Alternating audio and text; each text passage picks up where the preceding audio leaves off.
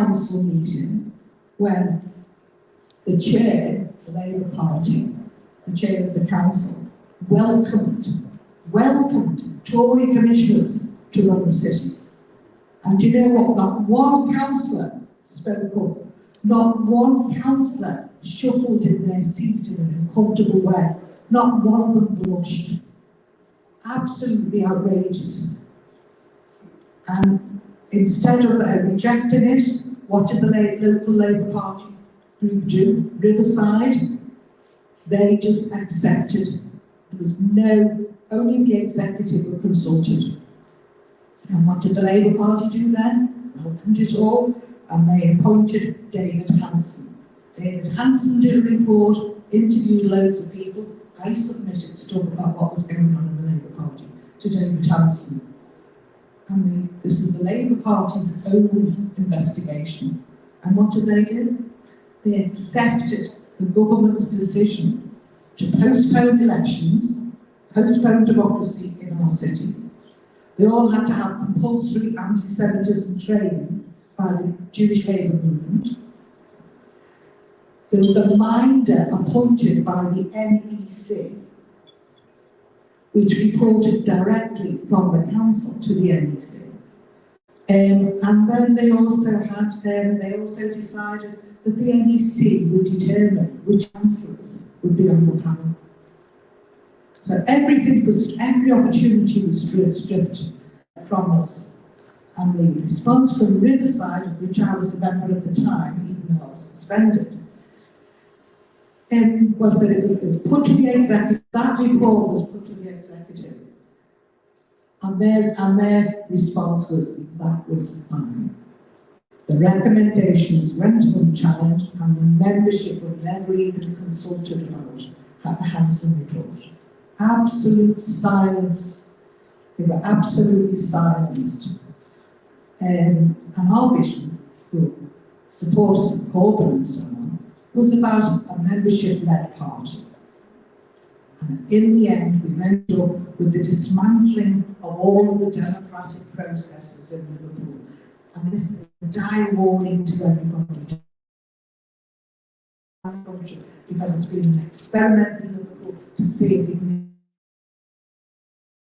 soft left, the fake left, some of the people who are going around now speaking about housing. Sarah Doyle, cabinet member, for instance, is in the Hilton Hotel tomorrow talking about council houses. This is a council who backed Foundation Homes, which was a farcical, dishonest attempt to build houses under the disguise of being council houses when actually were private. And we lost millions on the city. We lost millions. If you look in Google Foundation Homes, we were shouting about it. We were silenced, the left was silenced when we tried to warn what would happen. And I think this built 11 or 17 houses, and it cost the city millions and millions of pounds. It was a disgrace. And these are the people still pretending that Labour's worth listening to. She's actually going to be speaking on council homes. Just appalling. It is down to us. It is down to us to make sure that we have accountability within our city. But at the end of the day, the machinery is taking over. The machinery of the Labour Party is making this impossible. And the failure of to have municipal socialism. We've got to find a way through that. And I'll tell you what, we've made it so that we're stitched up as a city. And this will be followed through in every city around the country unless we have a political voice, unless we have an opportunity to have political demands of a party that's accountable, sponsored by the unions. And that's what I hope we're going to build for over the next period. And I think the people of Liverpool have shown their integrity, because we're out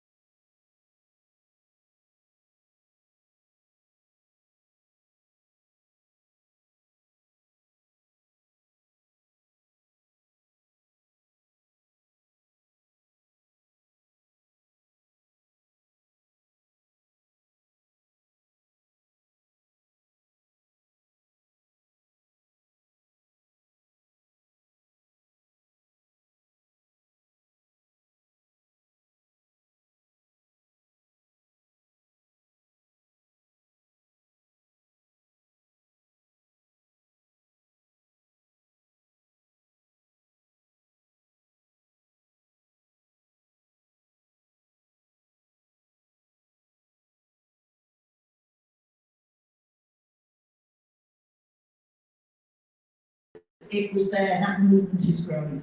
So what do we do with that if we're thinking about standing in elections?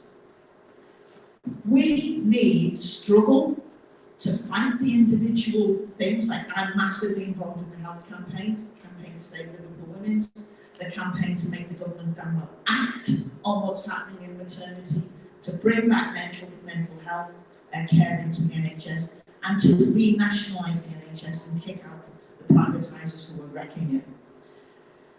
But we need those struggles, but we also need to build a political consciousness. In South America, they had a slogan that a better world is possible. We need a better world, and a better world is possible. And that idea that you're going to people and saying, we need things to change. You can recycle all you like. You can, and I do, protect the green spaces where you live and what you can do about it. But we can't stop climate change unless we can get the working class in charge of our planet. Or at least a working class so powerful that the ruling class have got to listen to us to some extent. So we need system change. So if you're going knocking on doors, it's pointless knocking on doors unless you say, join us in this fight. We're not going to do it for you, we're going to do it with you. If you're not with us and prepared to both vote for us and support us, and there'll always be a cohort who come out and do work with you. That's essential. So you've got to talk to people and talk to them honestly and talk to them at where they're at. Not telling them what they should be thinking, but talking to them about where they're at. And that means leaflets, it means stalls, it means knocking on doors, it means meetings, and it means tackling crises that you don't expect. I recall when I was a counsellor, on one occasion was doing a standard surgery, and a man turned up, literally 5 kids and his wife were homeless, who'd just been thrown out, were homeless. And you've got to deal with that. You've got to find a way of dealing with the crises as they arrive. I actually did it about just before the pandemic. I was doing a public meeting for Left Unity in Birmingham, and we were talking about the housing crisis, and a family turned up there saying, we're homeless, what do we do? But there was a comrade who knew the score and knew how to cope, knew what was not the perfect solution, but knew what the basic solutions were. So go with the issues that you find. The second thing is, 40 years ago, in 83, we didn't think we would win, it was in 82, we didn't think we would win control of the council for a couple of years. We knew it was coming, but we didn't think we'd get it so soon.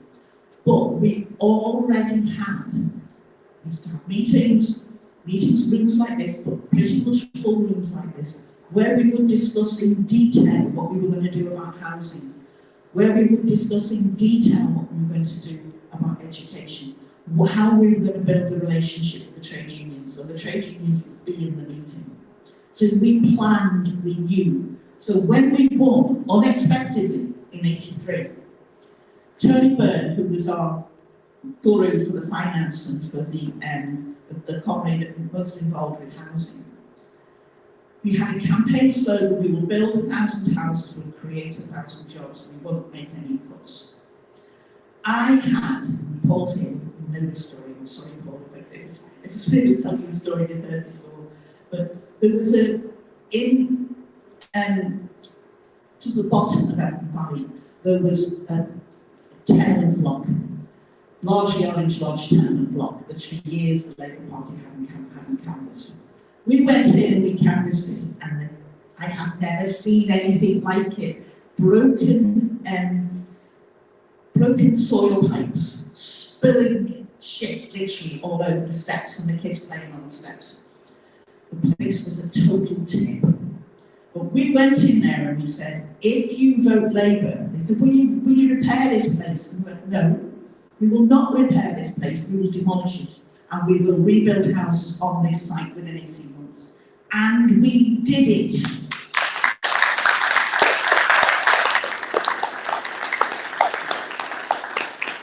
I was speaking last night at a meeting about the film Manifesto. especially if you're Scouse, watch it. It's a beautiful film. It's all about the campaign in the Vauxhall by-election, but it's told through the story of Robert Tressel's Rapid Transit Philanthropist. But at the end, we were having a discussion, and I mentioned something about the 47, and Alan Gibbons said he was living in a high-rise block in Liverpool 8, and he got the tenants all organised. They were all going to, give this councillor Tony Byrne, hell when he turned up. And he turned up and he said, "You've got to do something about this." And he said, "Yeah, we're demolishing it. And where do you want to live?" And they can choose. You can live in Walton, or you can live in Liverpool 8. Make sure you know which one you want. The place was down within months. 3 months Tony Byrne gave them, and it was down. We built those 1,000 houses in that first year. By the time we'd finished, we built 6,000. We renovated another 6,000 houses. And we built more council houses than all the councils since then put together. And we did it in a full-on fight with the government. There was one brilliant time when there was a new-ish estate that was a hellhole to live in. Liverpool at that point had the worst housing in Western Europe. It was a hellhole to live in, and we were bringing Jenkins, the Tory minister, around to show him it. And we knocked the doors all the night before and said, "We're bringing this Tory MP around, minister around. Don't shout at him. Be nice, be all kind. Show him what it's like." He came out of there crying, seeing the state of the place. A Labour fan, seen like that before, didn't worry him. We got the money that year to actually continue the house building programme. We didn't get any support from the Labour Party nationally.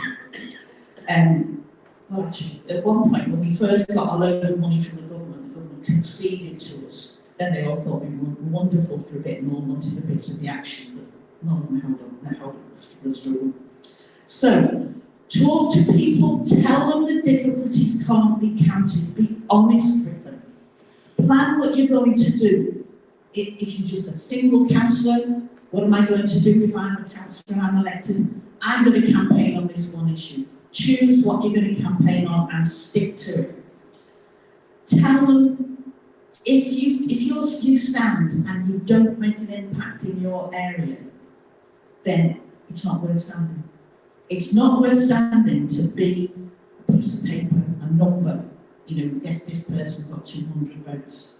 It's not worth doing it unless you recruit people there, unless you put ideas out, unless you continue to campaign after you've finished it, after you've finished that one election.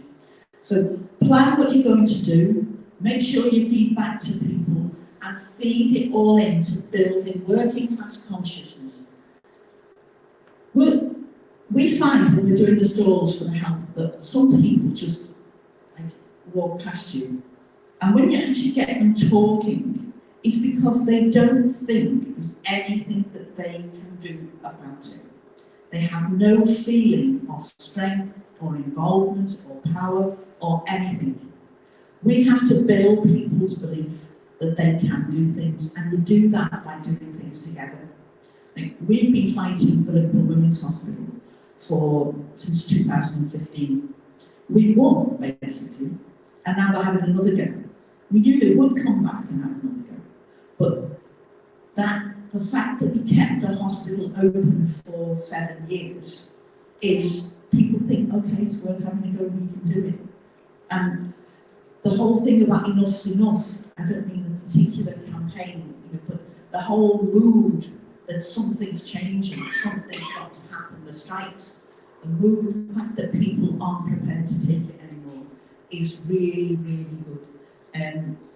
So that mood is there, that we can be in a situation where we can build. But we can look at what happened in Liverpool and remember that took time to build. We was a Liberal-run council. When we won in '83, we took it for Labour. We stood on the shoulders of giants. We had Heifer as an MP. We had Terry Fields as an MP. We had really good MPs. Bob Parry was very good. There were really good MPs, but Hecker was exceptional.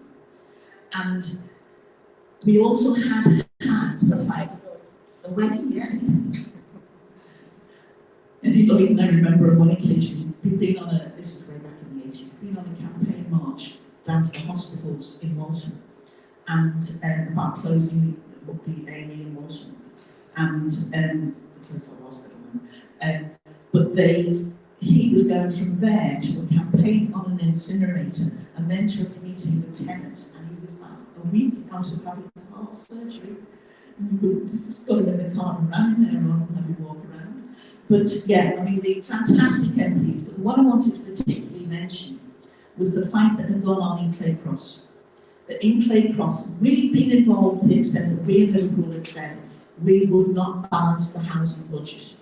The idea was that you were forced to raise tenants' rents, and we would refuse to do it. Now, the Claycross councillors had done that already, and they went to prison over it. And still further back, if you're thinking locally, is the Poplar campaigns, where it's from them, from the populist councillors in the 20s who went to prison. And their slogan was, better to break the law than break the poor. And it's more than 100 years we've got to that campaign, that struggle. That's the kind of movement we want to build. Not because we want to deliberately challenge the law, but because we will protect the poor. We will stand with working people. We will stand with trade unions. We will stand with people fighting for the planet. We will stand with women fighting for their rights. We will stand for the right for children to be fed. In this country, with child poverty, we still have a situation where families can only claim social security for 2 children. If there's a third child, you don't get any money for it. We've already got 1 in 4 children in our country in poverty, and they treat our children as disposable, consumable goods. You shouldn't have bought a child if you can't feed it. And that's got to go. So there's huge amounts of anger in the country, but we've got to say there is an alternative. The alternative is that as Robert Tressel says, that we own the wealth of this country together.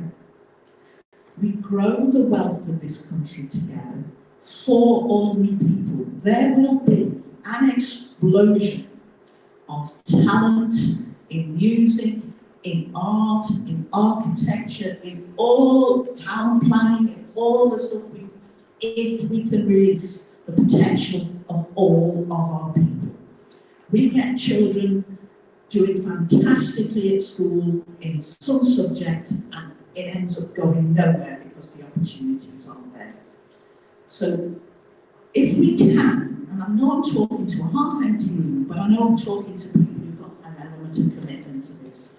If we can get our message out to working people, we can together weather the storm that we're going to hit in this winter and in the next few years. But hopefully in doing that, we can build the consciousness of the working class and take it back to where we were in the 70s and more. And I remind you what happened in the 70s, wasn't it, when they put the dockers in prison, and suddenly they had to create out of nowhere this official solicitor who said, oh, it's illegal to have the dockers in prison because it was so big. And when the miners were on strike and the Birmingham workers all decided they were going to close the gates at Saltley Gates, and they literally, you should see the films on that, but I can remember it. The women in their tiny little skirts that people used to wear then, all walking out from the factories together, walking down to Saltley Gates to shut the gates to stop the coal coming out in support of the miners. We've got that. We've also got the fact, when I was at university, I lived in Coventry, and the slogan in Coventry was only the best for the workers. Only the best for the workers, and we need to get that idea back again. We're not prepared to take second best for our people. When we built houses, we didn't build scrappy little things that wouldn't last. We built houses, and I'll finish on this. One of my favourite bits from from the whole campaign in the 80s was that we didn't have a Lord Mayor, we had a chair of the council. But the chair of the council kept some of the kind of accoutrements. So we sent these beautiful little Lord Mayors or Mayors and chair of the council's invitations to I remember particularly this group, these old women who were living in the tenements. And when they arrived at the front door of the town hall, they were greeted by flunkies as though they were royalty. And they were taken around and shown the different possibilities for the houses. They were asked, how would you like the houses to be built? And it was from them, they said, we want big kitchens so we can put a table in the kitchen. So that we put this thing with big kitchens in. And semi-detached houses, gardens, central heating. That's how you house the working class. That's what we want for our people. Not some thrown up, tiny. There's a thing going around at the moment with the builders where they're building, I think they're called for rent or something, but they're actually like student housing, but they're for workers. Going back to being like dormitories for working people. And it's not on. We want better. We want the best for the workers. And we've got to get that idea over to our class that there are people there who talk like that, who think like that, and think like that. And just a shout out for Tina Rothery and the women who were up there in Preston New Road, outside where the fracking site was. They're there. They bloody won. Don't tell anyone, okay? Our trust Tories are now coming back saying they're going to open that out. But that was a fantastic campaign, and then we'll fight it again. We'll have a working class on its hind legs if we're lucky. And if you're a socialist, a committed socialist, who wants to see the transformation of society, to see a world that can control, it can't stop the climate damage, but we can at least manage and mitigate it.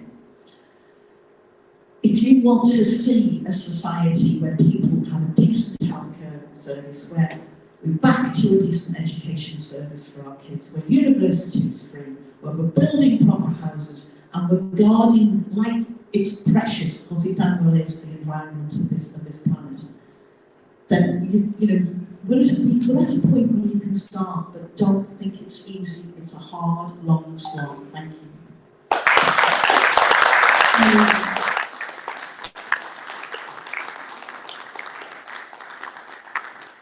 Thanks, Felicity, so much, and thanks, Audrey. I've noticed that we've got someone here to fix the text, so we're going to go for a break in a minute, but I didn't want to go to a break without giving Audrey an opportunity to talk about Enough is Enough campaign, because I know that you've got other commitments on you after this. So, but I just want to reiterate and affirm really everything that's been said as a local councillor. It has been stitched up, democracy, not just at the national level, but at the local level as well, by the right. Being a member of a Labour Party councillor group is a really, really oppressive, unpleasant experience. It's really difficult to change anything. So I think what we need to do as a movement is, because we have powerful working class voices that are untapped potential, who could be really powerful within councils, but I think to put them into that situation without adequate support would be unfair to them, and without giving them a heads up as to how that system actually works. So we need to build those support networks for people. I think about the strong socialist women of the past who haven't necessarily been celebrated and platformed in the way that they should have been. I think about people like Ethel Singleton, who was in the film about the Kirby rent strike here. I don't know if people have seen that film, but you should check it out. The filmmaker, really nice bloke, middle class bloke, who's come into Kirby to ask the tenants about the rent strike and to film the conditions that people were living in at that time. Interviewed her and was asking her, what difference do you think that being in this film will make? The production of this film will make. And she says, it won't change anything. You'll come and make your film, you'll go away, you'll make another one, that's your career. Nothing's going to change for the people that live here, for working class people. She said, the media is against us. The council systems are against us, the democracy is against us. The only thing that can change things for working class people is working class people themselves. But in order to do that, working class political engagement and confidence has been battered, And I think our job within Resist is to make sure that we put those support networks and mentoring networks in place, and that we hear from councillors who've been there as well, who can tell it realistically as it is. So with that, I would like to hand over to Audrey to talk to us about Enough is Enough, because that's a timely movement. Thanks very much, and thanks for inviting me to speak today. I think it's important that we talk about enough is enough. I mean, my doubt is it enough? How are we going to be moving forward? And Enough is Enough has sprung up at this time. I think it started in, looking on their Twitter account in July of this year, and they've got 206,000 followers. And I really welcome this campaign. It's a campaign to fight the cost of living, and it's about fair pay, affordable bills, enough to eat, and a decent place to live. It's founded by unions and the community organisations, and I'll just say so far it's the CWU, the RMT, Tribune, ACORE, Fans Supporting Food Banks, the Right to Food campaign, and 2 MPs, which is Zara Sultana and Ian Bennett. And it's a very broad-based campaign, but it's come at the right time. It's come at the time when the unions, have been betrayed by the Labour Party. We had this farcical incident where my friend Keir Starmer ends up sacking somebody from the cabinet for going on a picket line. And as Zara Sultana says, backbenchers normally have freedom to do what they want. But even that is a very intimidating atmosphere inside the Labour Party. The fact that MPs feel like they're making a big stand, doing something brave by going on a picket line. And that's the state that we're in. So this is the backdrop to Enough is Enough. But it's also the backdrop to where do the unions go from here? What do the unions do? How do the unions challenge it? And unfortunately, I think it's a good thing, but they're moving towards campaigning for real gains, for improvements in pay and conditions. And that's the pressure from below. The pressure from below is people can't live, people can't survive, people will become homeless have done. People have died of the cold, and so 8,000 people last year died of the cold without these increases. So this is the backdrop to them. And their motto, I suppose, is turn anger into action. And of course, this is where we end up giving confidence to ordinary working class people. Once they realise, we can fight and win. And that's why we're suppressed in the media. The people do fight and win. And workers are learning now that if you fight, you've got a chance of winning. And this has sprung up at a time when the unions are looking around for a political voice, because they certainly haven't got a political voice in the Labour Party. And the negativity of it is that trade unionism learned this lesson in the early 1900s, that we fight and we get gains. But if we're really to change society, if we're really to make a difference, we have to have a political voice. So all of these campaigns, I'm talking from the People's Assembly, there's campaign groups in Liverpool, absolutely, on every issue you can think of. And every single one of them is welcome. Every single one of them is important. And that's why Enough is Enough, pulling the strands together, is absolutely got to be welcomed by every one of us. The only danger is that it doesn't listen to the movement, it doesn't listen to the ordinary people who are campaigning out there. In some ways it could be too broad-based, that it loses, any of the demands that we need to make.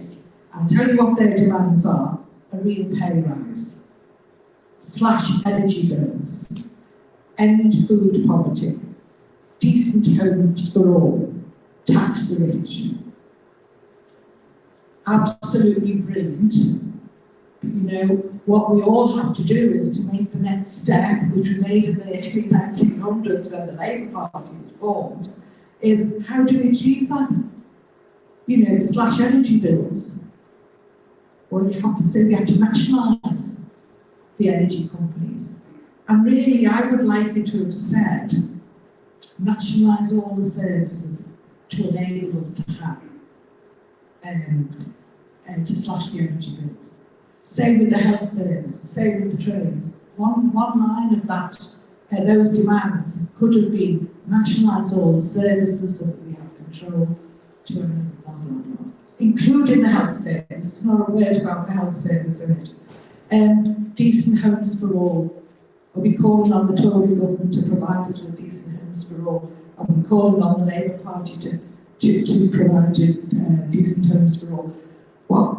Private builders to provide decent homes for all. We're talking about a whole programme, like Felicity was describing, of council homes. And that's why I think we have to welcome it, this campaign, and it is getting traction up and down the country. Some of the meetings have been a little bit reminiscent of when Corbyn was, to a much smaller degree of course, was speaking up and down the country. And that's got to be a good thing. Raising hope is a good thing. Giving confidence is a good thing. Having gains is absolutely vital. And that will happen. And we have to take the next step forward. And we have to translate those demands into political demands.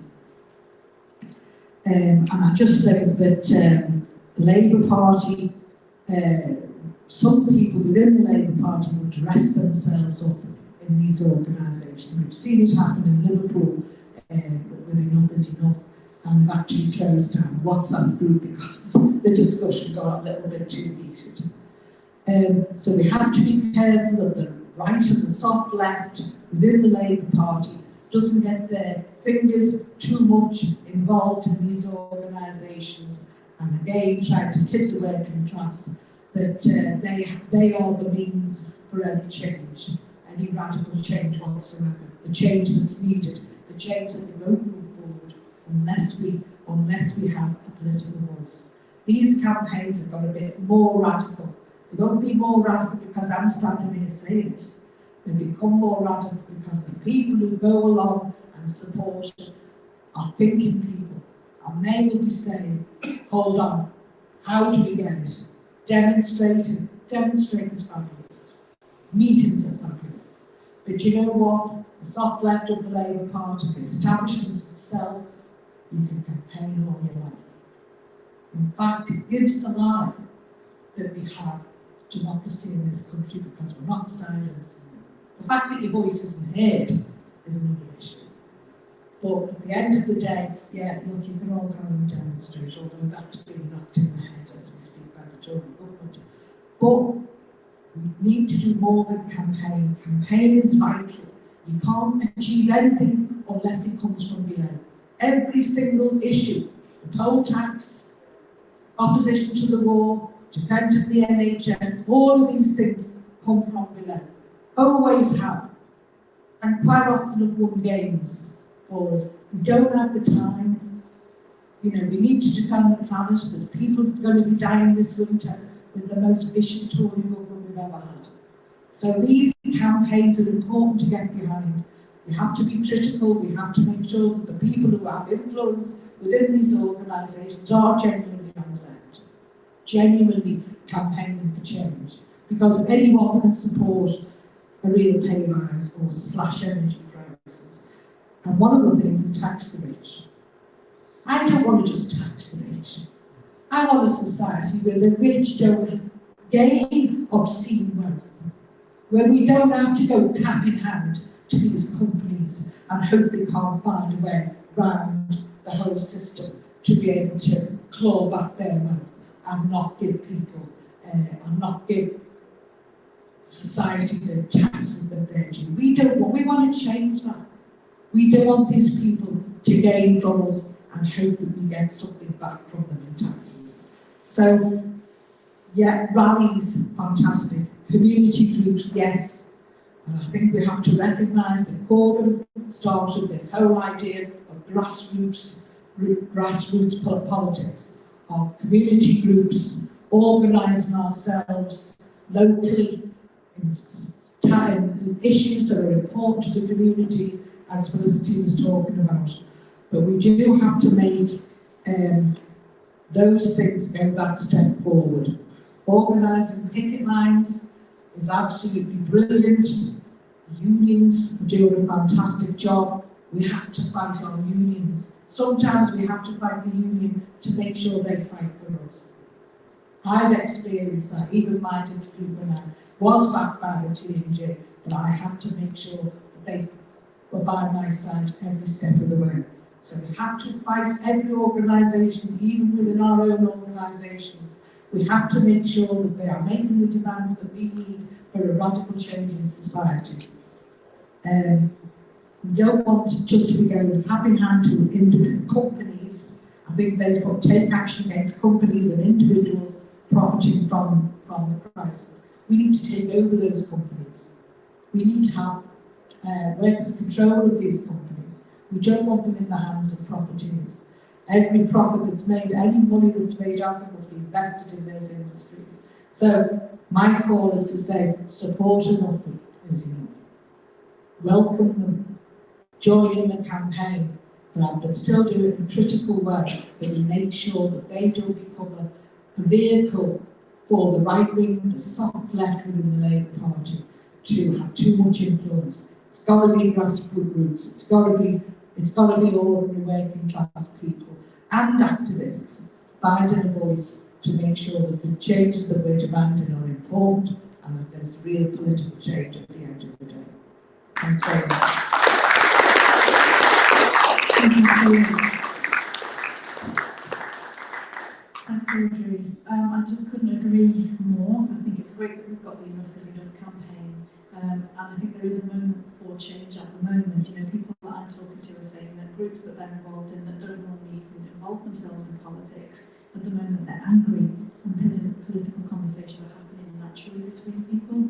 We've seen amazing support on the picket lines, amazing solidarity, not just from people walking past, but people bringing along cakes, stopping by to say hello, beeping their horns, but also hanging around on the picket lines as well. It's been phenomenal. So there's a key moment at the moment that we need to grasp, but it can't all be done through unions. There's a bigger policy platform that we need to change, and so we can inspire people, and people can gain confidence through wins, through trade unions, and that's an important part of the whole picture. But the Enough is Enough campaign needs to pull all of these threads together, I think, as well, in a way that includes everybody, and it is proudly left, isn't afraid to be known as proudly left and proudly socialist, and involves all of those relevant groups. I do question the ethics of left-wing Labour MPs encouraging people to remain within the Labour Party. It's quite clear there isn't a route back. Whatever democracy was still hanging by a thread after the job that Blair did on it through the 80s, through the 90s. They've made sure that that's completely sealed off now, and it's not going to happen again. So I think it's almost like encouraging people to pay to be involved in an abusive relationship there's never ever going to be a way out of. And I think as socialists, it's legitimate for us to question the ethics of that, but we need a political wing to this. It can't just be done by enough is enough. And we need to be having these conversations, and we need to be doing it as a joined up force. So thank you so absolutely much. I'm so proud to have you both here. You've done a great job, thank you.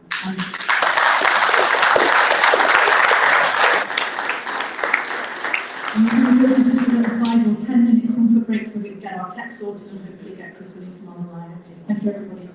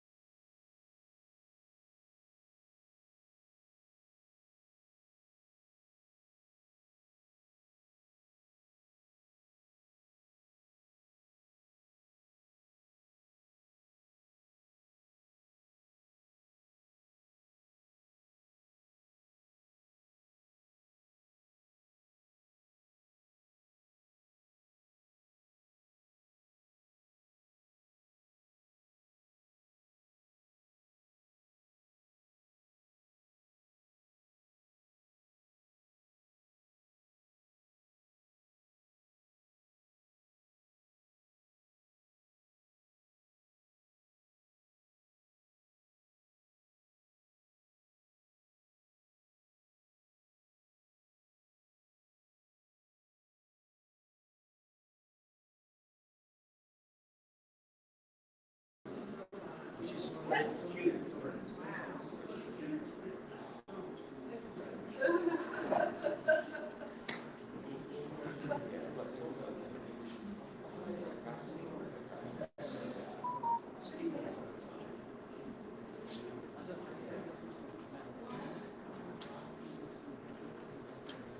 so welcome to any comrades who've recently arrived, who've not been here earlier this morning. It's good to see you.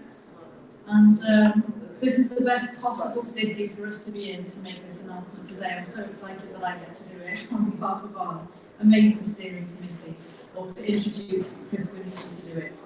And there isn't a better socialist really who could be making this announcement either. Chris Williamson has been an absolute hero within our movement. Really, literally the only member of the Socialist Labour Party who stood up when it mattered and took a principled stand and defended the membership from the witch hunts that were being carried out against them and that continue to this day, even the week before conference this week. So, without further ado, oh my goodness, I hope it works. I would like to welcome on screen Chris Williamson. Are you there, Chris? I'm here. Can you hear me? I can't hear you very well at all. Bloody hell. We can hear you. We definitely hear you. You're a bit loud, but I think we've got our levels sorted, haven't we, guys? Yeah? Can you hear us okay? Is that yes, you can hear me? Yes! Yes, great. Okay. Oh, yes, we can. Apologies, comrades, for not being able to be with you today. Obviously, I thought about the COVID. I thought I'd managed to escape it, but 2.5 years in, unfortunately, it's got me as well. So I've been laid low for the last few days, and I didn't think it was appropriate to come down. So I'm spreading the germs and all the good comrades in Liverpool today.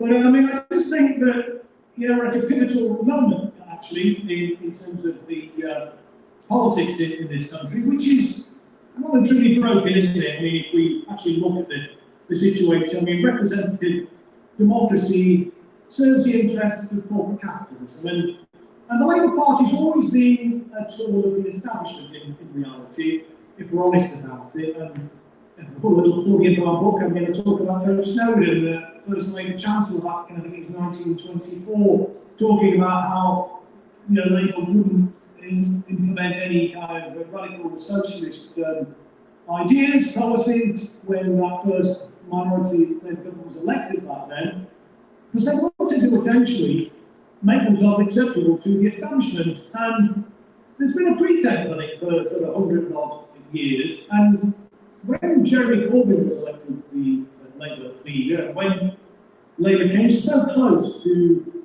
winning that 2017 general election with a very clear socialist domestic programme and a strongly anti-imperialist foreign policy, that really did frighten the horses. And then, the Labour bureaucracy, the Parliamentary Labour Party, revealed itself really as an absolute cornerstone of the establishment, and as we all know, did their level best to ensure that the Corbyn project was destroyed. And indeed, they are responsible, in my opinion, for the election of a right-wing Tory government, for Boris Johnson coming to power in the way which he did. I mean, I remember arguing at the Parliamentary Labour Party meetings that Labour should go into the next, this was before I was suspended, of course, Labour should go into the next election saying that Labour would get Brexit done, but we would deliver a people's Brexit rather than a banker's Brexit. And unfortunately, I was disregarded, and we all now know, and indeed there's an article by Kit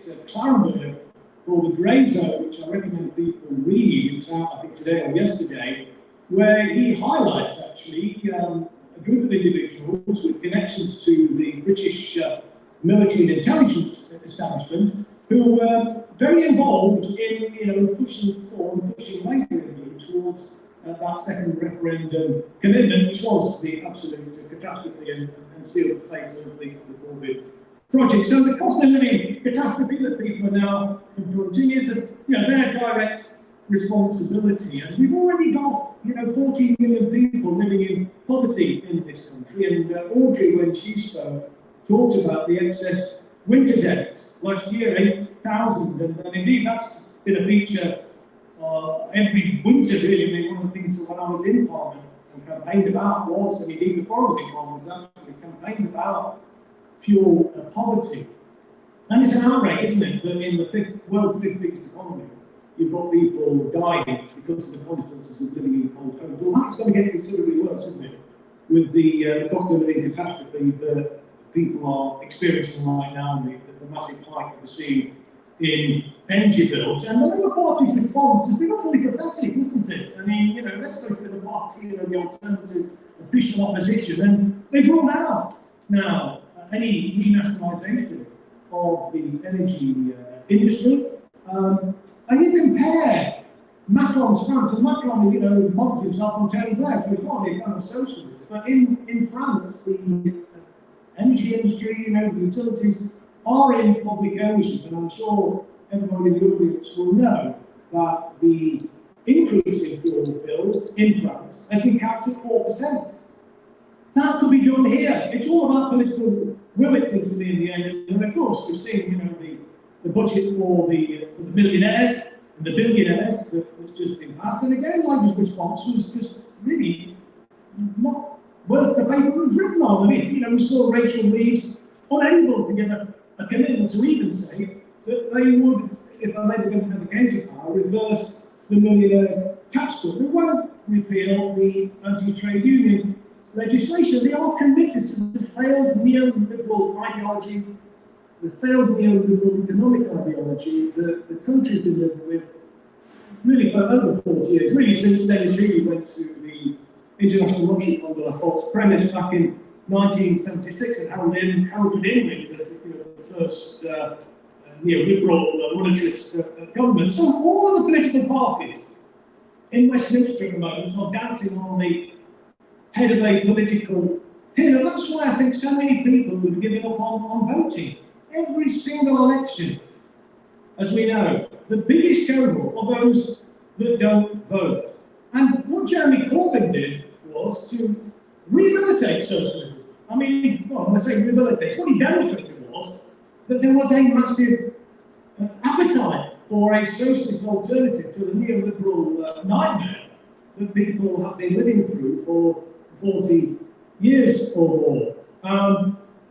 But it was his opposition, I think, to imperialism as well, which was the thing that was most objectionable to the establishment, because, you know, war and instability around the world is incredibly lucrative. It generates huge dividends for shareholders, huge profits for the weapons manufacturers, and huge remuneration packages for the executives in these companies. And we've seen, haven't we, since the proxy war has been declared in Ukraine, that the share prices for the arms industry has gone through the roof. But people want peace and security. And I think the Resist membership's decision to throw its lot in with the Socialist Labour Party is absolutely the right decision. It was one that I recommended to the steering committee, and we then unanimously recommended that to the members, and the members voted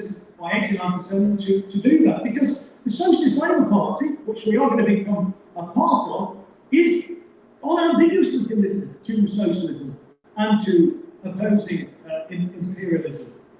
And so I think that Resist's decision to join the SLP, could mark a seminal moment in British political history. And I don't want to necessarily overstate the situation, but given the parlous position that we're in as a country, particularly working class people in the country, and the factors I've already mentioned, that all the political parties, and not just Labour and the Tories, but all the political parties represented in the House of Commons, are all signed up to essentially the same economic ideology. So whoever's in government is not really going to make a great deal of difference to the lives of the vast majority of people living in the country. Of course, there'll be, tinkering at the edges, will be marginal differences between a Labour and a Tory government, or a coalition government with Labour and the Tory, a Labour of the Democrats, and or maybe the SNP. But it won't be that significantly different, because we won't be actually fundamentally challenging,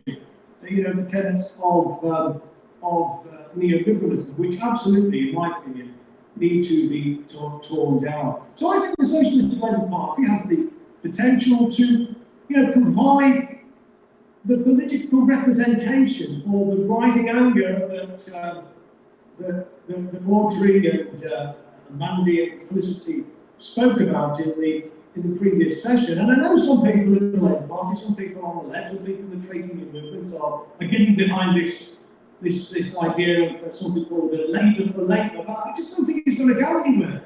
All it will do, I suppose, is give people false hope that there is still some future for the Labour Party. We need to wean people off the notion that the Labour Party is going to do anything for working class people in this country. So I think we need to strike out, offer a different proposition.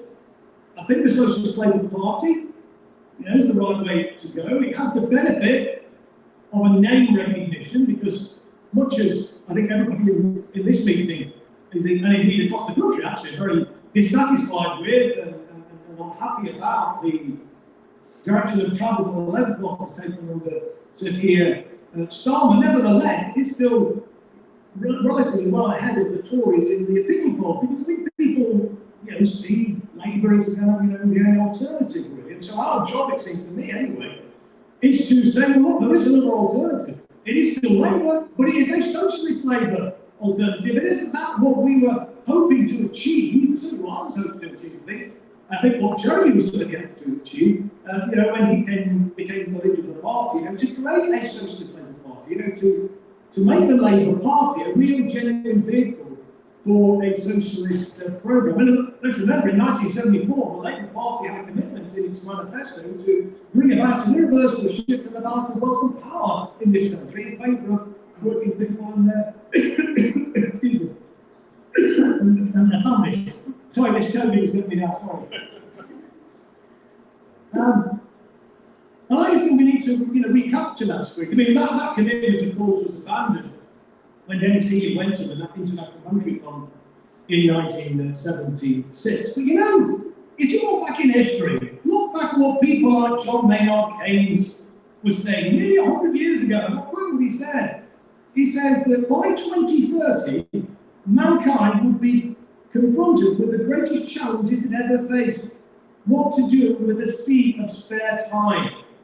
Now, that hasn't come to pass, has it? I mean, I remember growing up as a kid in the 1960s and being told to get ready for the leisure generation, because we were told by the time, in the 1990s, early 2000s, we'd only be working 15 or 20 hours a week, but it never came to pass. I mean, even people like Benjamin Franklin all those years ago talked about he could envision the time of a 4-hour working day. And Karl Marx also spoke about free time for the full development of the individual. But of course, the ruling class had other ideas.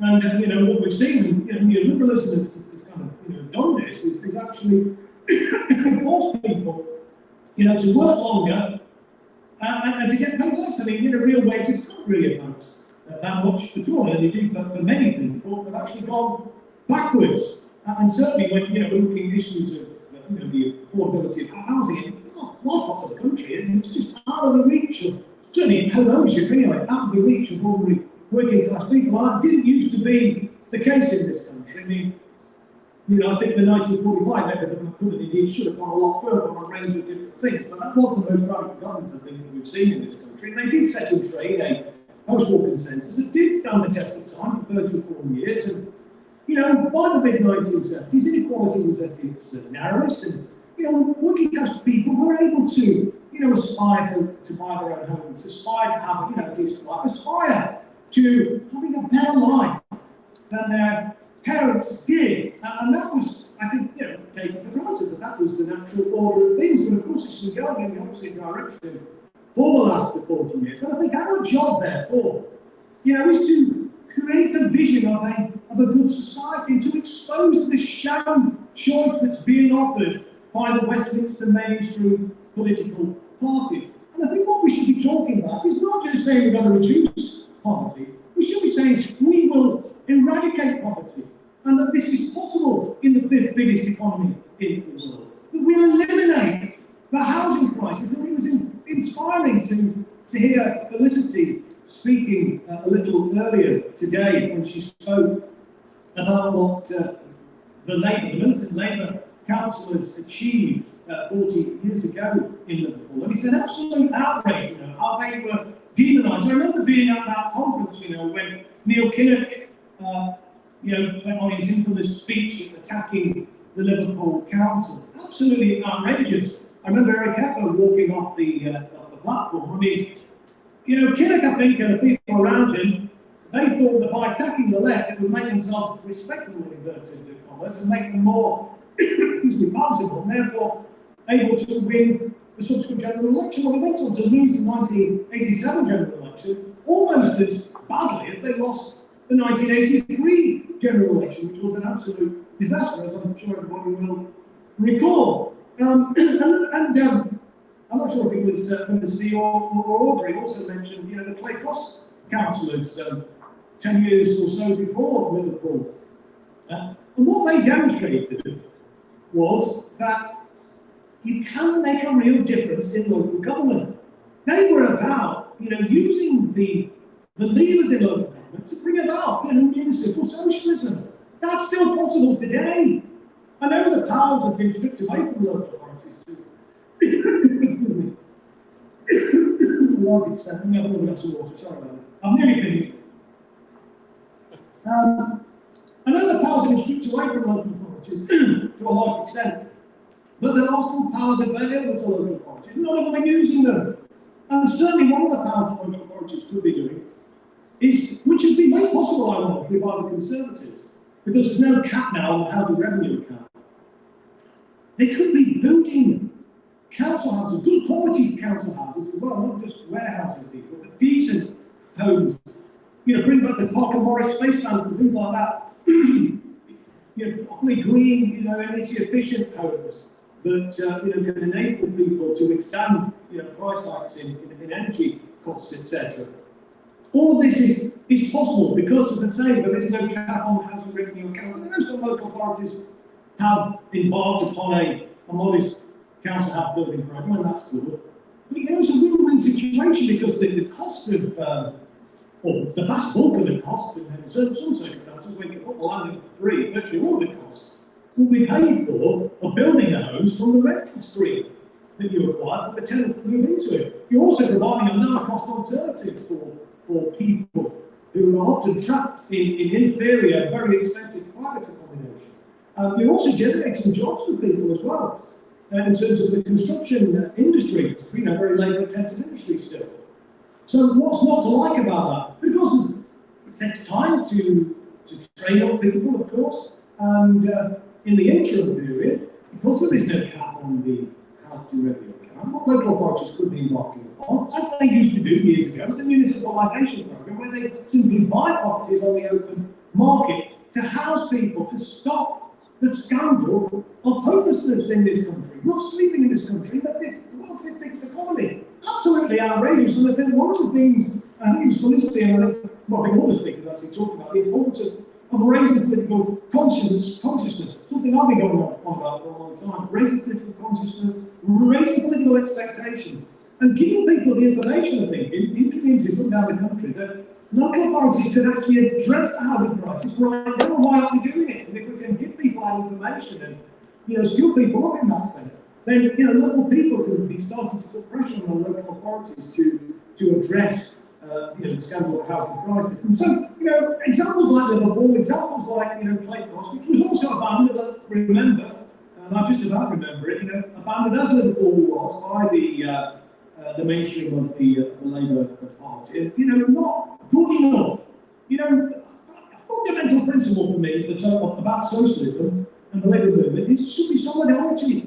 You have to support each other. That's the way you actually make progress. So I think in terms of imparting that notion of a good society, about eradicating poverty, eliminating the housing crisis, creating a cleaner, greener environment, again, to create lots of good quality jobs in that sense, delivering public service excellence, public luxury, privacy features, and George Monbiot coined that term. I can quote it. But it's a good and important point, I think. We should be ensuring that our public services are absolutely, top drawer. Our public transport's not fit for purpose in large parts of the country. We've said housing's not working well. Social care is an absolute scandal. I mean, when I was leading the council, we were one of the last local authorities, we've not been last local authority, to be providing free social care for people in Derby.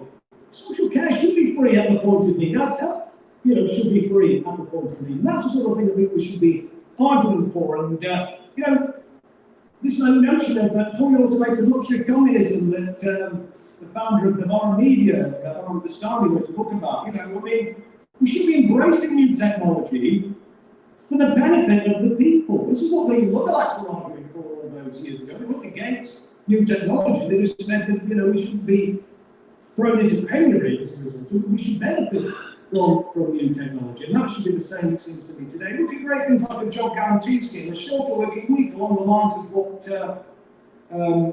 John Maynard Keynes was talking about. And as an aside, during the 3-day week, and I hope you remember that, productivity hardly suffered a reproduction, only got about 6% during the 3-day week that happened in the 1970s.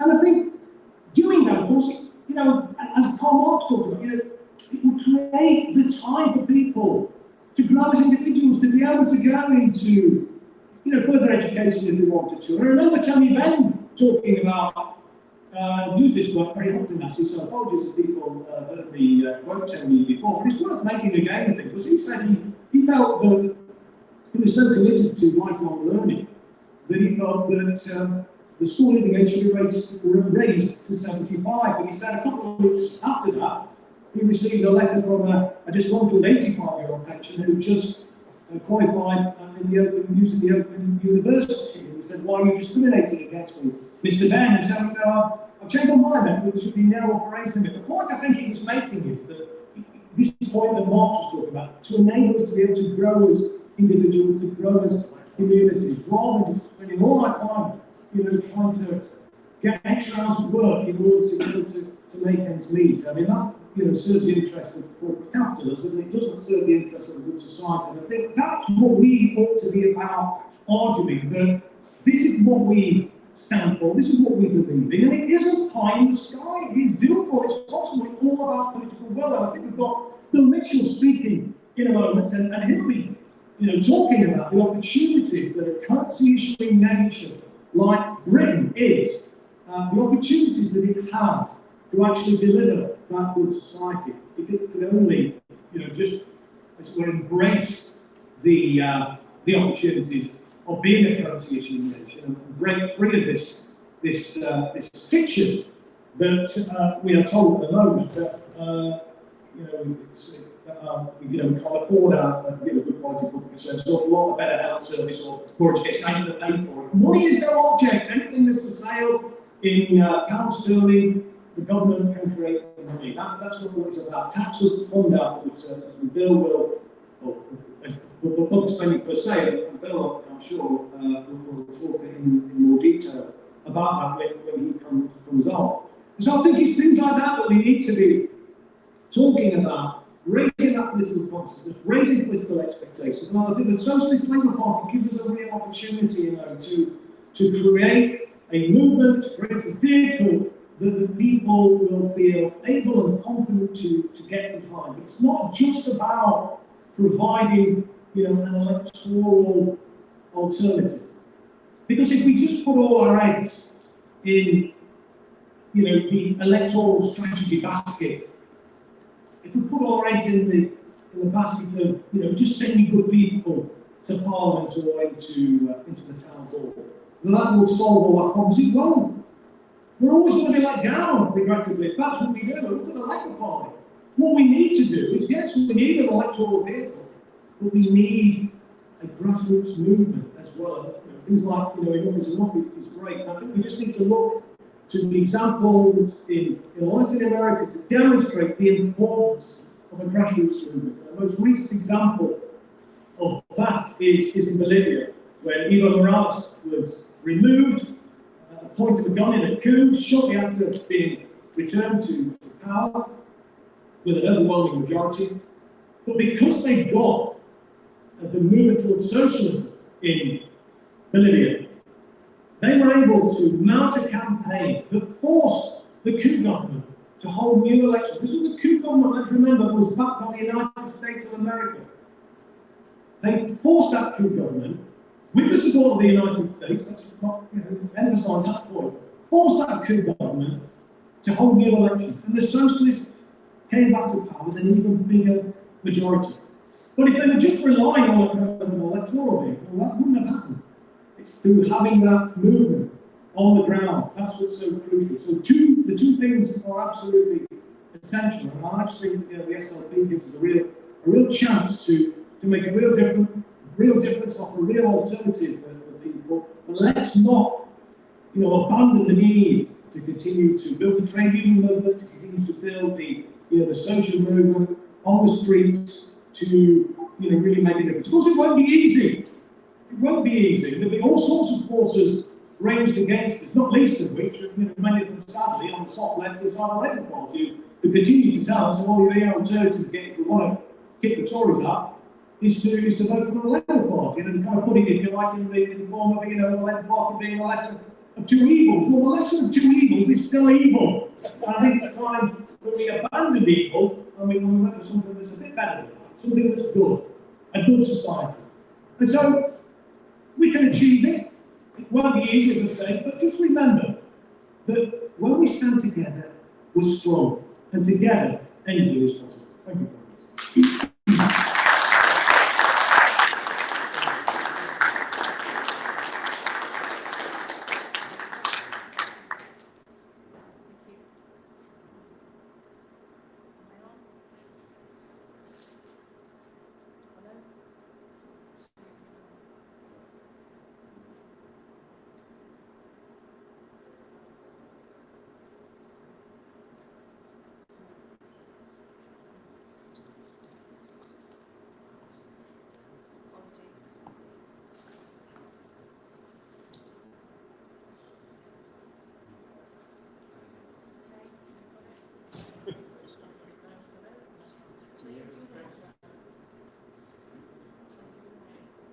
Yeah, I can hear you. Can you hear me?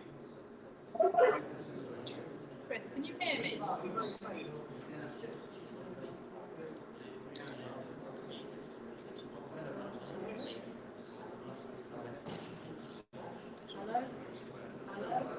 Hello? Chris, can you hear me? Shall I just shut this? That means I'm on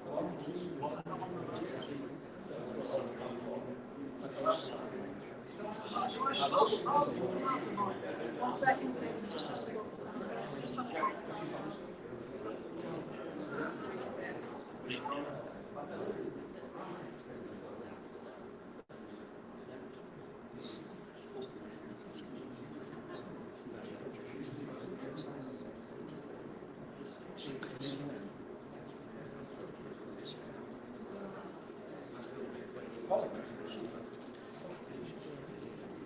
Can you hear me, Chris? Okay.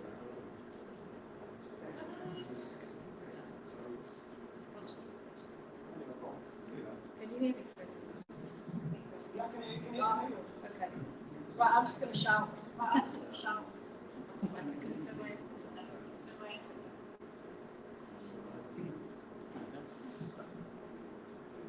Yeah? Okay. Are we good to go?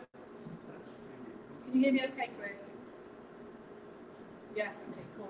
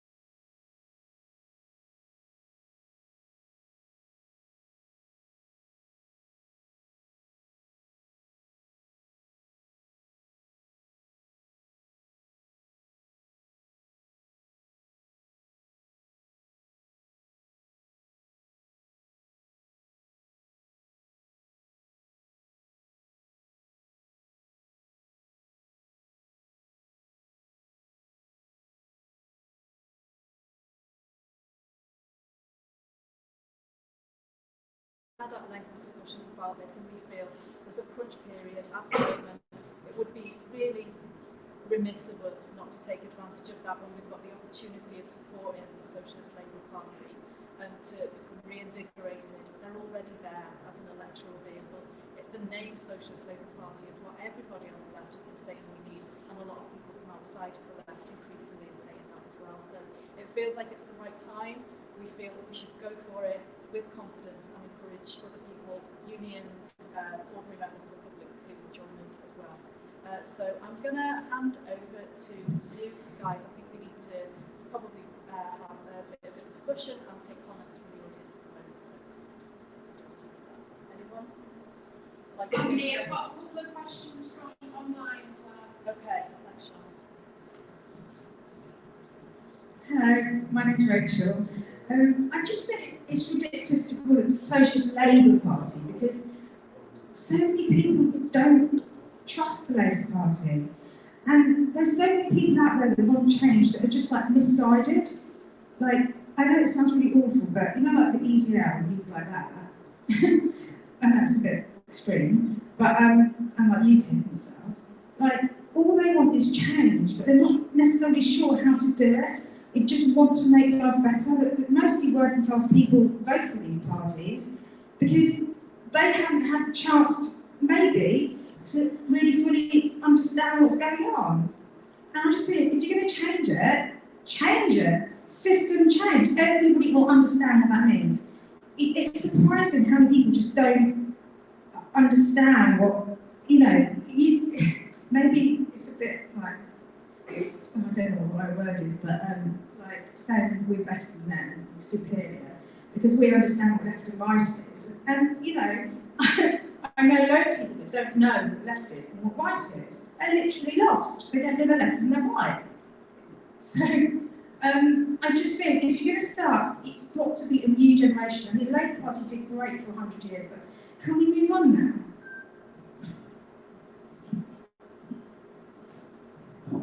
No, we're going to let we can hear him.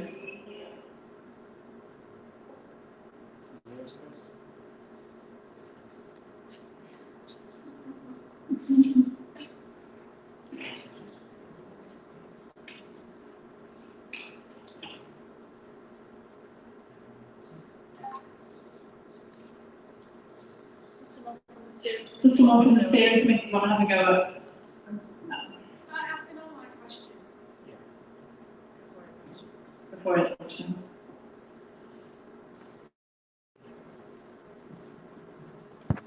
Hi, Chris, can you hear me? Chris, can you hear me?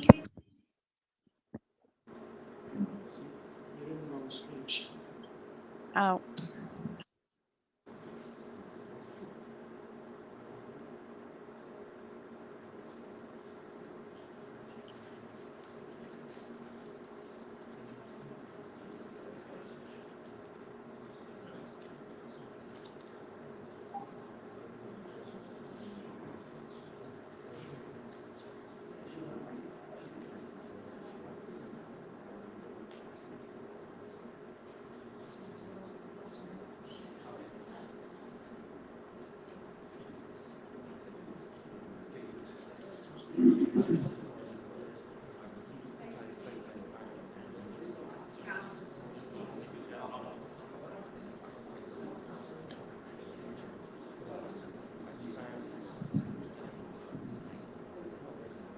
Hi, Chris. Hi, Chris.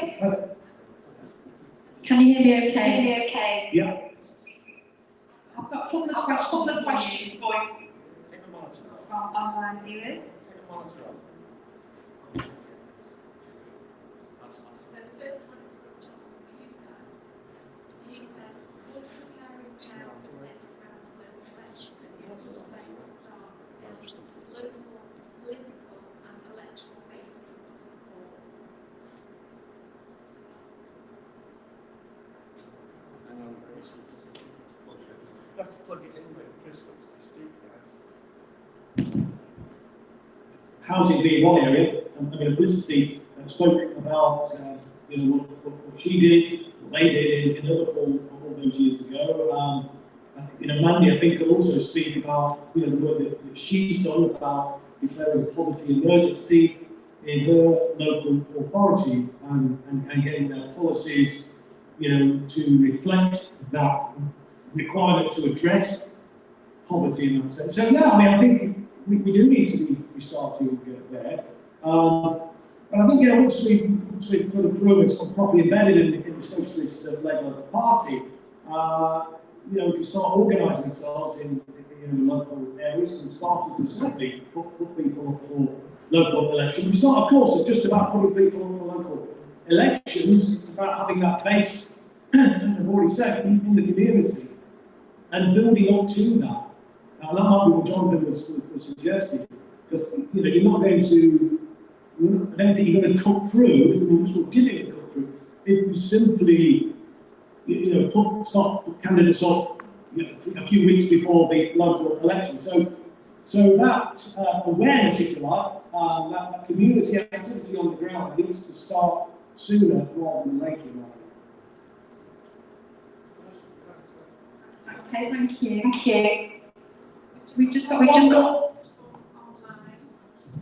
try and say it louder so the room can hear. This is from Atcha John. Though we hash around with these points, where does Chris think or believe this is going with the Conservative and Labour duopoly? And we're not in isolation in the world. What's your outlook there? Sorry, it's very difficult because there's a terrible echo in my ears. Well, it's a very bleak outlook. If any of us, I've already said in my opening remarks, of the mainstream political parties who represent the interests of the establishment getting to power, there's nothing much going to change. You're just going to get, change, but it'll change for the worse. All political parties seem to be committed to more intensified authoritarianism. There's attack on freedom of speech, support for the war machine, support for the military-industrial complex. They're all committed to the same, to neoliberal economic ideology. There is no alternative being put forward by any of the mainstream parties. Thatcher, in that sense, is kind of what the argument of the mainstream parties when she came up with the Tina vaccine, the so-called Tina vaccine, which was there is no alternative being what Tina was stands for. That's what they're offering. And I think, a lot of people giving up on voting. A lot of people are cynical. People have held their nose and voted for the Labour Party. And that's why I think, it's not just about putting forward, Socialist Labour Party alternative candidates, but it's about, as we were just saying previously, really raising political consciousness, raising people's expectations that it doesn't have to be this way. And we started down this track to some extent with Jeremy Corbyn. He inspired hundreds of thousands to join the Labour Party, inspired millions of people to vote for the first time, and there was a real buzz around it. And somehow we've got to recapture that, it seems to me. And I think there is a chance we can do that. But that's my sense. It's a very bleak outlook, and that's why I think what we're talking about today is so important. Because the other thing that can arise out of extreme circumstances that we're currently facing right now is a turn to the extreme right, to fascism. And we've got to be a bulwark against that. And so the odds are incredibly high.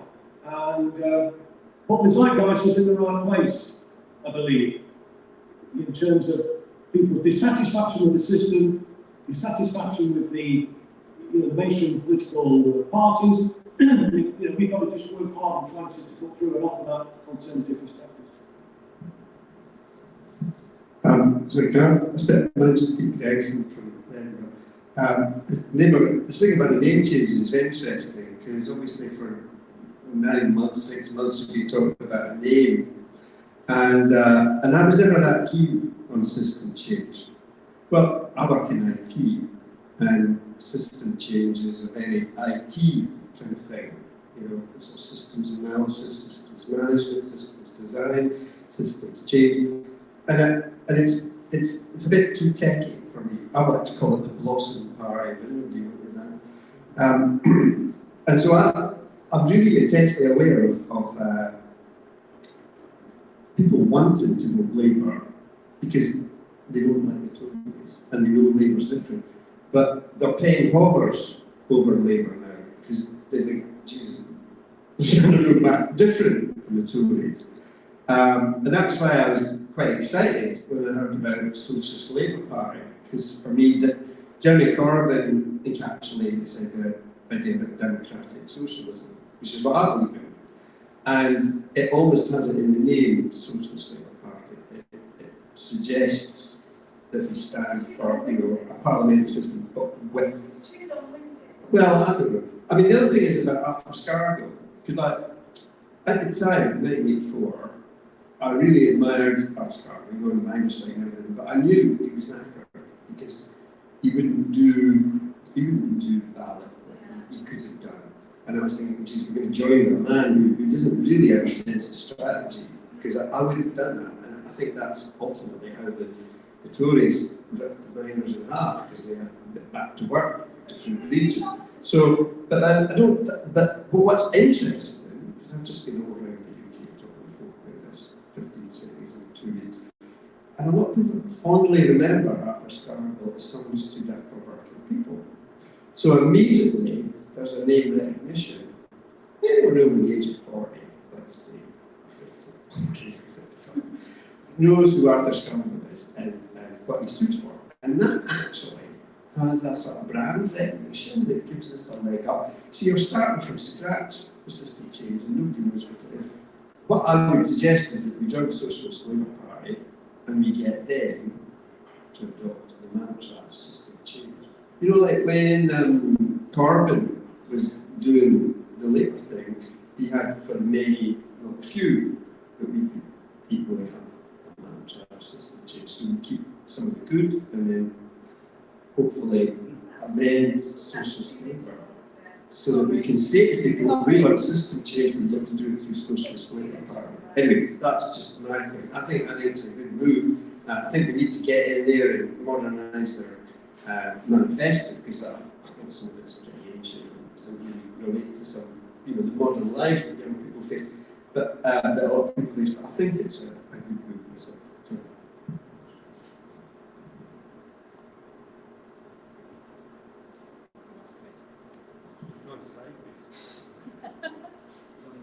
And he looks better sideways. You've broken it, please.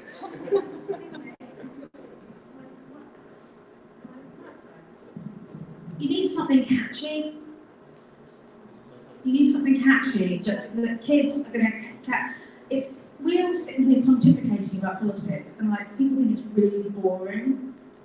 It's not. It's really, really important. And they say, "Oh, it doesn't matter which party you vote for; they're all the same."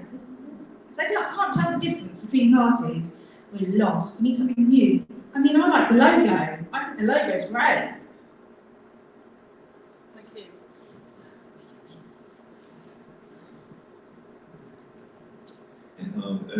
I saw an example from Stoneborough, which nobody's ever heard of. It's a little village just south of, oddly enough, mentioned this morning, Claycross. So, yeah, Socialist Labour. I just want to ask a very brief question, really. Is there anybody from the Socialist Labour Party here? Because I'm interested to hear what they feel about us joining them. We've heard some views on how we feel, which I have to say I endorse, and I voted personally for us to join the Socialist Labour Party. But I'm curious as to know how they feel about us joining them.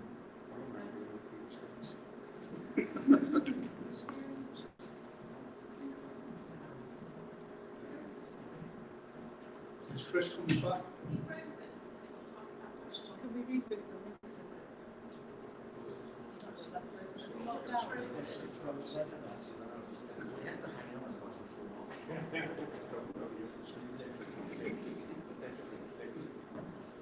Can Steve say it's a bit in the meantime? I'll make sure. Speaking as an old man, I'm 73 years old, and I'm still in love. I'm in love with concepts. Concept number one, socialism. I love the idea of socialism. And I stand as a socialist proud all my life. I have a 23-year-old son. And I argue with him in football, but most important in politics. He has no interest. He's disillusioned. He doesn't see what I believe. He's starting to understand and open his eyes and see what's going on in the world and see what's going on from Ukraine, also right here at home. And socialism is the way forward. And he's starting to open his eyes.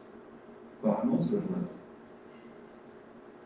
When I was a young kid, maybe 16, 17, wow, the girl, she was a young communist. And, well, I had a good folk club, so I used to play guitar at the time. Anyway, I'm in love with the old concept of the Socialist Labour Party. And the Labour Party was a socialist party, and that's what it stood for. And Clause 4 et al. And I actually think it is not retro. It is the future. And I actually believe in that. And I would like my son, I actually think young people can. Jeremy Corbyn proves it. I love Corbyn, don't get me wrong. No, I've got a t-shirt with Corbyn still on the front. Like what? Communist Party.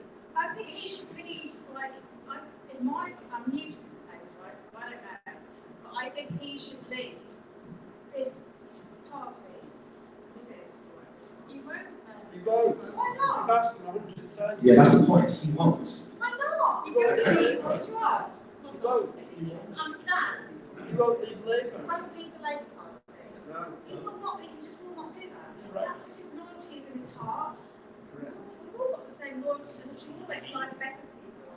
Like, it's very hard to wrench it away. I mean, I joined the Labour Party when I was a teenager. And I left for 25 years and then he came back and I joined again. And as soon as he went, I went. So, you know, we've got the same feeling, but it's just not getting through the media. If you don't change the media, it's only what people hear. People only know what they're being told. I was so upset. I talked to my counsellor about it. I said, I just don't understand why everyone's so upset about Ukraine. You know, Ukraine flag. Comrade, people online are not going to be able to hear what you're saying, I'm afraid. Can we get Chris back in? Thank you very, very much for your comments, and I think this is probably a conversation that is going to continue, and we need to continue it. But Resist as an organisation, it is a democratic member-led organisation. So the way that it works is we've got a steering committee. We had this conversation with Chris. We had an away day in Derby with Chris, and we discussed this with Chris and with a representative of the Socialist Labour Party. And we put this proposition to the members, and the members voted overwhelmingly in favour for us to sign up and join forces with Socialist Labour Party rather than to continue as system change or else resist.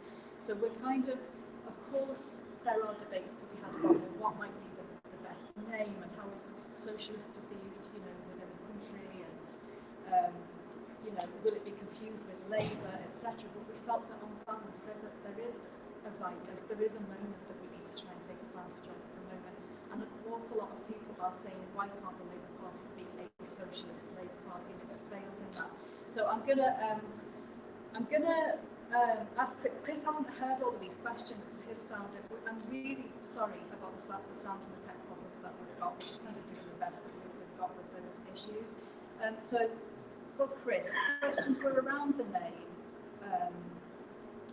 Whether young people will be able to relate to something like Socialist Labour Party. We had some comments from people who can remember Arthur Scargill as a figurehead of genuine working class socialism and felt that was important, but other people feel that there isn't going to be that familiarity with what left or right is, and the system change would have been a clearer option for people.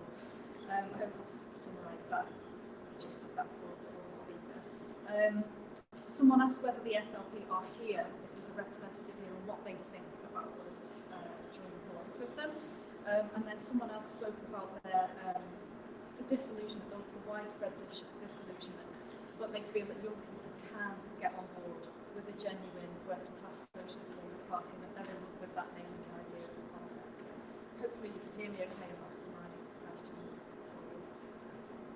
Yeah, thanks. I think that picks up most of that. I mean, I think that, and can you summarise the situation as far as the name of the organisation is concerned, in that we consulted with members and they voted overwhelmingly 89% to support the move to the Socialist Labour Party. So I think in that sense it's a sort of a done deal.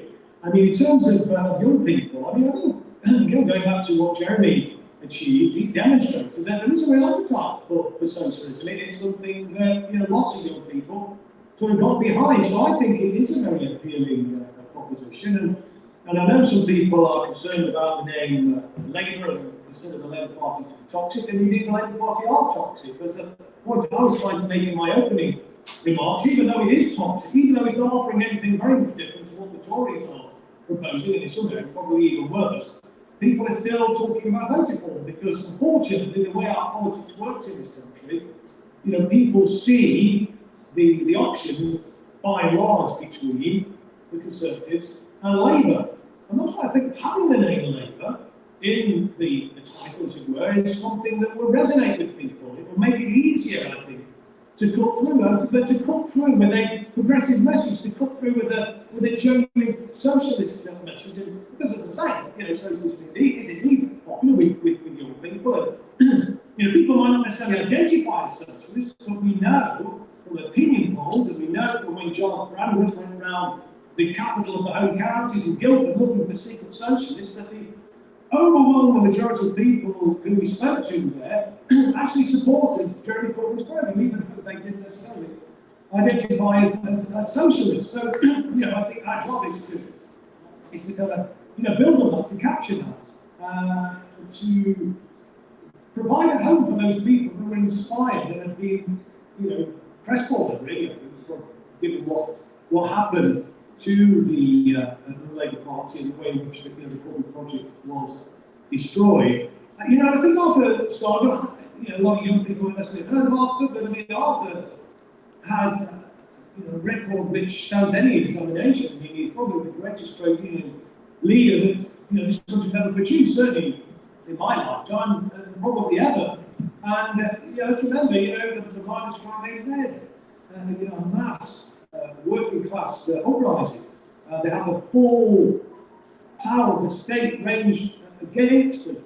But they were able to really mobilise people not just in this country, but mobilise people internationally. So I think there's a huge and important history there that we can build on as well. And as far as the SLP is concerned, of course, they conversations with them, of course, we wouldn't have gone into this without that. And they very much welcome the move. I mean, they can see the benefit of it.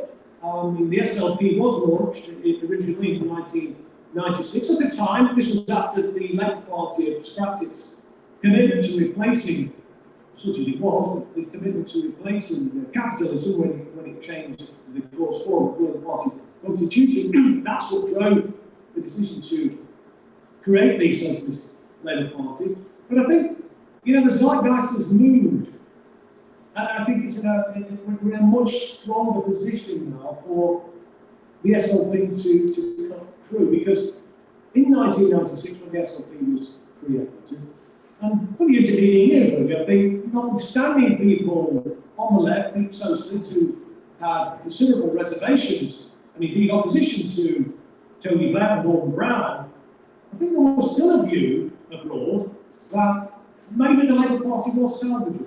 Yes, you know, we had the Iraq War and all the, you know, embracing privatisation and all the terrible things that the New Labour did.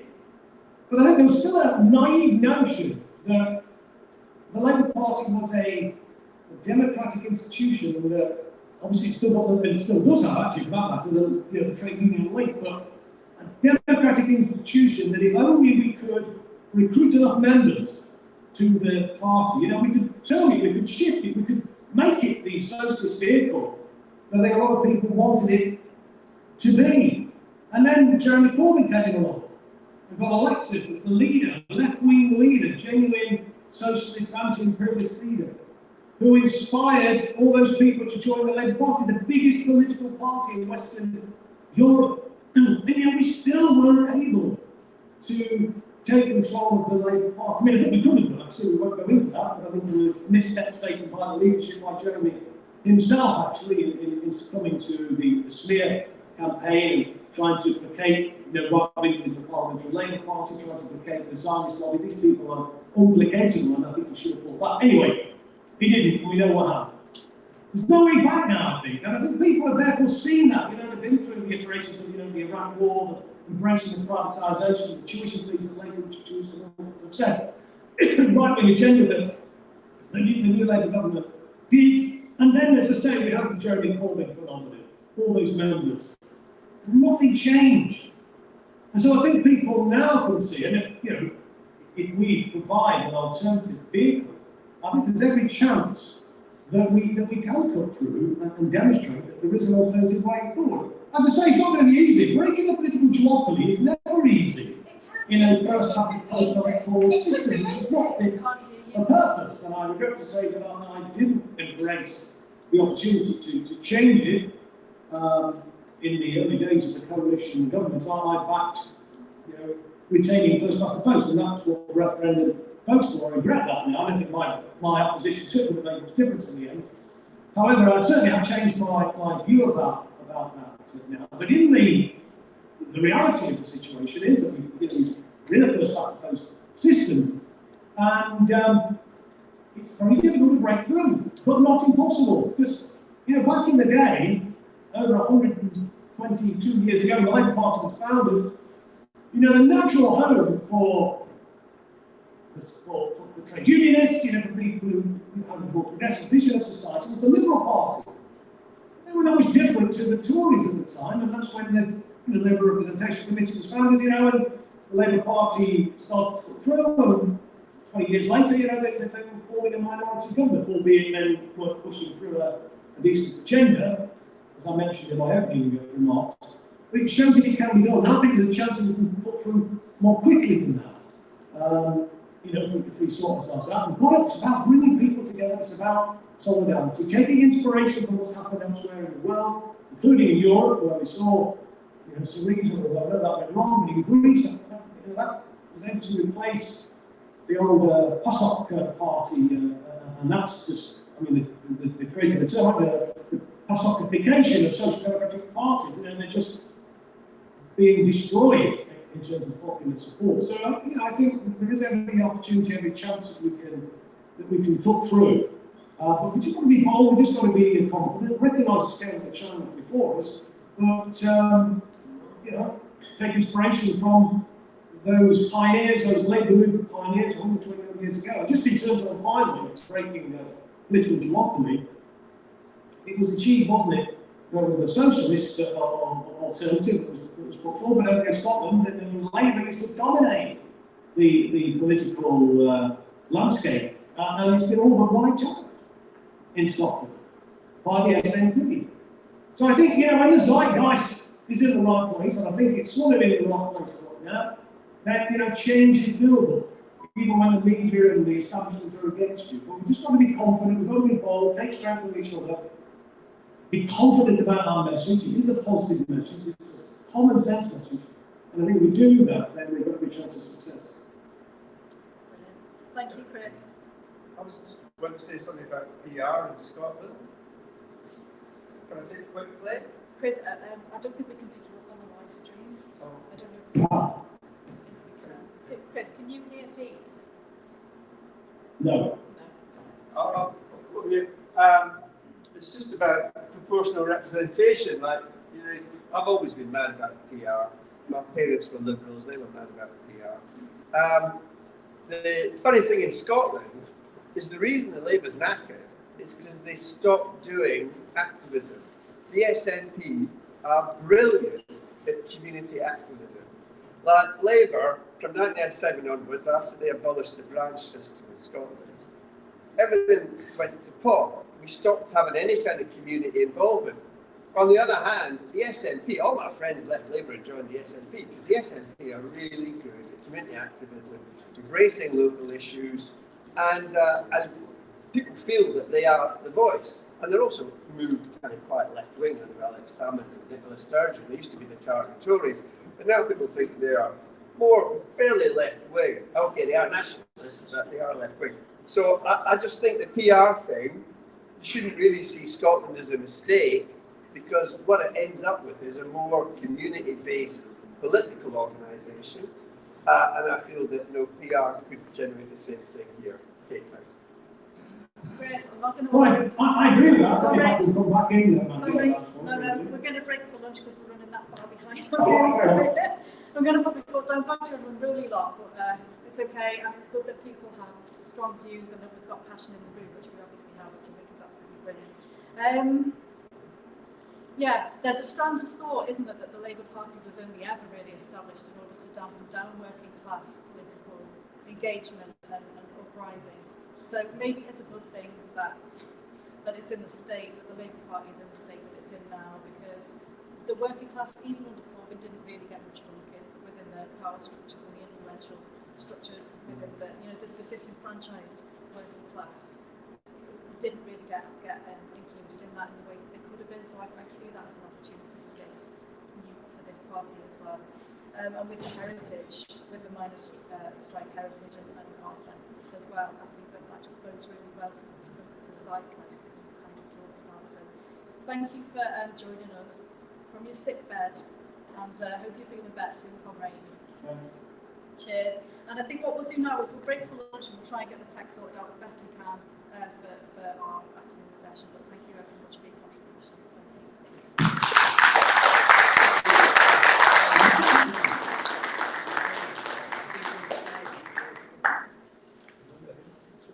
Sorry, I've got to fire you before you get away. Just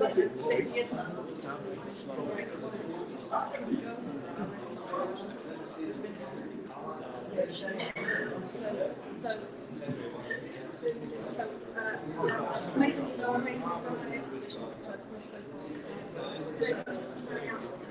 you'll understand.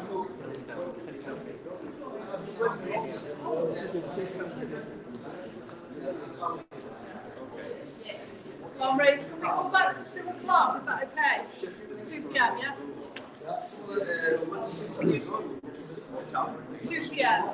Yes. Thank you.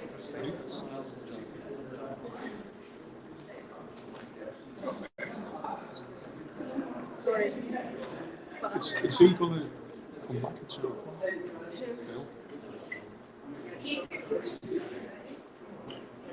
Sorry, just I wasn't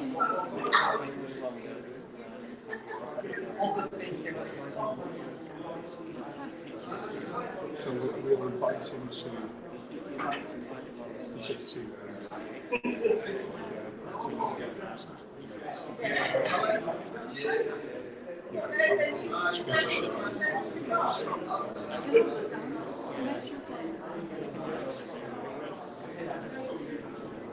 just at the public last time that was not with the sound.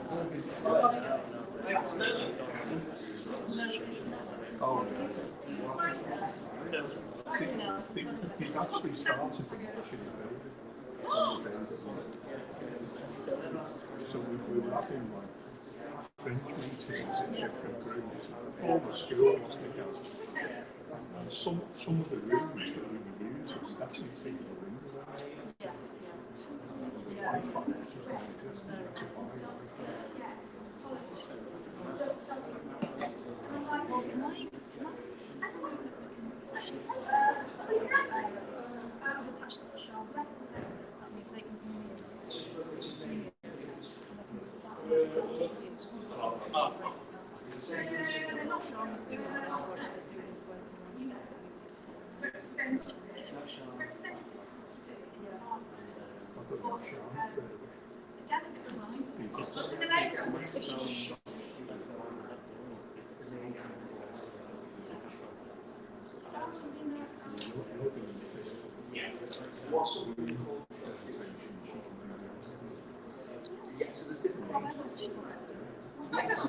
Is that going to be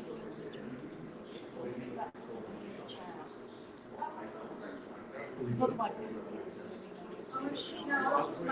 The ones online. yeah, but they'll just be silent.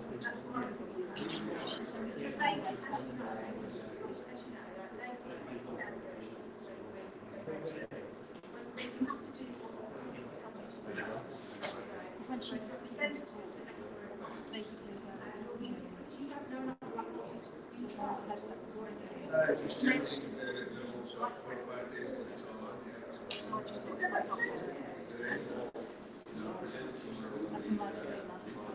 Is that Mike? USB Mike? That one. I can deal with some leaflets. Is it all right? We leave it just somewhere here. It's all our papers, the workers' party papers and all that. Yeah, no worries. Yeah, my orange. Where my orange? Come back later. On the table outside. Behind that table, we'll leave it behind the table. All night long. Just stick them on the table. A few of the leaflets. Yeah, whatever. It sounds okay. Yeah, no, all right, I'll have a look. No worries. Nice one, sir. All right, mate.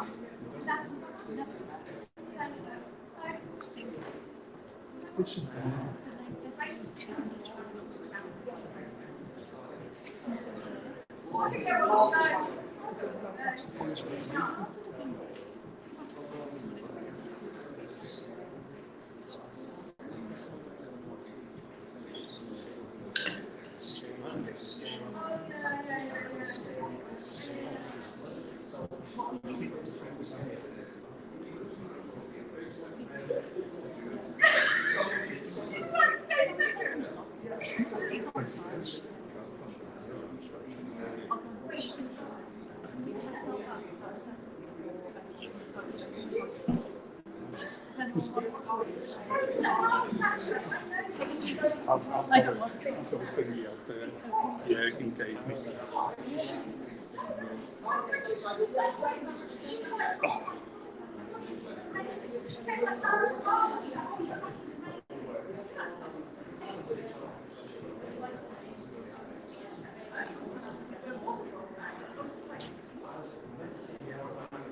What's that one that do?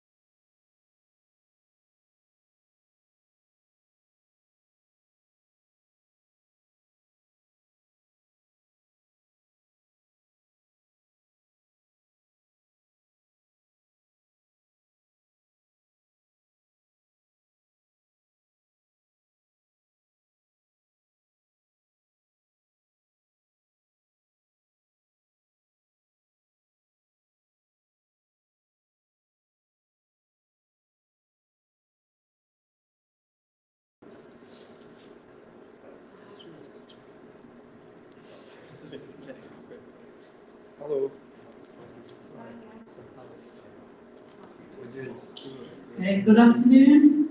Welcome to the afternoon session, everybody. Thank you for coming along. I'd like to introduce our guest for this afternoon's session. I hope that the people in the live stream can hear us okay. Let us know in the chat if there's any problem. We've tried to do the best that we can with the tech to resolve any problems. So I'd like to introduce our guest, Dr. Bob Gill, who's a GP and producer of the film The NHS Heist.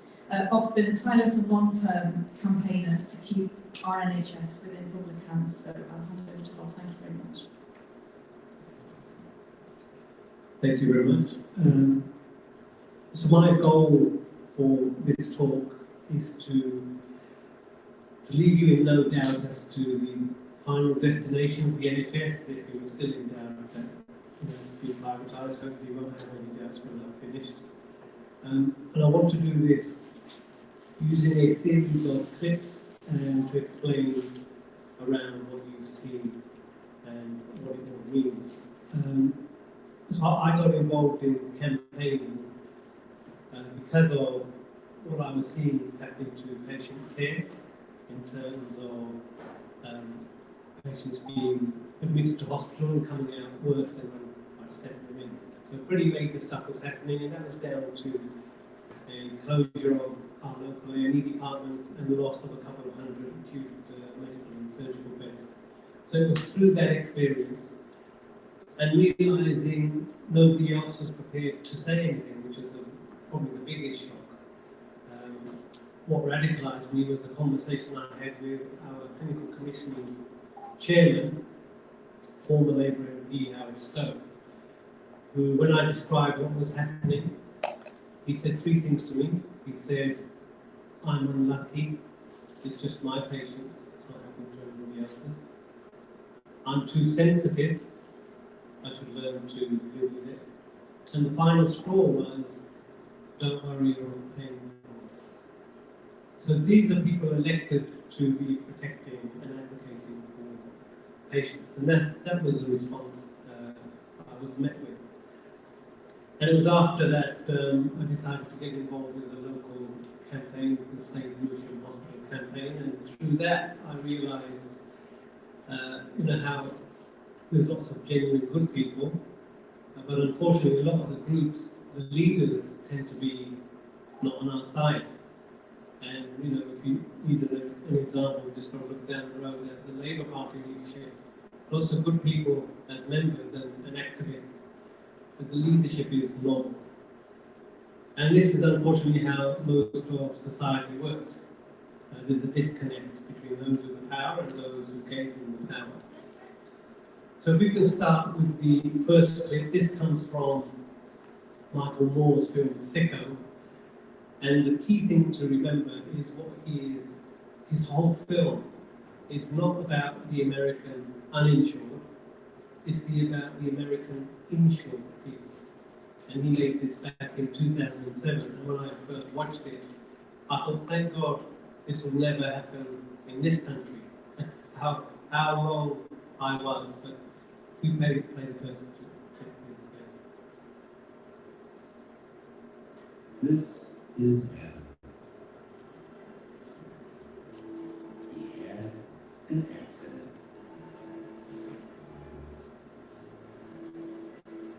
He's one of nearly 50 million Americans with no health insurance.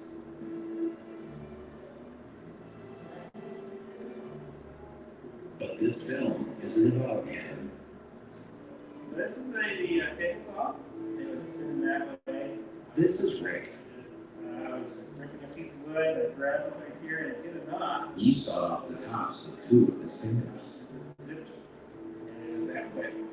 Rick also doesn't have health coverage, so the hospital gave him a choice: reattach the middle finger for $60,000 or do the ring finger for $12,000. Being a hopeless romantic, Rick chose the ring finger for the bargain price of $12,000. The top of his middle finger now enjoys its new home in an Oregon landfill. This movie isn't about Rick either. Yes, there are nearly 50 million Americans with no health insurance. They pray every day they don't get sick, because 18,000 of them will die this year simply because they're uninsured. But this movie isn't about them. It's about the 250 million of you who have health insurance. Those of you who are living the American dream.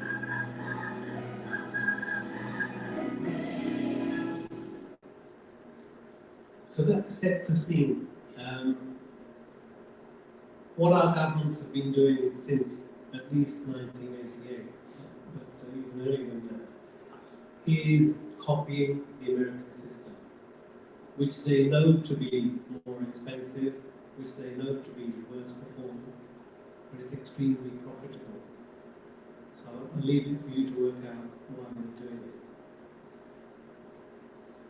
What the film goes on to demonstrate is how endemically fraudulent, corrupt, inhumane, and actively allowing people to die the American system is. And if you haven't watched it, please watch it, because this is our Christmas, not too distant future. I drew a bit of inspiration from watching Sicko and reminding myself why I'm doing this. And for the film we made, The Great Editor's Height, we put together a timeline. So to leave people in no doubt that this has been a cross-party conspiracy against the British public. The outsourcing of non-medical services and repurposing the NHS into a business was followed by the imposition of an internal market. Financial destabilization with private debt and the expansion of outsourcing to core service provision then transitioned in 2012 into a full compulsory external market. Hospitals now free to earn half their income from private patients. By 2014, the essential covert groundwork was completed ahead of the final phase, converting the NHS into an American-style accountable care model and privatizing control of NHS budgets. So that graphic spans 30 plus years, including 1997 to 2010. Think of healthcare like the businessmen think of healthcare. They don't see it as a public good.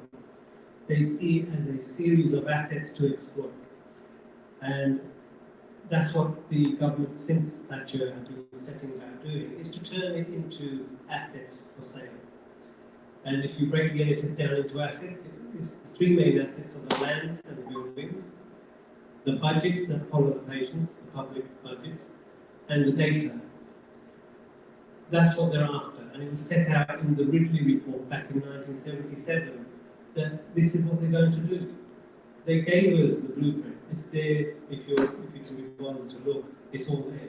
And it was reinforced by Oliver Letwin, formerly of Rothschild's Bank's privatisation unit, in his document in 1988, Britain's biggest enterprise. They set out how they would go from a publicly funded system, importantly publicly provided and democratically accountable, to publicly funded but privately run. Now there's lots of jargon around the NHS. We heard in that clip, accountable care organisation. The other abbreviation, HMO, Health Maintenance Organisation, and the latest one, Integrated Care System. They're all the same. They deliberately keep changing the terminology to keep the activists running around in circles and confused. But fundamentally what it has done, and it has passed unnoticed and uncommented by the media and the Labour Party, that in July of this year, that legislative sequence that I've outlined was complete. They've done it incrementally, and the last piece of the jigsaw puzzle became law in July of this year. Now, did any of you hear about this on the news? In July of this year, they created new legal entities called integrated care systems, breaking the NHS up into 42 new public-private partnerships. Public-private partnership means the public pay and the private run it and extract profit. So your area will have a fixed budget, will look after 2 to 3 million people. Out of that budget, the insurance companies, which are dominating behind the scenes, will be able to save money by denying care to patients. That's the business model. There's other ways they save money, they downskill the workforce. That's why, in a rational system interested in delivering good healthcare, you employ doctors and nurses and you stop them leaving. In a system where you want to prepare it for profiteering, you let them go and you replace them with unskilled people. That's called downskilling. That's another way to maximize profit. So if we play the next clip, please. There was one person in the healthcare industry who did have a conscience. Dr. Linda Pino, the former medical reviewer at Humana. My name is Linda Pino. I'm here primarily today to make a public confession. In the spring of 1987, as a physician, I done an unnecessary operation that would have saved his life and thus cost him death. No person and no group is held me accountable because in fact what I did was I saved the company $500 million. And furthermore, this particular act secured my reputation as a good medical director, and it ensured my continued advancement in the healthcare field. I went from making a few $100s a week as a medical reviewer to an escalating six-figure income as a physician executive. In all my work, I had one primary duty, and that was to use my medical expertise for the financial benefit of the organization for which I worked. And I was told repeatedly that I was not denying care, I was simply denying payment. I know how managed care means and kills patients. So I'm here to tell you about the dirty work of managed care. And I want it out of thousands of pieces of paper which I have written the deadly word, deny. Thank you.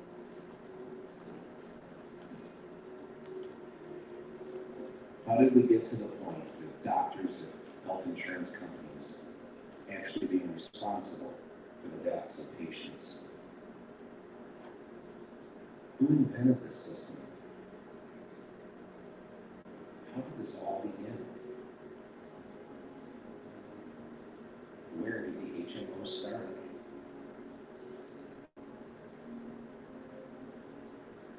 Thanks to the wonders of magnetic tape, we know.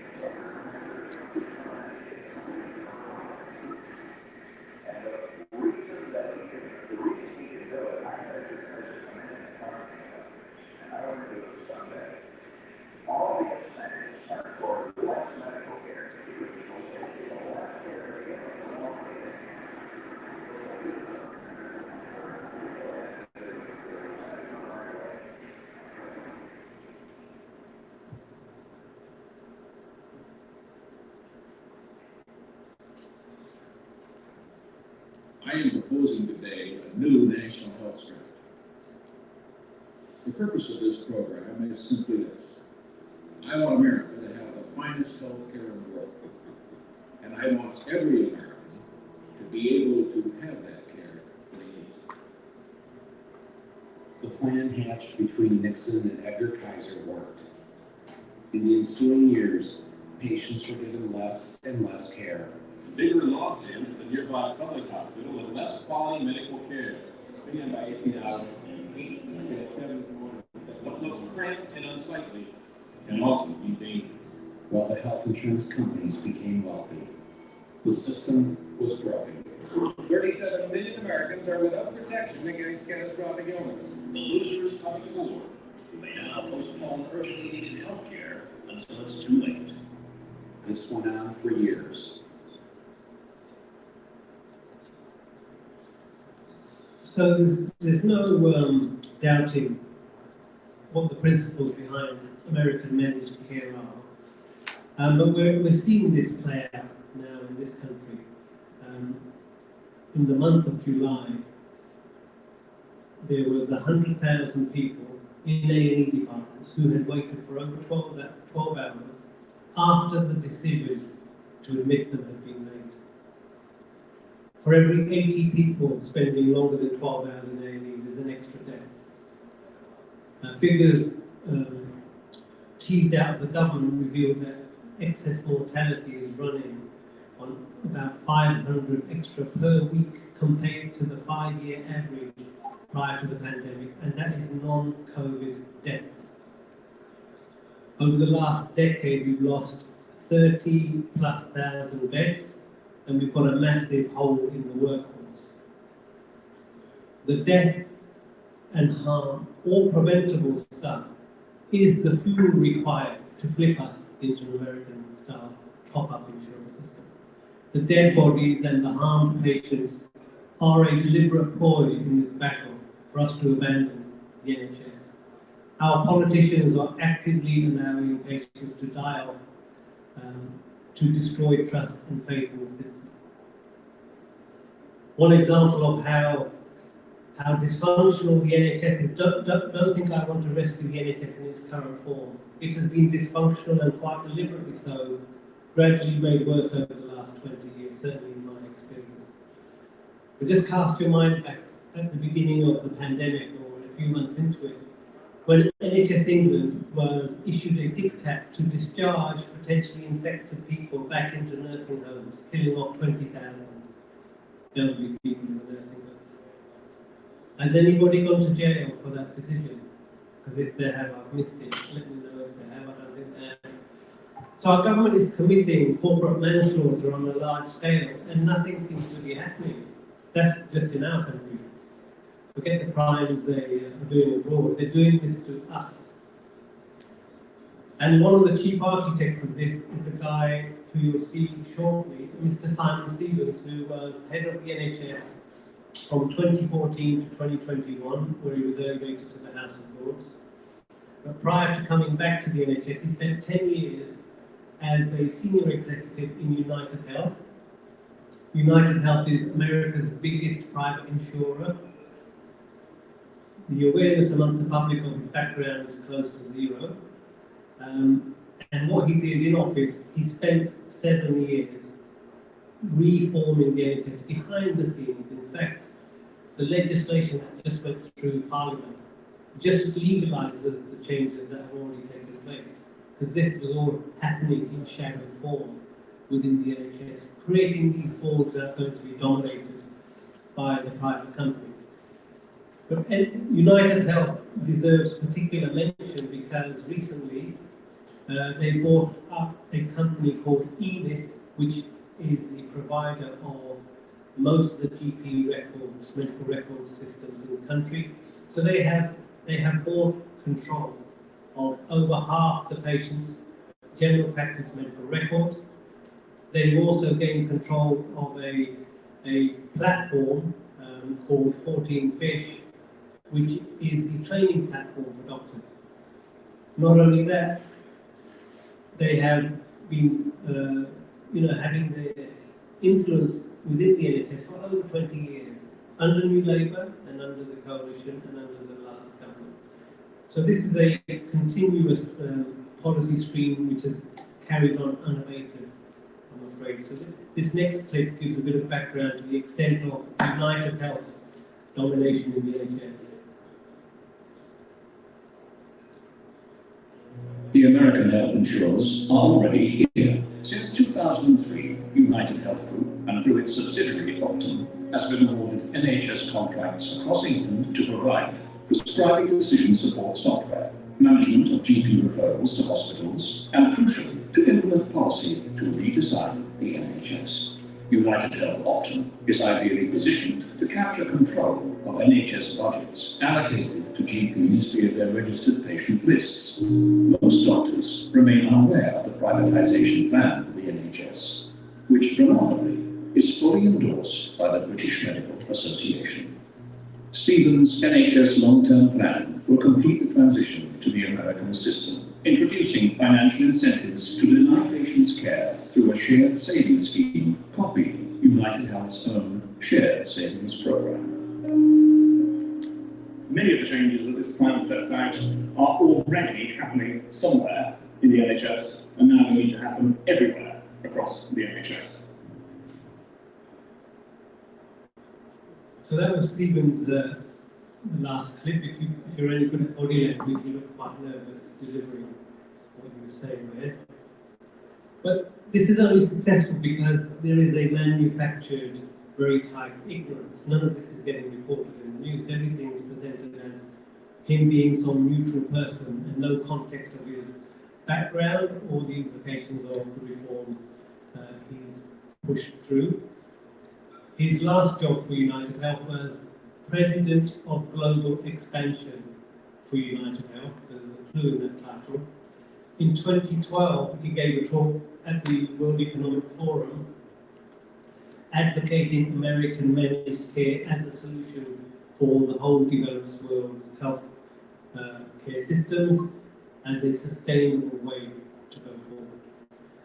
So it's very important they crush the NHS because it remains a model of how you can do things, even though it's been severely deformed.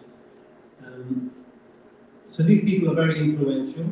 I believe he was elevated into the Lords to make sure that the legislation went through smoothly, and it did with hardly a squeak. The Labour Party served a very important function in allowing this all to go through. Wes Streeting gave an interview recently in a right-wing magazine. I think it was right-wing, they all seem right-wing these days, but saying we need the private sector to help us out with the waiting list. Have you heard that line before? 2000, Alan Milburn, concordat with the private sector. What they keep doing is shrinking public capacity and saying, oh, we've got a problem, we need the private sector to help us out. So it's like kicking somebody in the shin and offering them some paracetamol, right?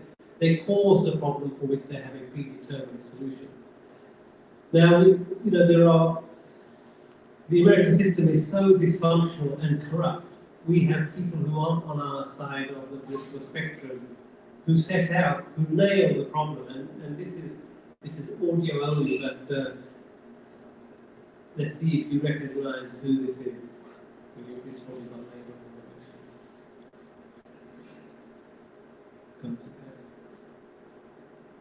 You had healthcare costs go from 5% of GDP in 1960.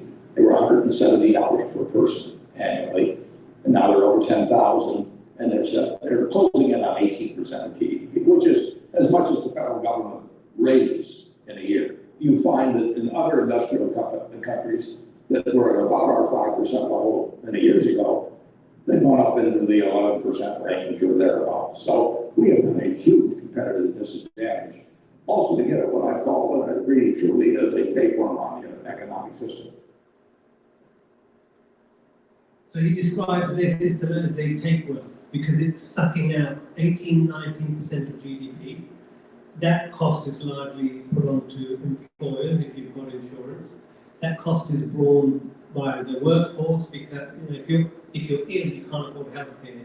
You become less productive. So looking at it in pure capitalist terms, this doesn't make any sense. It's good to have a fit workforce capable of working, right? That would make more sense. So what they're proposing is the take-home message is it's going to be more than twice as expensive as what we're currently paying for. That expense will be, route one will be publicly funded via the taxpayer through these new public-private partnerships and managed for-profit by American companies. That's one route. And the other route is as the NHS universality is reduced and the comprehensive nature of services goes down, then the middle class will want to top up what the NHS no longer provides. So you create a parallel top-up private insurance system. And that's why United Health is all over the NHS, as is another large American insurer, Centene. who are now England's biggest provider of primary care, and were the subject of a panorama expose in terms of how they run their service through downskilling and not providing any care.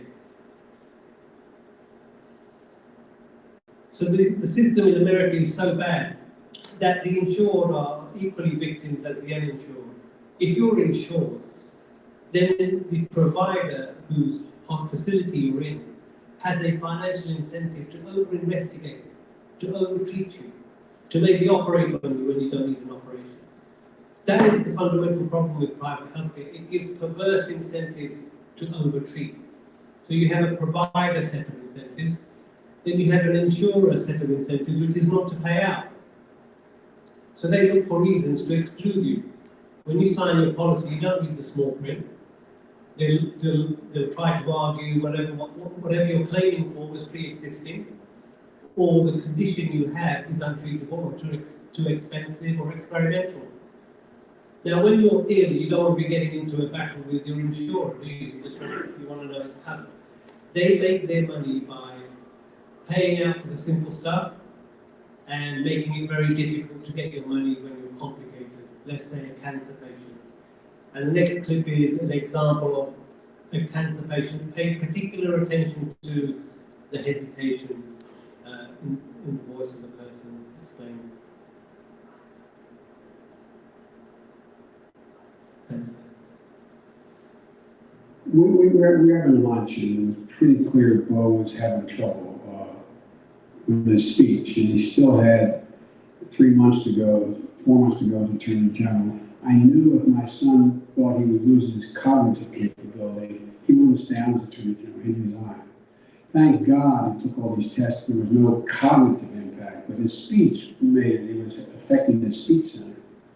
And so I was having lunch with the president, and he's the only guy in my family I can fight it all along in everything that's going on with Bo, because I felt responsibility to do that. I said, my concern is, I said, if Bo resigns, he has there's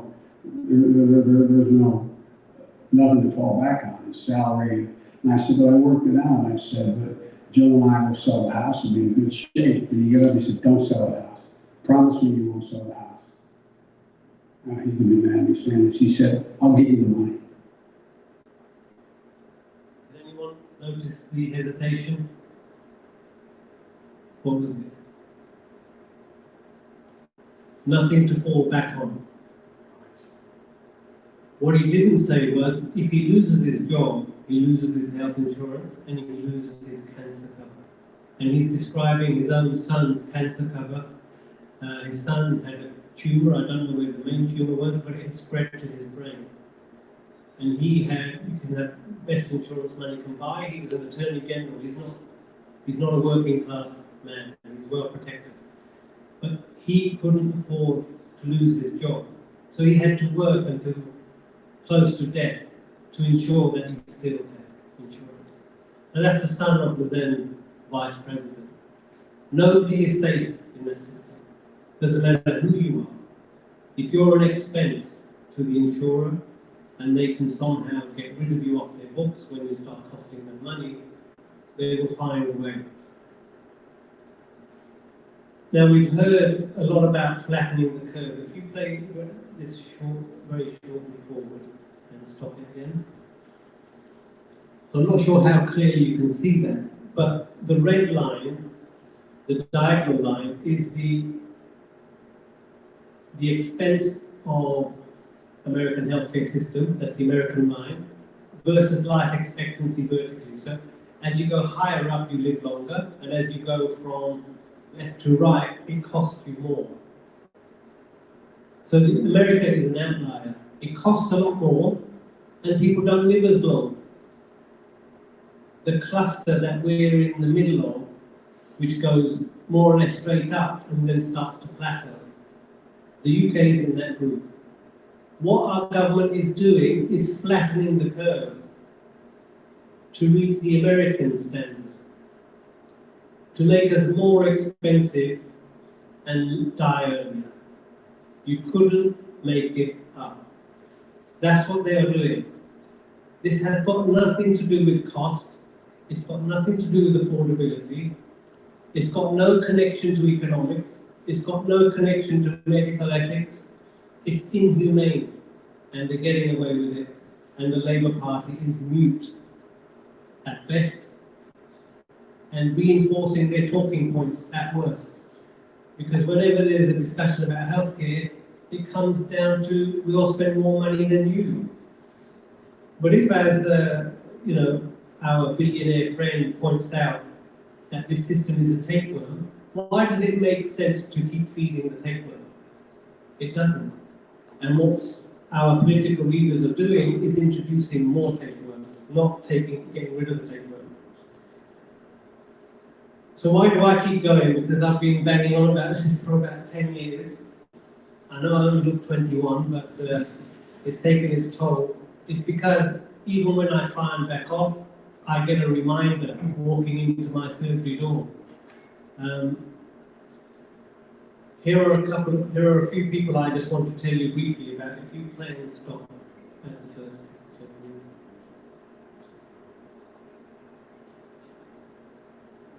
Stop there. So this lady is Joyce. Joyce was in her early 80s, in good physical shape. She had a bit of memory loss, but she came to me and was feeling very, very breathless, found to be very anemic. On further questioning, she was a reluctant patient, I hardly ever saw her. On further questioning, she had been losing weight, not eating very much, and it turns out very anemic, and her bowels have been playing up. Anybody got a diagnosis? Bowel cancer, yeah. So I referred her urgently, and once you refer, you just assume everything's happening. She waited three months, but in that time had collapsed twice due to her anemia, and collapsed for the third time when she was taken to my local hospital, very busy, overcrowded A&E, where she got no diagnosis or medical attention for 7 hours, at which point she had a cardiac arrest. She was revived from the cardiac arrest, then things started to go. She had a CT scan, which confirmed a perforation of this tumour, which was obvious on admission from the X-ray that they didn't look at properly. Even a layman could tell you that somebody who's suspected of cancer, who falls out of bed and suddenly gets a distended abdomen and severe pain, something catastrophic's happened. You don't wait 7 hours for that person to arrest, only for the surgeons to say, well, septicemia's probably set in and she won't survive the surgery. So she was allowed to die. So that's Joyce. Next slide, please.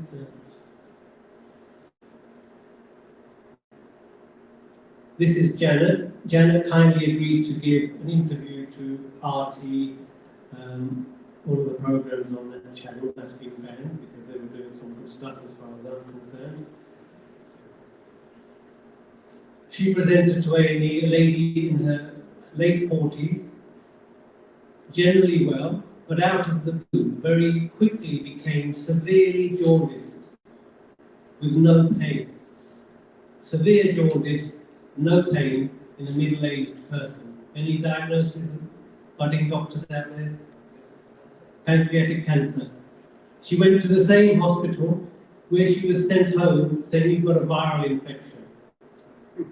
I then had to negotiate to go to another hospital where the penny did drop, and they did an ultrasound scan and confirmed a sinister mass blocking her bile duct.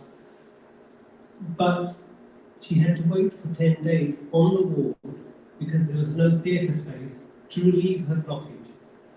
And it got to the point where the staff were telling her, can you please speak up because we're frightened to say anything on your behalf. This is the system we're working in. Now, unfortunately, by the time she had the treatment plan was made, her cancer had progressed. Because of the delays, she was considered no longer small enough to be potentially curative with surgery. And unfortunately, although she did survive 2 or 3 years, she's passed away now. What I'm pointing out to you there is even basic first-year medical student diagnoses are being missed with catastrophic consequences for my patients on a regular basis, and I'm a small surgery, I'm a 2 GP partnership. Yet my colleagues are deaf, dumb and blind to all of this. Nobody's saying a word. Nobody even wants to speak to me about this because their head is firmly in the sand. And I can understand it, but I can't see how they live with themselves or being part of the problem by being quiet. Next bit, please.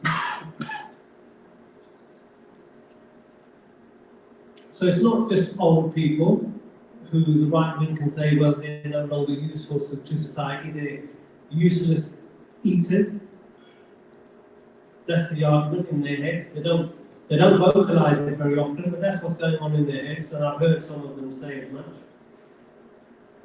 This chap is in his 30s. Unfortunately, he has a bowel cancer. He had chemotherapy. He was doing quite well, but then he developed a raging fever, sweating profusely. I don't know if it shows up on the picture, but that blue ball was wet behind his head. Very shallow breathing. This is a medical emergency. Any diagnosis out there? Chemotherapy, cancer patient, recent treatment, raging sweats, high fever. Before the pandemic.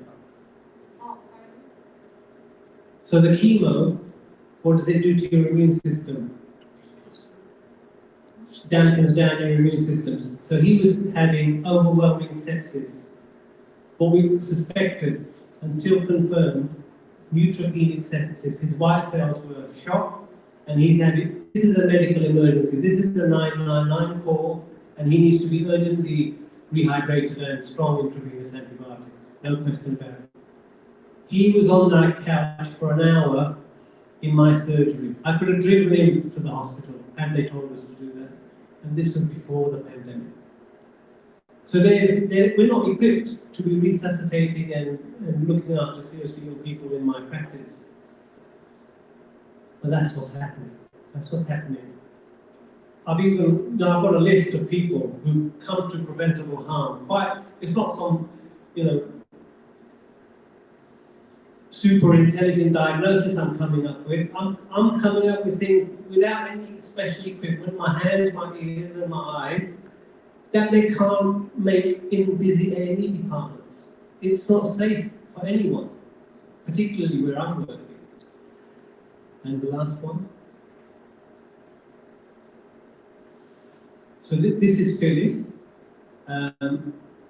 I got to know her because she became the chair of my patient participation group. She was very high profile within the local Conservative Party. She was a member of Bexley and Sidcup, Ted Heath's old stomping ground. And we were politically on the same page until she realised what was going on. And she actually ran a helpline to provide support for sick people. And she developed, she's asthmatic, she'd previously been on steroids, quite a lot on and off for infection, when she had infections, and she developed severe mid-thoracic, so quite high up pain between her shoulder blades. All of a sudden, what's happened? Back pain. It can give you back pain, but no. The clue is steroids. Steroids and sudden onset back pain. What do steroids do to your bones? They're weak, brittle bone, that's it. So, osteoporosis, yeah, well done at the back. There's no prize, but well. So she developed an osteoporotic fracture, severe pain. We x-rayed it, it confirmed the fracture, it looked like osteoporosis. She had no other symptoms, so we managed the pain and gradually we got on top of it. But about 3 weeks later, she developed new symptoms. She developed band-like sensory disturbance across her chest all the way through, incontinent of urine, and hardly able to stand. So she's had a problem near her spine, and now she's developing nerve problems. What do we think the diagnosis is? Spinal cord compression until excluded, right? That's top of the list. It took 4 attempts to get her admitted. On the third attempt, I had to speak to the A&E consultant and said, what are you guys playing at? Why don't you scan her back? He said, we can't do it, it's the wrong time of day or whatever. Then I had to speak, I sent the daughter back with a letter that I typed out in bold, spinal cord compression until proven otherwise, and at the bottom, spinal cord compression until proven otherwise. My mobile phone number and strict instructions to the daughter, do not get discharged from this hospital, and if anybody tries, ring me, and I want to speak to this person. That's what happened. They said, you're having a side effect from the drugs that your GP started. That's why you can't walk, and that's why you're getting these sensory disturbances. So I said to the daughter, get this person on the phone. She had to run after him. He ran away from her. She had to run after him down the corridor. I could hear her running down the corridor. And I had to threaten him that I'm going to come down there and he's not going to forget my visit unless he scans this lady's back. They scanned her back and they discharged her. Now the next day I'm feeling a bit guilty and thinking maybe I'm getting a bit too carried away with my catastrophizing, right? Because I'd heard that they'd been sent home, clearly assuming they looked at the scan. The next day she was paralysed. She went to see the physio who they'd organised. She was paralysed by this point. It was the physiotherapist that got her to where she needed to go. Now there's 6 hours to save somebody's spine. If the nerves and the circulation to your spine is restricted, you're going to be paralysed within 6 hours. This was like days later. Now, if that wasn't bad enough, she went to King's, she had spinal fusion, she came back to the original hospital that let her down. She languished on an ordinary ward without any neuro-rehabilitation physiotherapist. I went to see her on the ward. I said, let me do something for you, let me fight for you. She said, no, because I'm worried they might kill me. That's the state. Now this was a person who was a fighter for others, who was reduced to a frightened wreck because of what happened to her.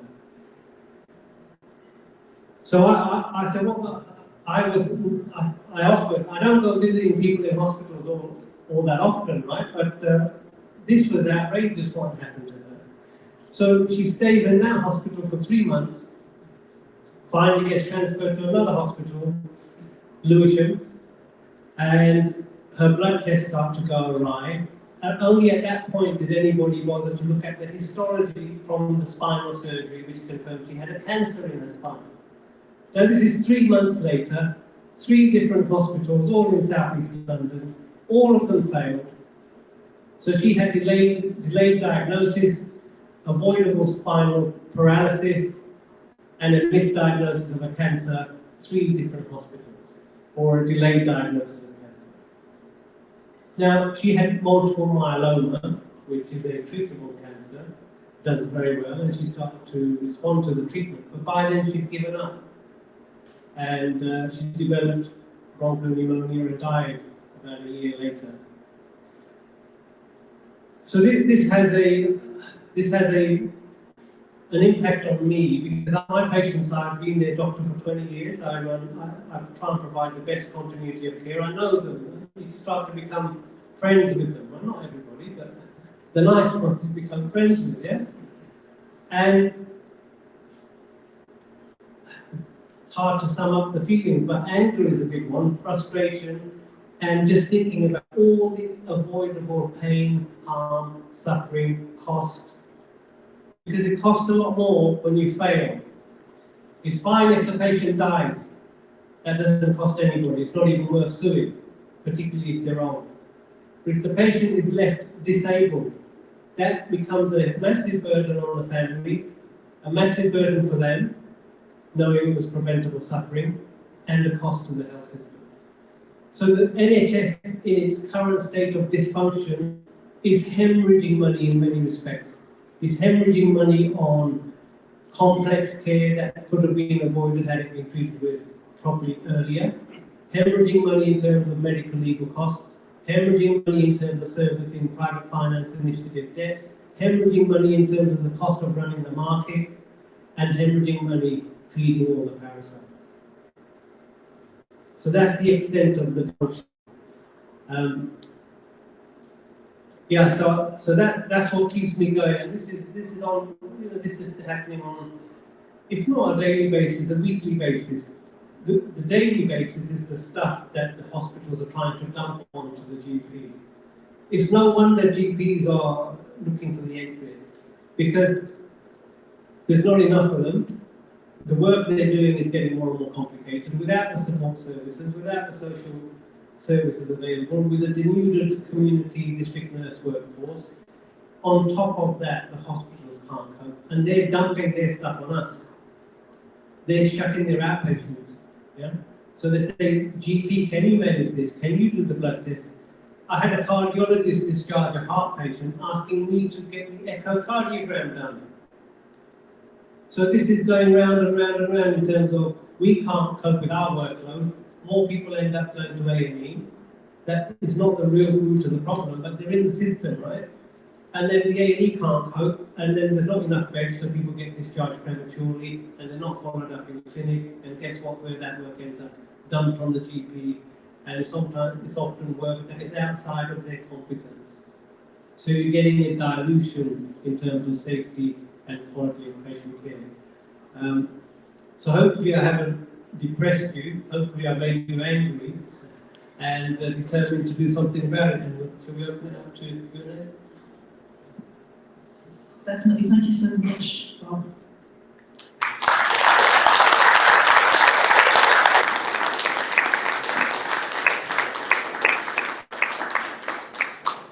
Thank you for sharing the film clips with us and talking us through the situation with the whole system, people's expectations being managed down on us on a fast track to an American-style healthcare system, and silencing, the silence really, the palpable silence amongst your professionals must be really, really difficult to work within that environment, seeing some of these case examples that we're seeing.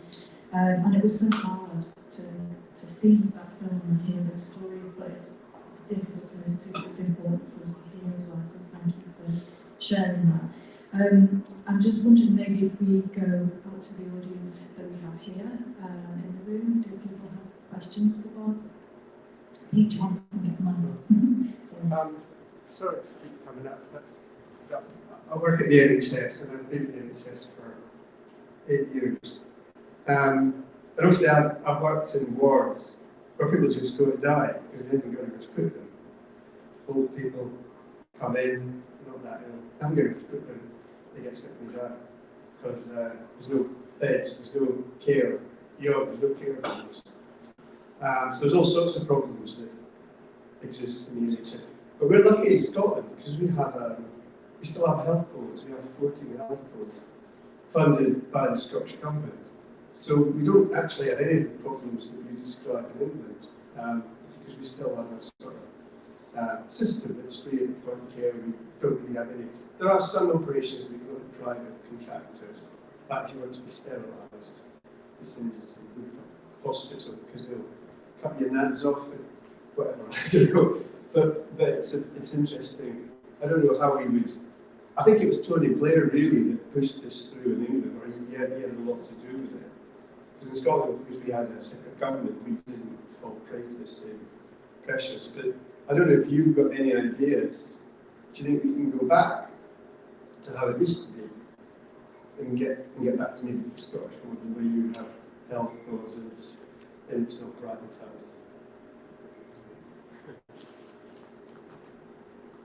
Yeah, I think so. This is a global move. It's not Scotland's turn yet, but it will come. It will come. It's important to crack the biggest nut first. So they're learning how to do it by doing it to us first. It requires political will to renationalise. You just need a simple act of Parliament to renationalise, reinstate the duty of the Secretary of State to provide healthcare, because that was reduced to promote rather than provide. There's no legal obligation for government to provide healthcare anymore in England.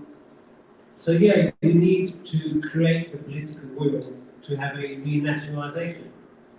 The problem is most people don't realise it's being privatised because nobody's told them. And Simon Stevens is committed to having this rolled out on behalf of United Health to every developed country which has a big enough health budget worth parasitising. If anybody else has questions and you'd like us to bring the mic over to you, we can do that as well. Anybody? Yeah. Okay, cheers.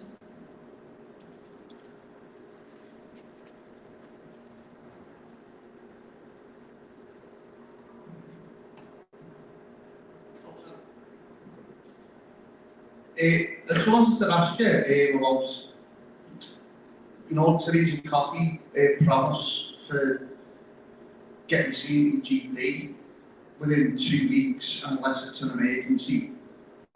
If it's an emergency, you're supposed to go right to A&E, aren't you? If it's not an emergency, you should just get a GP appointment quite soon. Can you explain why that isn't happening, please?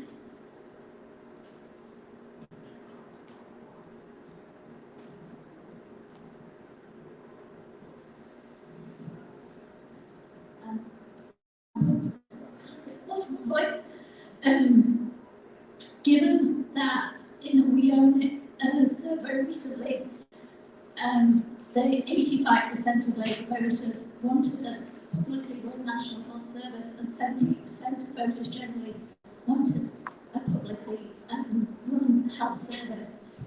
And given that we have no opposition from Labour and very little really from the union, what can we do? What we're going to do? How do we mobilise a mass movement to fight back? Because no knight in shining armour is coming over that hill to save us or the NHS. So how do we get everyone to join our NHS campaigns and fight for it and demand a return to Bevan's NHS?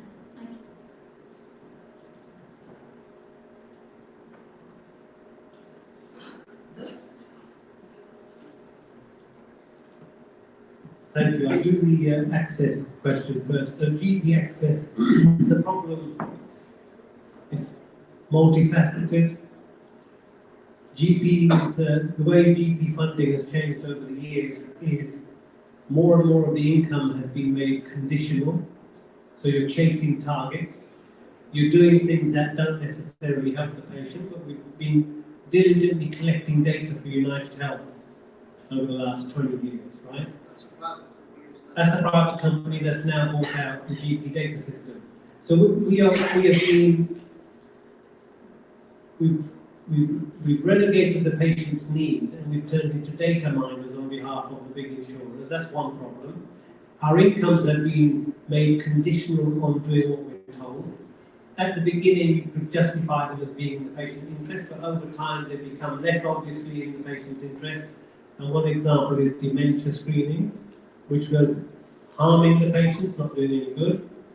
Then you've had the workforce problems, and now the dysfunction. So the system is struggling just to stand still. In terms of the pandemic offered the government to get the GPs to wreck their own reputations. How did they do this? By closing the doors.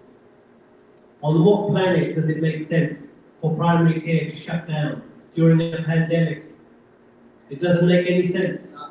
Why did they do it? Something's happened to their critical thinking, right? You take mitigation, you open the windows, you put a mask on, you wash your hands regularly, and you carry on. Now that's what I did, because I sensed there was a trap here, right? A way of wrecking the doctor-patient relationship, creating scapegoats, and demoralising the workforce even more. But they shot themselves in the foot with both barrels. I've run out of sympathy for the profession. Yeah? My problem is we need them to run a health service, right? So the GPs who are wringing their hands saying, why are we getting blamed? Well, what did you do when you were told to do something completely stupid? You just followed orders like muppets. So they need to hold up their hand and say, this was a mistake, this was a trap, and this is what the consequence is. So That's the first problem. They've also been persuaded to adopt new technologies that don't serve the patient, right? So what GPs must return to is continuity of care, because that reduces your workload. It reduces your job satisfaction, it increases patient satisfaction, and it's safer. Why have we abandoned that? Because the incentives have been to adopt an emailing system, to do things online, and to block access. Who does that benefit? The people who want to say, well, GPs aren't really worth it anymore, are they? So you can see we've fallen into that trap. We've jumped into it. We went running into the trap. And Sorry, I've got a follow-up question to that. Why aren't more doctors like you? God knows.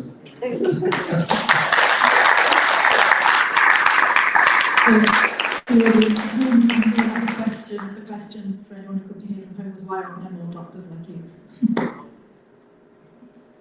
The what do we do question is difficult because we have a very rigged system. Right? If we had a functioning media, I wouldn't be here. I'd be on the BBC every night, right? Because they want to hear from you. If we had a functioning democracy, the Labour Party would be saying all of this. So, but what we can do is use the platforms and facilities available to us. So, engage with national radio talk-ins because they're a big part of propagandizing against the NHS. So we have to counter their narratives. When they say it's unsustainable, look at all these people who are freeloading on the NHS, look at these immigrants. We have to have a 4 or 5 bullet point counter arguments because the battle is for the mind. And that battle is taking place on your radio stations, on the LBC, on talk radio. You know, I had a conversation with, I can get on the radio very easily and I can't, just ringing up, not as a guest. So I can't see why there isn't an army of NHS campaigners who have a rota, who's going to get on the next time the NHS comes up. And these are the arguments we're going to make. I was invited on to speak to James Whale on Talk TV. He was saying, well, why you're a conspiracy theorist, you know, this is not going to happen, whatever. And then he goes on to say, I used to have health insurance, and then I developed renal cancer, stage 4, and now I couldn't afford it anymore, but the NHS has been great for me. I said, you've just made the best argument for the NHS and not have private health insurance, and you're calling me a conspiracy theorist for laying this out to you. That's what I was thinking, but he shut me down then. He didn't let me come back. And I keep meaning to clip that, because it's gold dust, right? They have no rational arguments. We need to skill up to make these rational arguments on any platform available. I have tried to get onto the Enough platform. I don't know why they're not talking about the NHS. God knows why they gave Andy Burnham a platform, who has been overseeing Devo Mank, which is the managed care system in the dry run form. He's been ahead of the game in advocating the system I've just outlined to you. What was he doing on that platform? I don't understand it. You know, there's broad appeal and there's inviting the enemy into sabotage, right? So, if anybody can get me in there, I won't criticize them to their face, maybe for 5 minutes, but that's what we need to do, to engage, to get onto social media, to tell your friends and your family to use the resources out there. The website I've got has got lots of resources on there. So it's being directed to the information and to give people hope, because their biggest weapon is public ignorance and our biggest weapon is public information. We need to just create a critical mass of awareness that then there's a pushback. And it doesn't have to be complicated. And if we can make links to the American progressive side who are calling for single payer system, which is not as good as the NHS, but it's a massive improvement, right? We need to join forces with them who can tell us very clearly how bad their system is. So information groups, and if you do join a health group, look at their messaging. Are they talking about America in every sentence? Are they talking about NHS conversion to the insurance model? Are they just saying more money? Right? That's the way to tell whether these are a genuine campaign. The memberships might be fine, but it's the leaderships who are corralling and sheepdogging us into blind alleys and cul-de-sacs. They know, before we ever push back, our opponents already have planned out the counter-revolution. They even set up groups themselves to pretend to be the resistance, right? Yeah? So this is how it works. And if the message, if you don't understand what's going on, then you can't figure out this messaging is wrong because you don't understand it enough yourself. So anybody who claims to be an NHS defender and the first words that come out of their mouth is more money, that's a big red flag. If the second thing that comes out of their mouth is vote Labour, that's another big red flag. Yeah? So you've got to be able to spot the bullshitters from the genuine. And hopefully you're all experts now.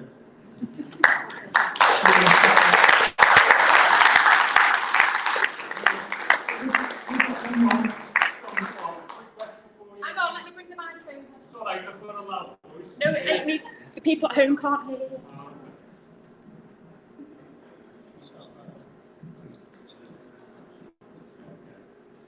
Yeah, Dr. Bob, you said like you could do people could get on the radio and you'd have a quick 5-point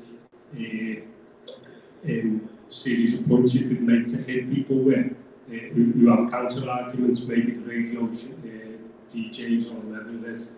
Is that information to hand? Can we get our hands on that? Can we get on the phone to the radio with these points so that we can do that? Because if you give that to the wider you spread that, the better, isn't it?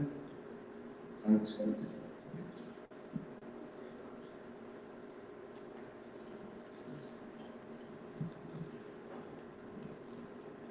So yeah, I think that's a good point. We have done, so there's 2 websites you can look at. One is yournhsneedsyou.com, which I've helped with quite a bit. And the other one is thegreatnhsheist.com. There are lots of resources on there. I think there is a myth-busting sheet on there, yeah? So have a look at that.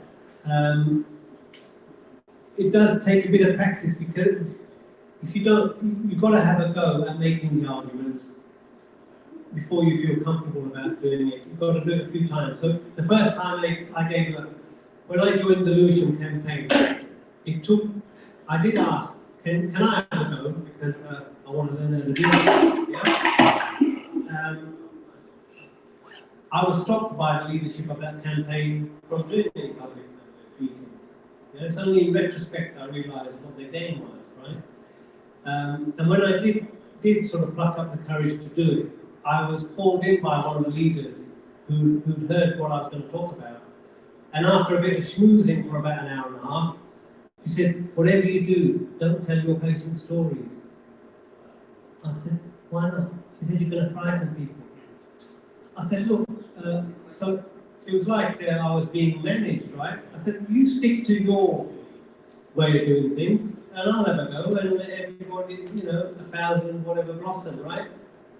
But I was being controlled and managed, and they realised they can't manage me, yeah? And they're very closely linked to vote Labour, vote Labour, vote Labour as the solution to everything. That same campaign actively blocked any discussion about private finance initiative. As soon as they won the legal case to stop the closure of the A&E, they shut down the campaign and refused to fight the merger with the neighbouring hospital. Merger is a way of cutting services. Merger is a way of reducing beds, right? And you have a handful of key players who dominate the NHS resistance who are not on our side. They are part of the problem. Just like if anybody in this room thinks Keir Starmer is the solution, well, there are equivalents of Keir Starmer hogging the leadership positions in the NHS defence. That's how it works, folks. So it's up to us. If we're in any group and your leader's talking nonsense, you've got to challenge them and say, hang on a minute, that doesn't make sense. You're saying this, but why aren't you saying that? We cannot blindly trust our leaders. That's why we're in this predicament. I fell for Tony Blair in '97, but when he started selling passports to billionaires, I woke up pretty quickly. but people don't wake up. People don't wake up, and there are a few evolutionary psychological flaws that we all have, right? One of them is trusting authority. Lefties are particularly bad at keep giving the benefit of the doubt to people who just picked your pocket, and assuming it was an accident.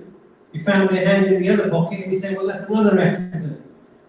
We need to get over that and see people for what they are. There's lots of good actors around who can talk left, but that's the last thing they want to be doing.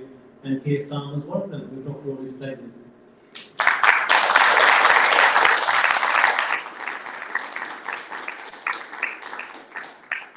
Thanks everyone so much for all of your questions, and thanks Dr. Bob again for that fantastic presentation. It was really, really interesting and really worthwhile discussion as well, I think. And I can vouch as well as a Labour councillor, it's not just Keir Starmer, it's not just within the NHS, it's within councils as well. So Labour council leaders, in my experience, are not interested in this, and the cabinet, who are usually their friends, close ranks if you try to make suggestions as a councillor that you get someone in who can campaign, from the public, who can campaign or who can talk to the Labour group about this, about the new structures.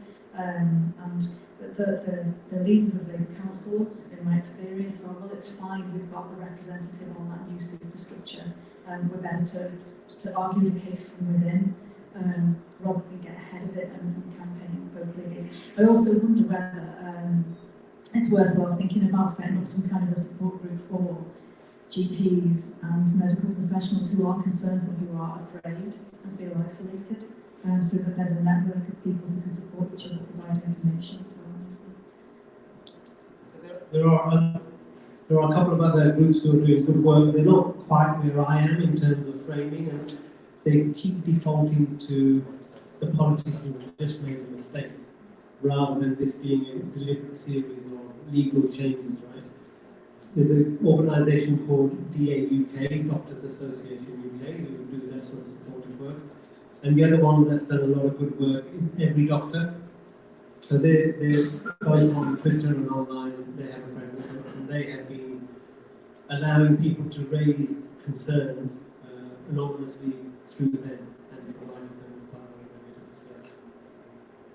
Absolutely brilliant stuff, thank you. Right, okay, so our next guest, we have them online.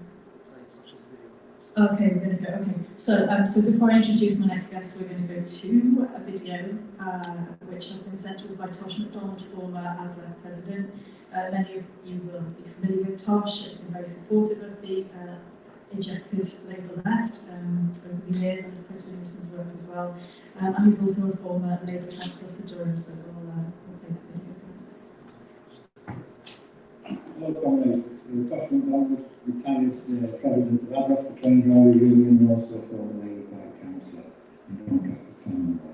I'd like to send greetings and solidarity to your conference today, and I'm really pleased to see that the Resist movement and the Socialist Labour Party coming together. I think that's the right thing to do at this time, when socialists need to be huddling up together to keep going, rather than falling out and rather than trying to concentrate on our differences. We should make sure we don't have socialists standing against socialists when the election comes around. We should all support each other.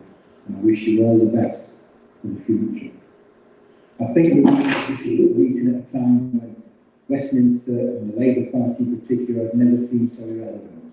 We've got people looking for help, our people, our class, really struggling to make ends meet, choosing between heating and eating, and the Labour Party has been offering no resistance whatsoever.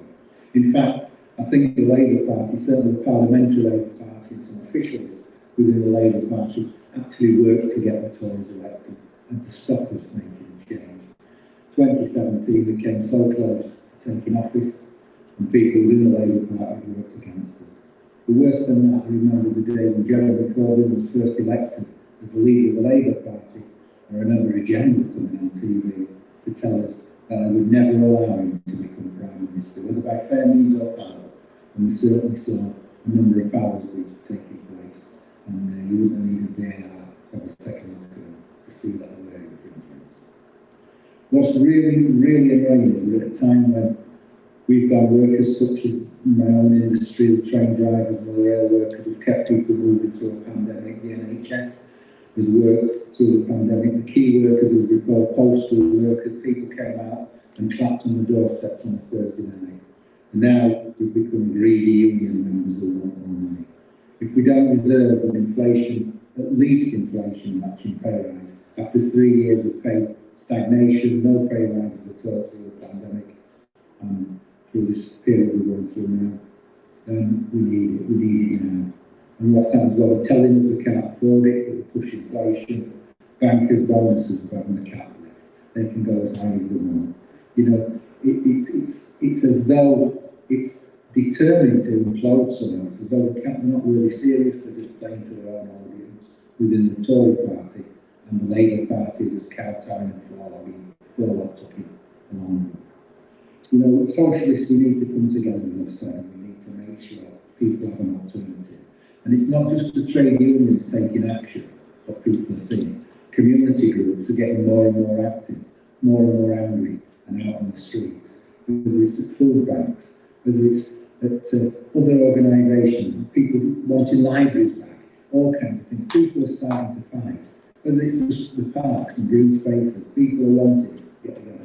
And we need to believe in that movement. Because what's as clear as the nose on your face is Labour have no part to play in that.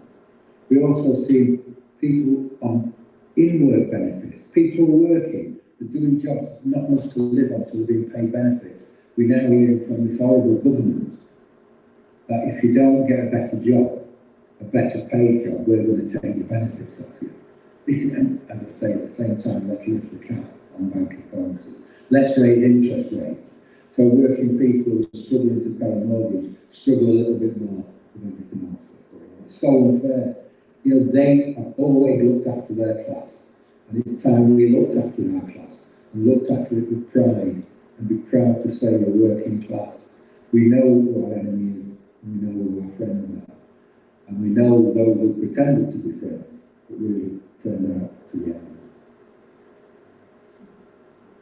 Those who have capitulated, those who have sold out, those who have worked as Matahari within our movement, are ones we should never forget. In 1984-85, I'm proud that ASLEF and Liverpool unions solidarity we showed to the miners in that epic strike, a year-long strike. I'm proud that certainly in Yorkshire, South Yorkshire, not a shovelful of coal was moved by train during that dispute. It was great solidarity, but it wasn't enough. The whole of the movement should have come together. We wouldn't be where we are now.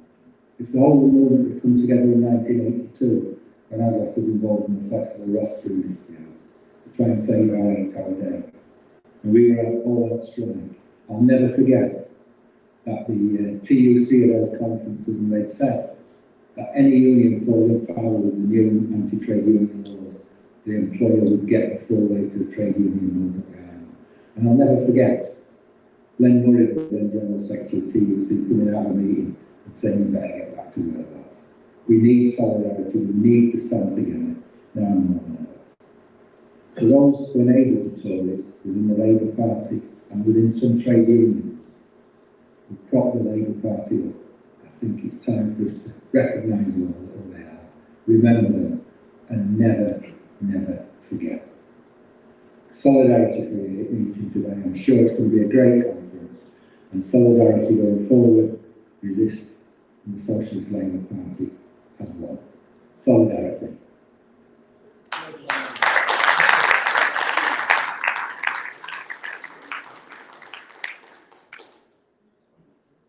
Cheers. Hi, John. Can you hear me?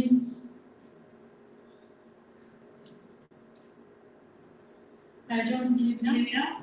Yes, I've got you. Can you hear me? I can hear you, but I don't think anyone else can. Can now.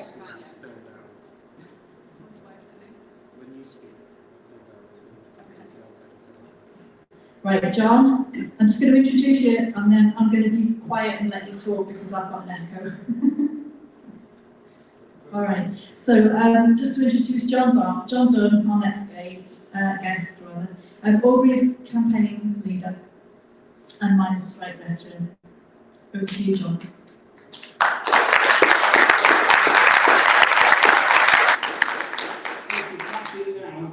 I leave it at that? That might be my high spot.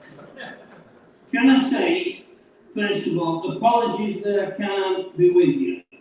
I'm suffering from a chest infection from hell. There were no trains running today, not because of any strikers' inconvenience in the public, but because of this awful privatised rail system. So it was impossible to get there. All the more, I'm even sad of it, not just because I can't be with you, but even for a country boy like yourself, I love Liverpool. I refer to it as the revolutionary capital of Britain. I've got many friends over there. I spend a lot of time as a former Playcross councillor with the incredible, brave 49 councillors who stood up to Thatcher and paid the price, and like my union, the NUN, were ultimately betrayed by the Labour Party. It will also have been good to actually be there to meet Bob Gill, because our local GP practice only does telephone conversations, so it would have been the first time in many months that I've been able actually to get in front of a doctor. But can I say, it's great to be with you. I'm proud to be a member of Resist. I've known Chris Williamson for many, many years. It was there for me the first time I was suspended in 2016. He stood by me through all that, when MPs like John McDonnell just walked away when I was introduced to him as a suspended member. And can I say, all solidarity to what he's building, and I'm really excited, which is a dangerous thing at my age, about the merger with the Socialist Labour Party. Obviously, I followed after. I was a member of the NUN for 19 years. I took part in 3 national strikes. I was part of that great strike that could have changed Britain had we not been betrayed by the likes of the TUC and the Labour Party leadership under that bastard Neil Kinnock. Spit when you say his name. And that's what I feel about him. And I'm just saying, I'm quite excited about it because I worked with a lot of the Socialist Labour Party comrades who are active, very active in keeping the former mining communities alive. Communities that without the likes of them, having been abandoned since Thatcher, would have died. They've kept that flame alive, and I think that by following what they can do, they can be an inspiration to us. And let's face it, we need to show some strength. We need to rally around. We just have the most class-conscious budget that we've had in my entire life. The Tories, who've been involved in open class war since taking power in 2010, have now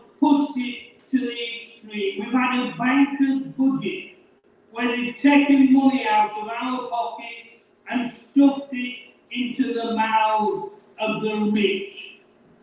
They've given massive tax cuts to these people. They've given us, as a pension, have faced further attacks. Those on universal credit are being hammered even more. And all the time, money is not trickling down, it's flowing uphill. And if trickle-down economics did work, then our crowd fund for the likes of Alan Sugar, Richard Branson and Jim Ratcliffe, because obviously in trickle-down economic way, the more money we send up to them, the more will cascade down on us. But it doesn't trickle down, it floods away into the Cayman Islands. And while we suffer, while our communities are starved, they're living on private islands, in stately homes, and laughing at us. And what's the answer from the other second main electoral party? The formerly known Labour Party, now the Red Tory Party. Their response isn't to rush to our assistance. Their response is to ban shadowy cabinet members from turning up on our picket lines, to ban solidarity, and instead of fighting for the class that they are supposed to represent, they've resorted to flag shagging and singing the national anthem. That's what they've done.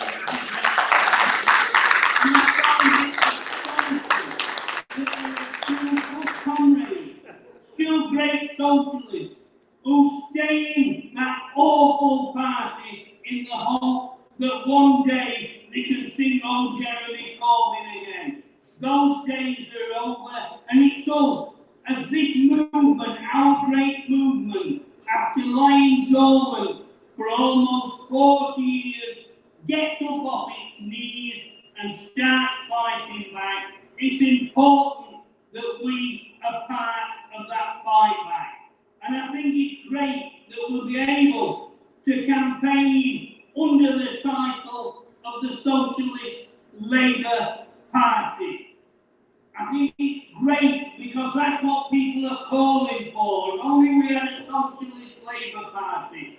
Well, it's up to us to build that, comrades, to build a resistance movement that fights back, that doesn't just concentrate on electoral politics, that takes the fight back into communities, into the streets, starts building an awareness that there is an alternative to this awful system. Our labour movement, our great movement, as I say, getting up off its knees at last, was built upon solidarity. It's something that I've lived and breathed my entire active life.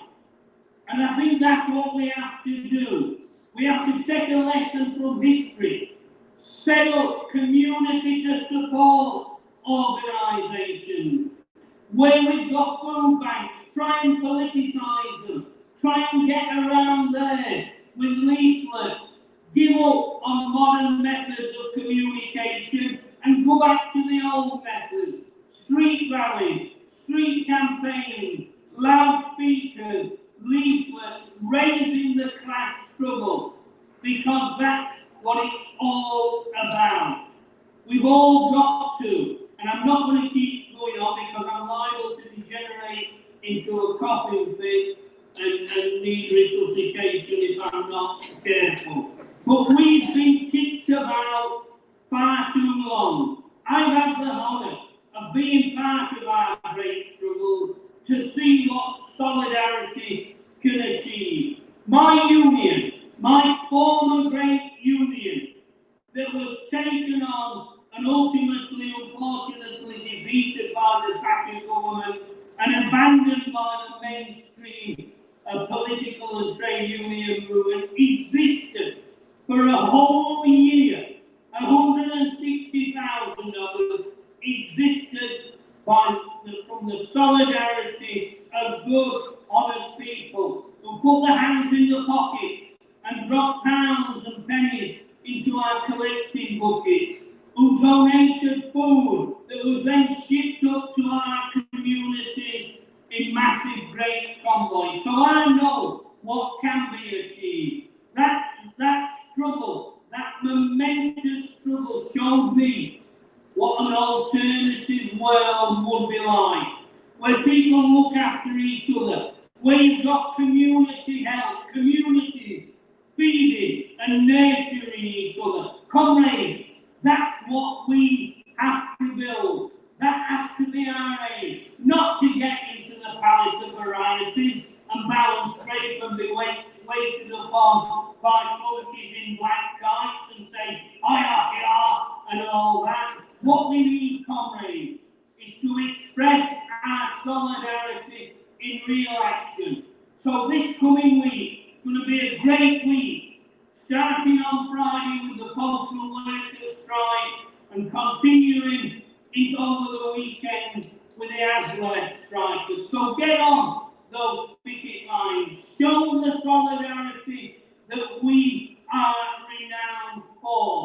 Don't just sit at home sending messages on YouTube chat or on Zoom chat. Get out there and show in real numbers that we're not afraid to face up to the onslaught from the Tories. And I always say, polish your picketing boots.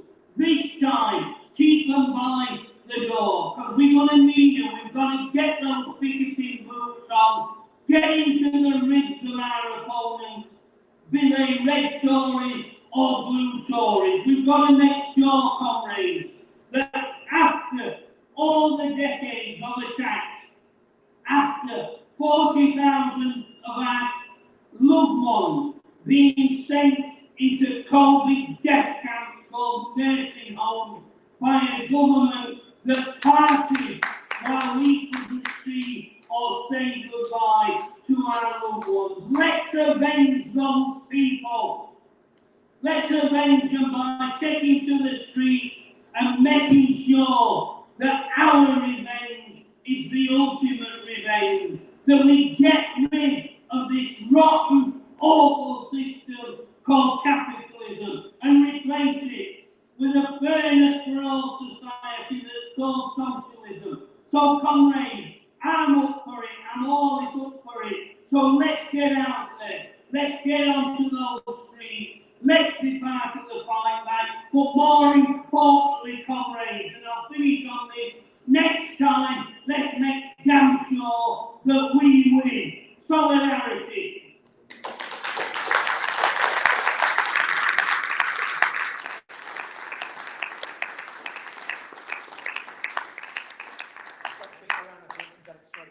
So you've all been told. Thanks, John, for telling it straight, as ever. I think not enough people get the opportunity to hear really strong, really angry working class voices. But I think the example of Mick Lynch and Eddie Dempsey in response to them recently shows us that there is a positive reaction when people hear that, they recognise it, there's a hunger and an appetite to hear that as well. So that's invaluable for our movement, and I think enough is enough need John Dunn on their platform speaking to people as well. Thank you. I think we've got one question. Are you all right to hand around for one question, John? All right, just give us a sec, we'll pass the mic over.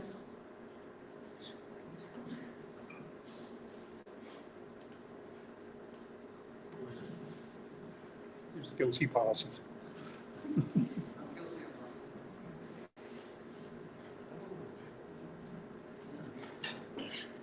Hello, John. Do you know where Bill Esterson is? Yeah. What's your language? My MP. Sorry, can John... Can John hear me? Sorry, what's going on there? Can John hear me? Yeah, it's not so much a question as a statement. You know, when the P&O workers got sacked, our old MP, Bill Esterson, was speaking there. And I went over to him. He was talking about how he's got sympathy for the workers and stuff like that. I went over to him and I said, how can you be part of a party that hasn't repealed any of the anti-trade union laws and say words like that? I was escorted away and told it's not the time or place. When is?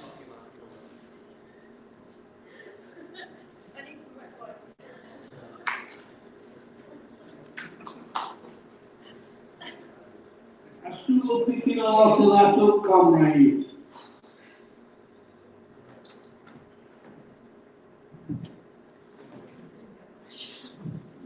Yeah, if the sound's working now, I'll say that again.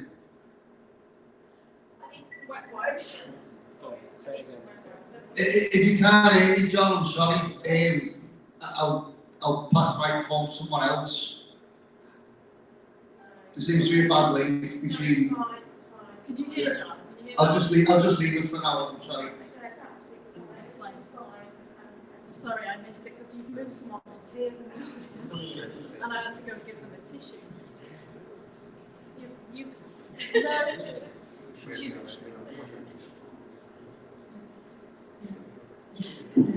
So no, you just spoke so powerfully, and I think it's been emotional for people to hear that. We don't hear it often enough. We don't hear the unabated truth from working class, strong voices. We have done for ages, and we've been missing it, I think. So thank you so much for being here with us today. I've got membership forms for people who want to sign up for the Socialist Labour Party. We've got them out on the desk, they're on the clipboard. We'll put underneath the video, after this session, this event, we'll put information about how you can join up. And thank you so much, John, again, for coming along.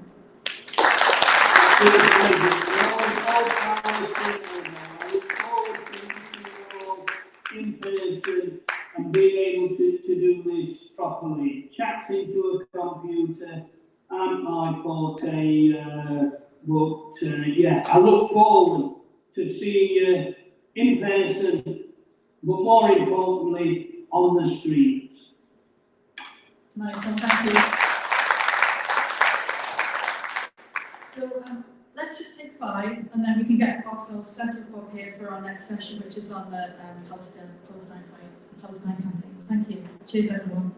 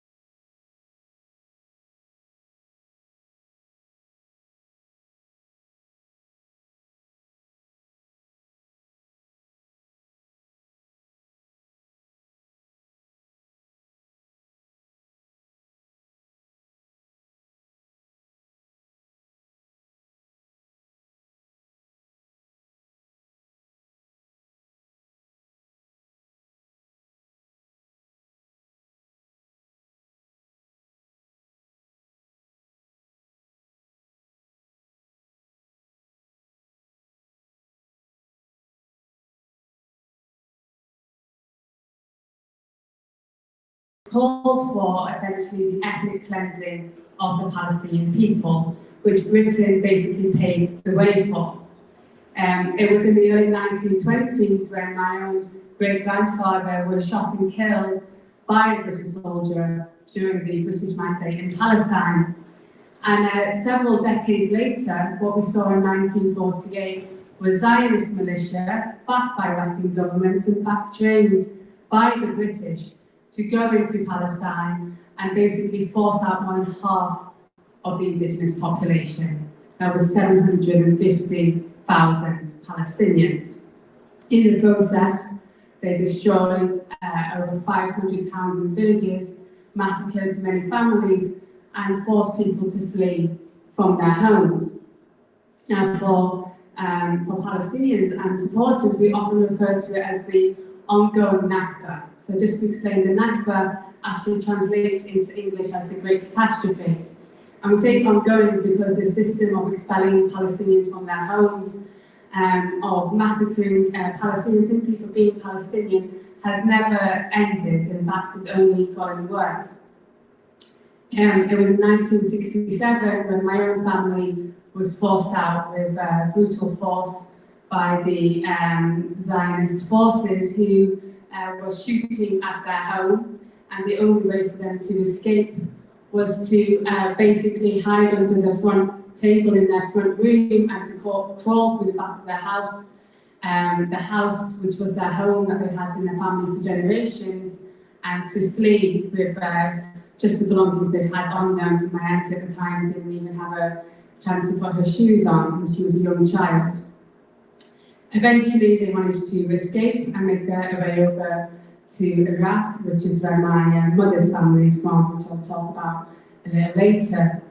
But what we see today in the West Bank is Palestinians are routinely forced to confront the occupier because they are under a constant occupation, which means if you are going to school as a Palestinian child, you're confronted with Israeli soldiers on the way to go to school. You have to stop at checkpoints where routinely Palestinians have been killed, held for hours on end, and humiliated by the Israeli soldiers. In fact, women have been forced to give birth at these checkpoints because the soldiers would refuse to allow them to get through to go to the hospital. In addition to that, and this is just a microcosm of what's happening there, they're constantly faced with the threat of losing their home. And often this is done in a very brutal and humiliating process, where the Israeli military will give a notice to a Palestinian family, and they will say you have, for example, a month to demolish your own home. And if you don't demolish and destroy your own home, you have to pay the cost it costs the occupier to demolish that home. So often people are forced into a position of having to destroy their own home in order to avoid being in debt to Israel for the rest of their lives.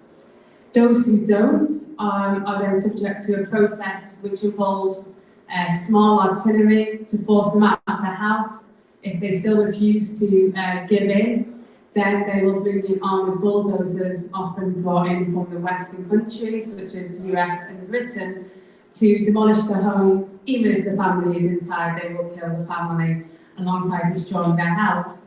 And they do this in order to build the ever-expanding illegal Israeli settlements, which are not for Palestinians. So, I mean, you can literally see images sometimes of a Palestinian being thrown out of their house and a settler moving into their house and then becoming homeless. In Gaza, the Gaza Strip has basically been under a brutal blockade for over 15 years now. And that means that people there cannot leave and others cannot enter. They're denied their freedom of movement, a contravention under international law. However, even though it's one of the most densely populated areas on Earth, and more than the vast majority of people there are children, and over 70% are already refugees who've already been displaced from other parts of Palestine. They're denied basic rights, and everything's basically controlled by the occupier. At one point, Israel literally calorie counted by the population how much food could get in. which I mean is an impossible process to do, and meant that many people starved. And despite the knowledge that all of this, the illegal occupation, the brutality that people in Gaza are going through, on top of that, Israel routinely bombards them with attacks. We've seen it in 2009, we saw it in 2012, we saw it in 2014.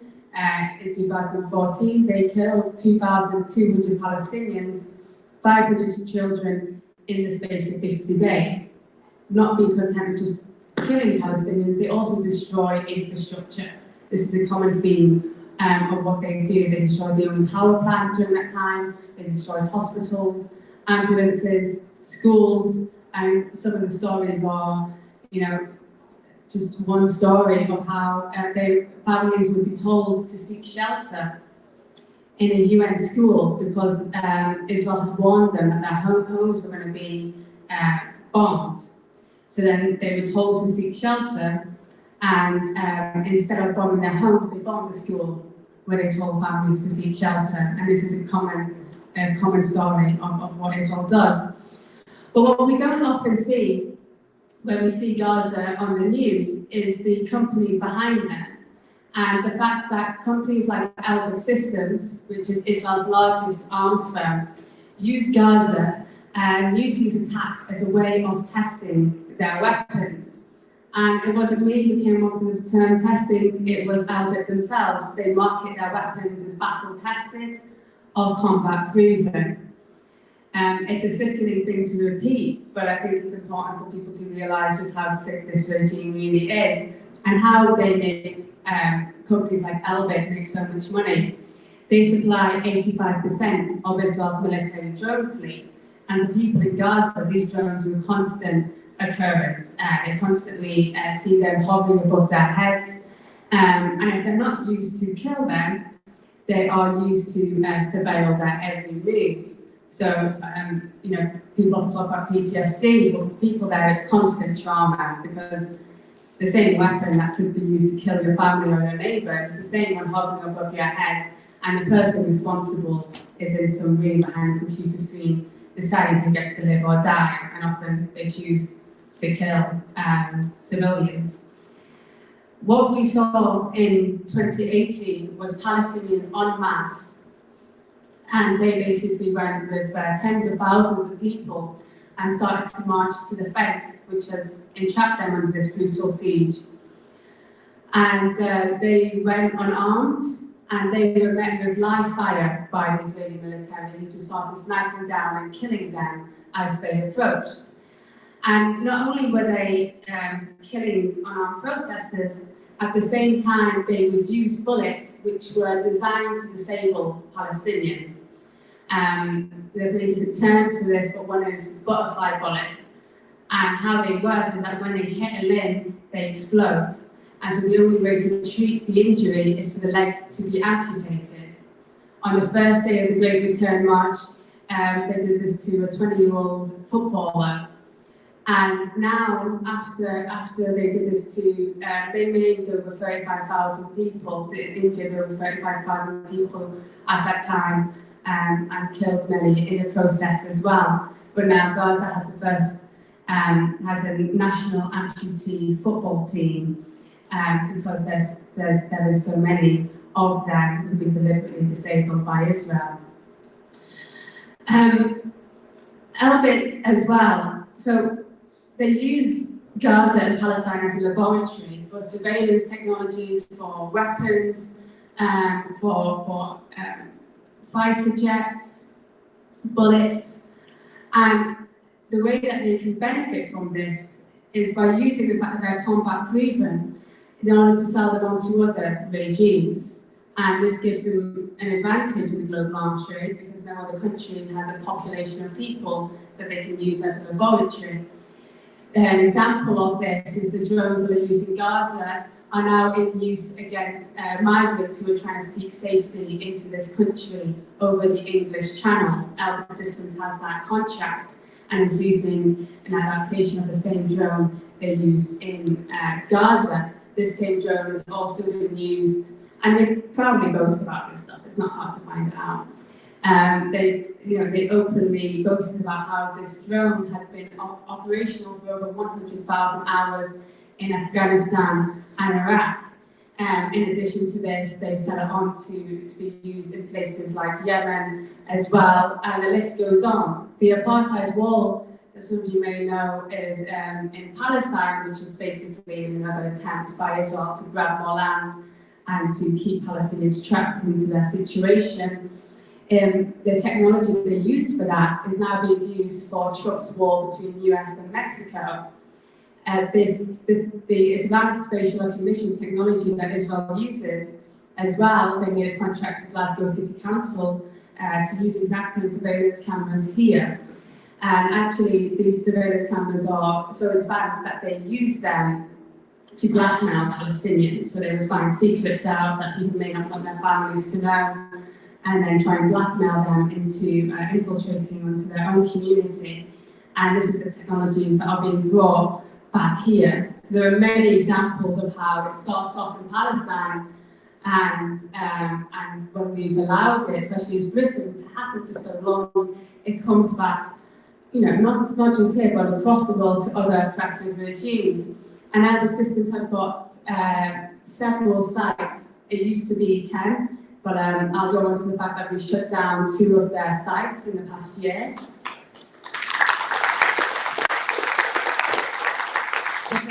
They now have 8 sites remaining in this country. They've got a massive presence here compared to the rest of Europe. We've only got a few dotted around, but there is a massive presence of Albert Systems here. I was in Labour, as I'm sure many people here were, and before I got active in Palestine Action. And for me, as a Palestinian and Iraqi, I was excited by the prospect of real change and for changing this country's approach to Palestine. And the main thing for me was an arms embargo between this country and Israel, as well as Saudi Arabia and other oppressive regimes. And I remember in 2018 that motion passed in Labour Party conference, and many of us were wondering how this would make it onto the manifesto and actually become a reality. And I remember becoming, in 2019, seeing it on a Labour Party manifesto, and this was the first time ever such a strong sanction had ever been put onto any party manifesto for the past 100 years and probably before that. And so it was extremely exciting for many people. Unfortunately, we saw what happened, and we saw what happened to Corbyn's party, and it infuriates me, to be honest, that at the same time as protesters are being shot at and killed, protesters, many of us probably gone to protests, is probably our ordinary pastime, right? But for them, facing these bullets, and bullets that come from our country, that came from here, those sniper rifles, there was an arms export a few months before the Great Return March started from this country into Israel. We had a direct connection to it, and that wasn't at the forefront. In fact, we had no place to speak about it. And although it was tragic that we didn't get a Labour government and the arms embargo never came to fruition, what it did do was make myself and many other people realise that the political process when it came to Palestine is completely broken. In fact, it doesn't exist. Tell me one way of trying to push these policies to actually have sanctions on Israel, and I can tell you I've done it, and if I haven't done it, many other people have done it. There is unwillingness by every single successive government for the past 100 years to support the Palestinian people. And to think that, and when you realise as well that basically appealing to the oppressors, it's madness when it comes to Palestine. Right? Britain has paved the way, has supported the apartheid regime happening to the Palestinians every step of the way. They are not going to be the ones to bring us our freedom. The people are. We saw that with Iraq in 2003 when they decided to go and invade Iraq with the US, and 1 million people came out and marched against it, but still they went on and killed 1 million Iraqis. What kind of democracy is that? There was no vote about the Iraq war. There was nothing that people could do because they had tried it. However, now we're at a point when we realise, okay, political process is closed off. The only option left for us is direct action. And that's why in July 2020, myself and many others set up Palestine Action.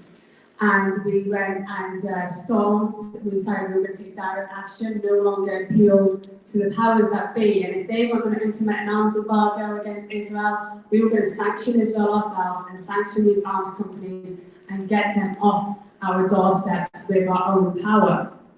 And so we started in 2020 by storming the London headquarters of Albert Systems, and we went in several times, spray painted the inside, and kept coming back to the same place. And we told them, I repeated on the wall myself, we will be back, and we kept to that promise.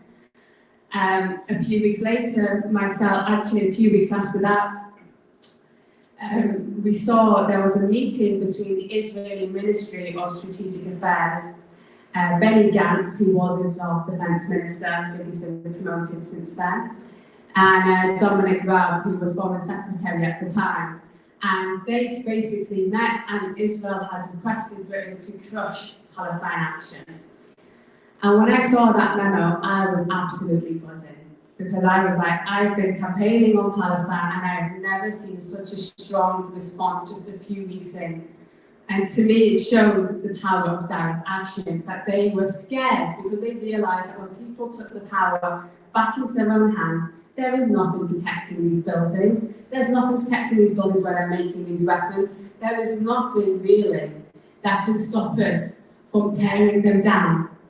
And so that's what we continue to do, to tear them down. By literally a couple of weeks later, we climbed onto the roof of their arms factory in Shenstone, UAV engines, which makes the engines for Israel's drones, just with a ladder and paint and some sledgehammers.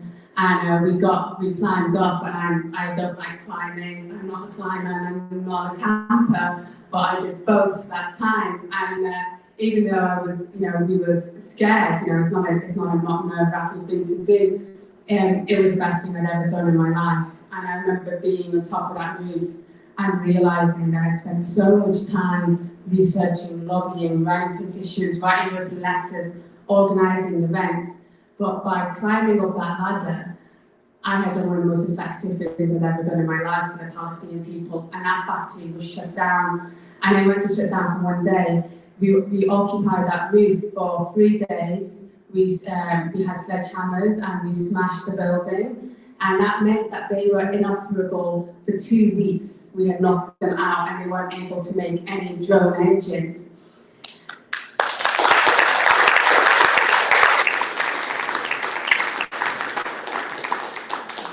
And after that, we realised, and I, to be honest, I've always had more faith in people than the establishment. And many, many people came forward, joined the movement, and said, you know what, I'm going to go onto the roof and I'm going to smash up Albert Systems. I'm going to make sure that this company making weapons to kill our siblings abroad cannot operate. And there have been hundreds of people who have taken that action in the past 2 years.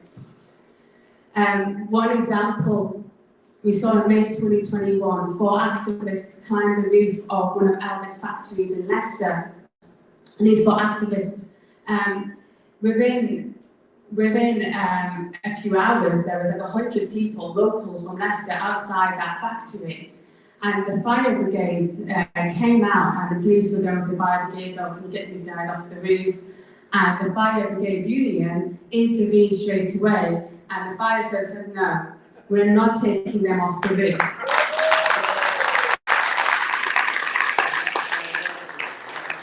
And they said, we stand with Palestine and we're not going to remove them. And because of that, they ended up there for 6 days. During that whole time, hundreds of locals came out in front of that factory And when it came time to take these protesters down off the roof, the police came and there was about 50 people at the gates. And suddenly within half an hour there was 100, and then within an hour there was 500. And the locals, and this was families, you know, these were families, women, children, men, had barricaded the gates themselves. They were, you know, brilliant, to be honest. They barricaded these gates and they said, we are not letting you take them down off the roof, because they understood that the criminals were not the people going on top of the building, and they were outraged. And I think that's a basic human instinct. The crazy thing isn't stopping these factories. The crazy thing is leaving these factories alone to make weapons to kill our siblings. And in the end, it took them 7 to 8 hours to remove those protesters. And then there were about 30 people, 30 cars following them to the police station, standing outside in solidarity. And with these actions, we've seen communities come out massively in Oldham, Leicester, other places as well. And in January this year, we heard the news that their factory in Oldham was shutting down for good. They ended up selling their company at a massive loss. They bought it for 15 million, sold it for 9 million 10 years later, and they were forced to leave because they understood they couldn't. We made it impossible for them to operate. Just a couple of months ago, just a couple of months ago, we heard the news that the London headquarters was also abandoning, Albert was abandoning their London headquarters. So in the space of the past year, we have shut down 2 of their sites, but we're not stopping until all of them has gone.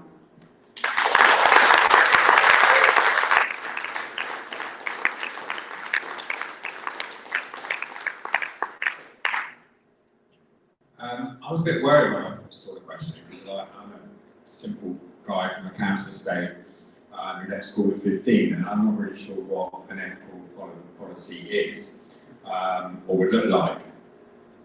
But I know it doesn't look like the one that we've got now, or the one we had before that, or that any government has enacted, whether they be Conservatives, whether they be Labour. There seems to be no such thing. And even if we could, some people, clever people, could write an ethical foreign policy, to be honest with you, it's still bullshit, right? Because it ain't getting enacted, right? No one's going to actually go through with it. There's a writer, Khan Ross, he wrote a book called The Leader's Revolution, and he worked in the Foreign Office. And basically he said all these words that are written are bullshit, yeah? And he left because he was one of the people who made the case for the Iraq war that Hood's talked about. So, kind of subvert the question. I think an ethical foreign policy is something that we're all responsible for here, yeah? Let's not leave it to these politicians that we've all been, lied to throughout our lives, yeah?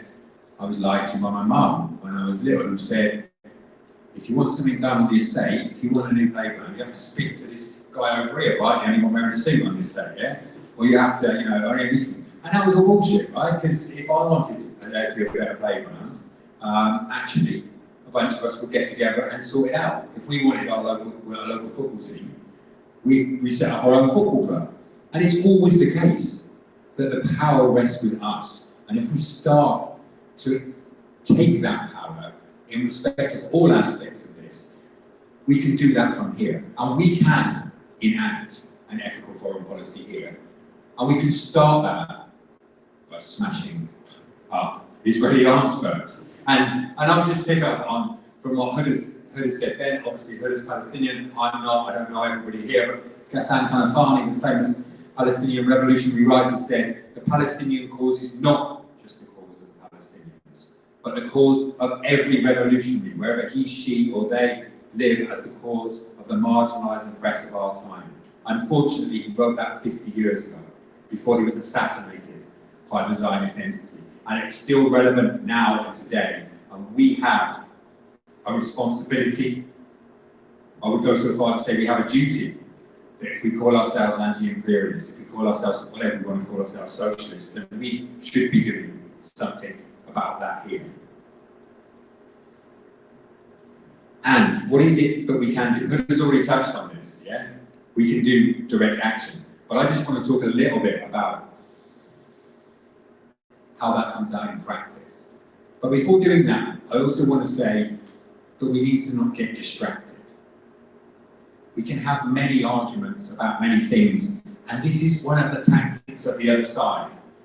It's also one of the tactics of the privileged who spend their times in universities lecturing and writing books, that they like to make these things confusing. This is not a confusing issue. It's a simple issue. It's an occupied, colonised people living under an apartheid regime.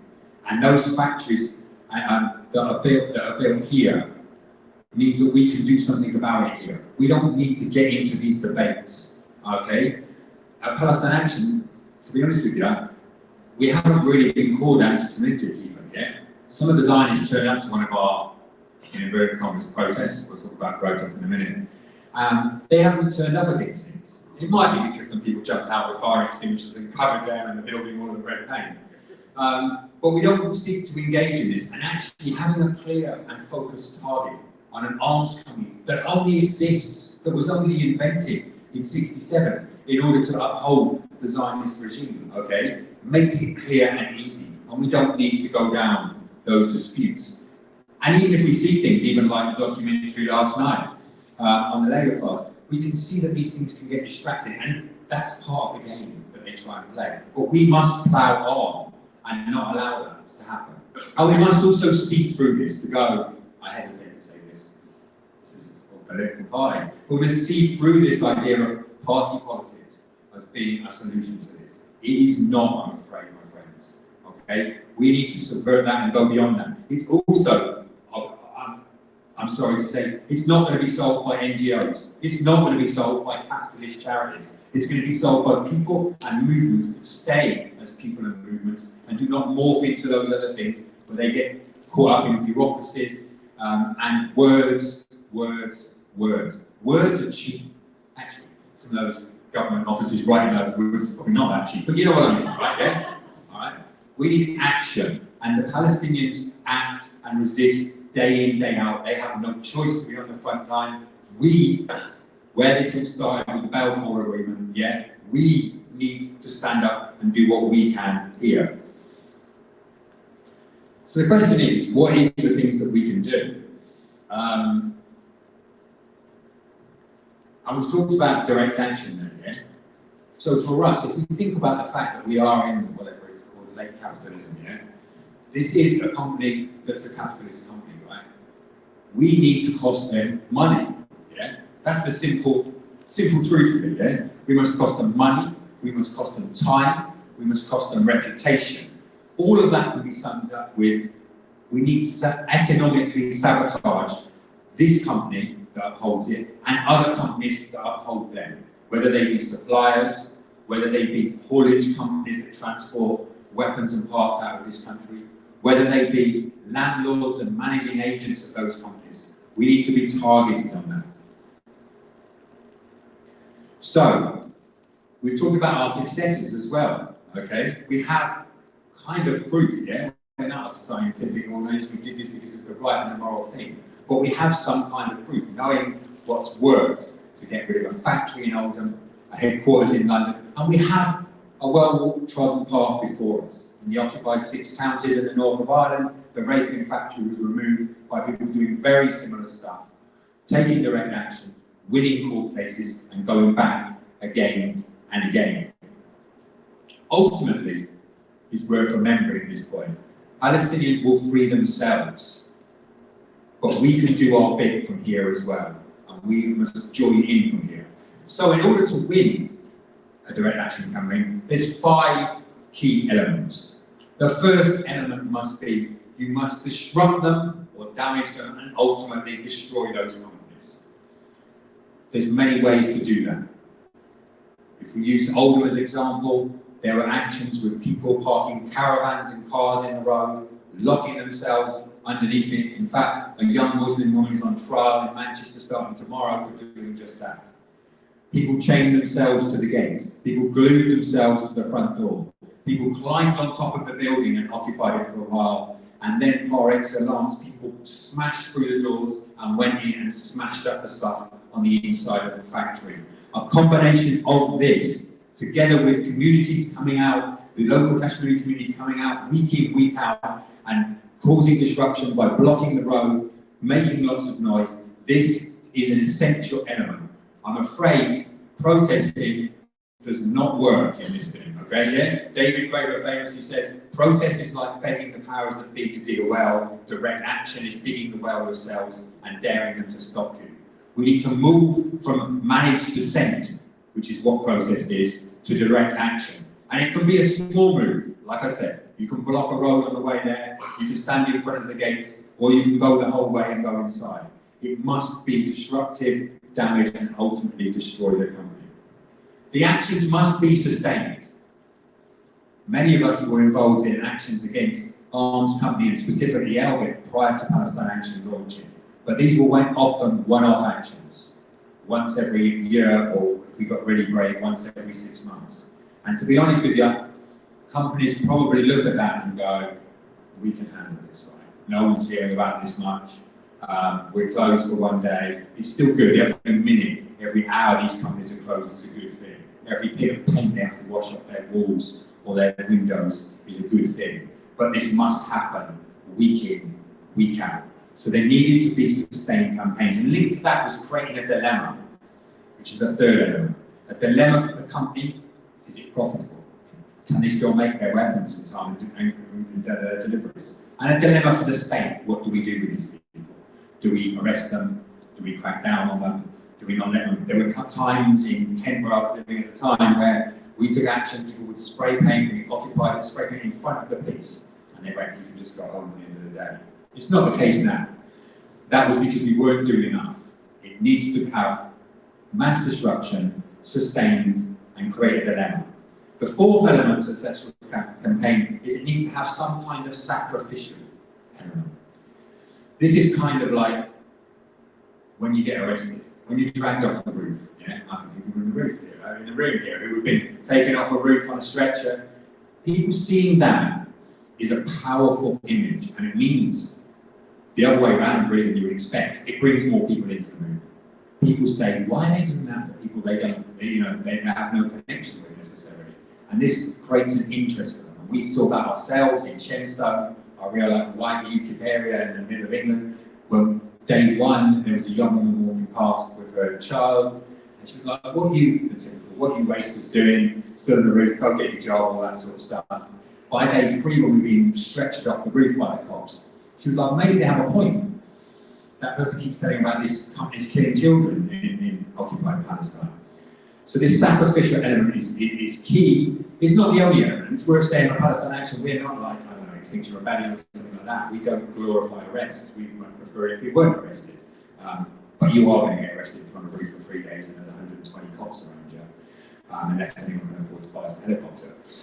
But we have a combination of actions. There's actions where people can get away if that's what they want to do because of their own circumstances or what have you, and actions which are more higher profile where people stay. So that sacrificial element is key. And the fifth key element is to stay focused on one target. Elbit systems, the evil of the evil, right? You know, this is so easy to bring people in. There's many companies that are complicit with the Israeli apartheid regime. We could go after all of them and we'd be morally right in doing so. However, we would be strategically poor in doing so. Because you must go after the worst of the worst and those who uphold them and go after them one at a time. That is the history of how you win campaigns. Not to just go after whatever is local to you or whatever's convenient to you. Never do anything that's convenient to you. Always do the thing that's most inconvenient to your enemy. So one target, and linked to that target, like I said before, are those companies that uphold that. And that can create, so if we use London as the example for us, I think it was already said, we went in and stormed it very simply as a first action, and then there were many actions. People got on top of a canopy that was really posh London office that the company then removed, and people blockaded it, and people also from York to Brighton and many places in between, often I'd assume in the middle of the night, would go out and cause damage to the landlords of Elwood's London HQ. And this secondary targeting will have combined with the focus on their London office. And in fact, what tipped the scales was 6 weeks of actions in London, where people went twice a week. Very simple, stood it free, covered it in red paint, and after a while, both them, their landlords, in combination of them said, this is not sustainable for us as a business model, and you're going to have to leave. This focus targeting includes those, and those are the 5 key elements that we must continue to do, we continue to focus on.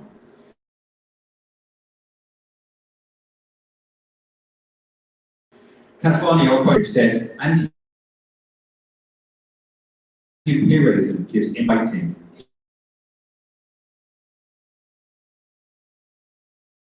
in the middle of the battle. In case we will not be able to become socialist movement.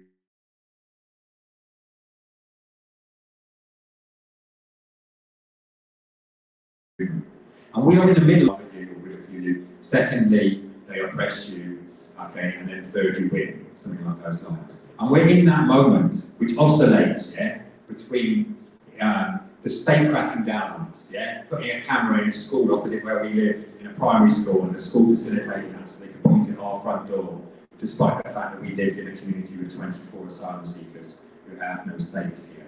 Despite the police arresting us under counter-terrorism legislation at the border, and then questioning us about Palestine action.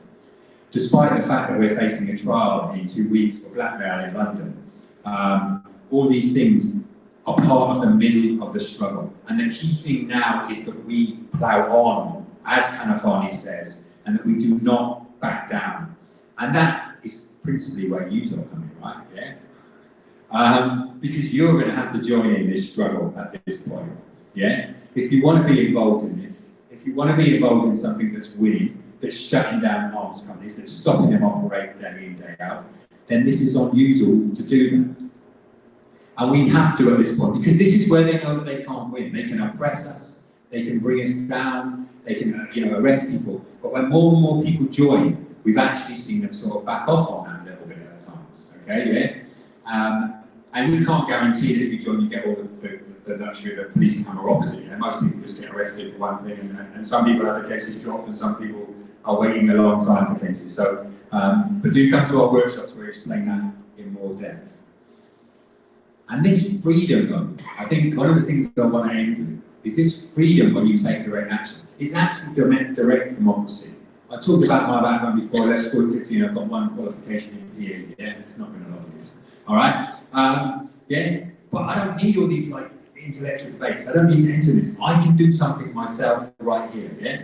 And I think that's the freedom that happens when you climb on a roof with a sledgehammer and damage those windows, or lock yourself to a building, or sit in a road to stop those trucks leaving those premises with those weapons on it.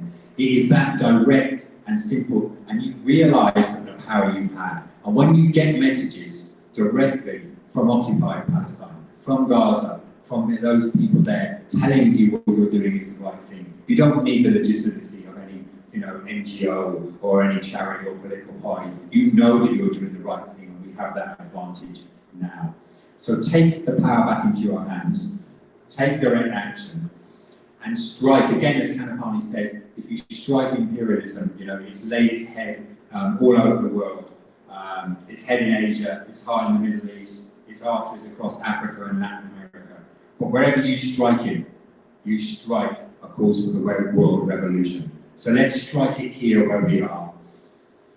Join Palestine Action, shut Elwood down. Let's do this together.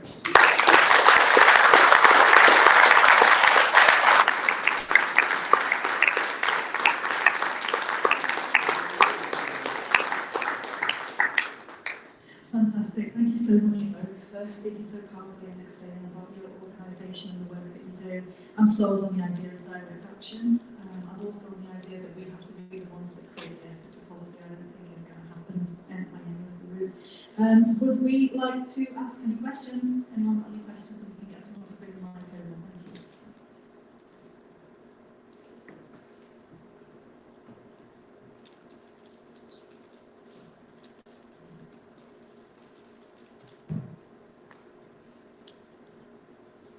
I heard lots of words that you said. I agreed with the words, but maybe not the means. So you mentioned you need to disrupt, you need to cause disruption. To me, you can have a sledgehammer, but it's not the bricks you need to break down.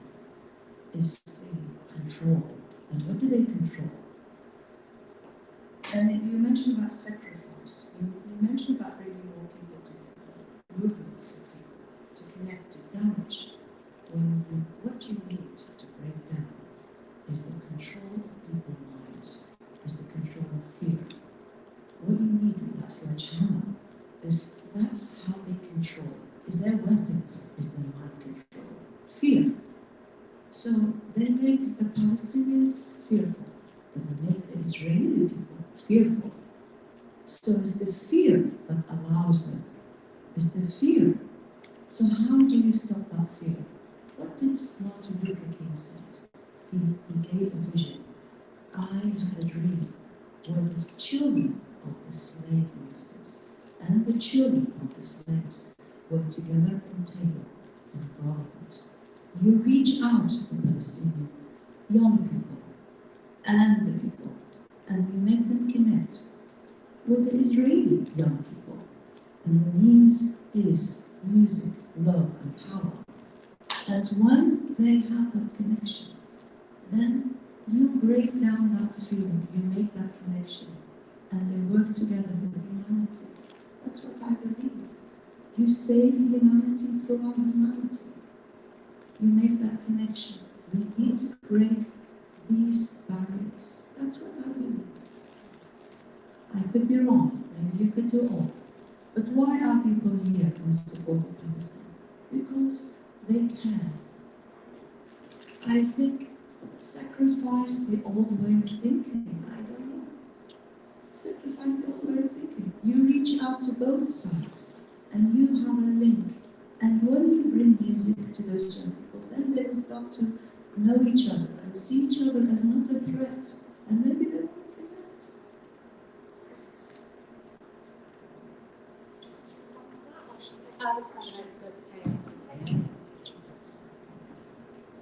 Thank you. Yeah, I just don't agree, but I think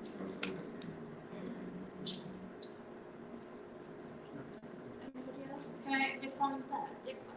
Hang on, let me bring this back to you.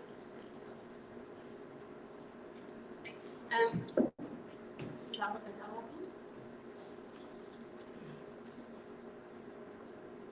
Yeah? Okay. Can you hear me anyway? Yeah. I think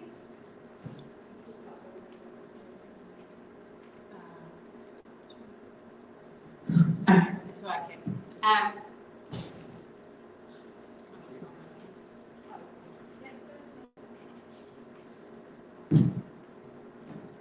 Is battery there?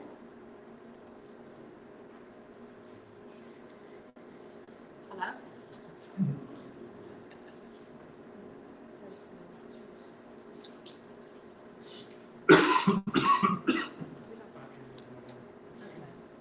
Should I just speak?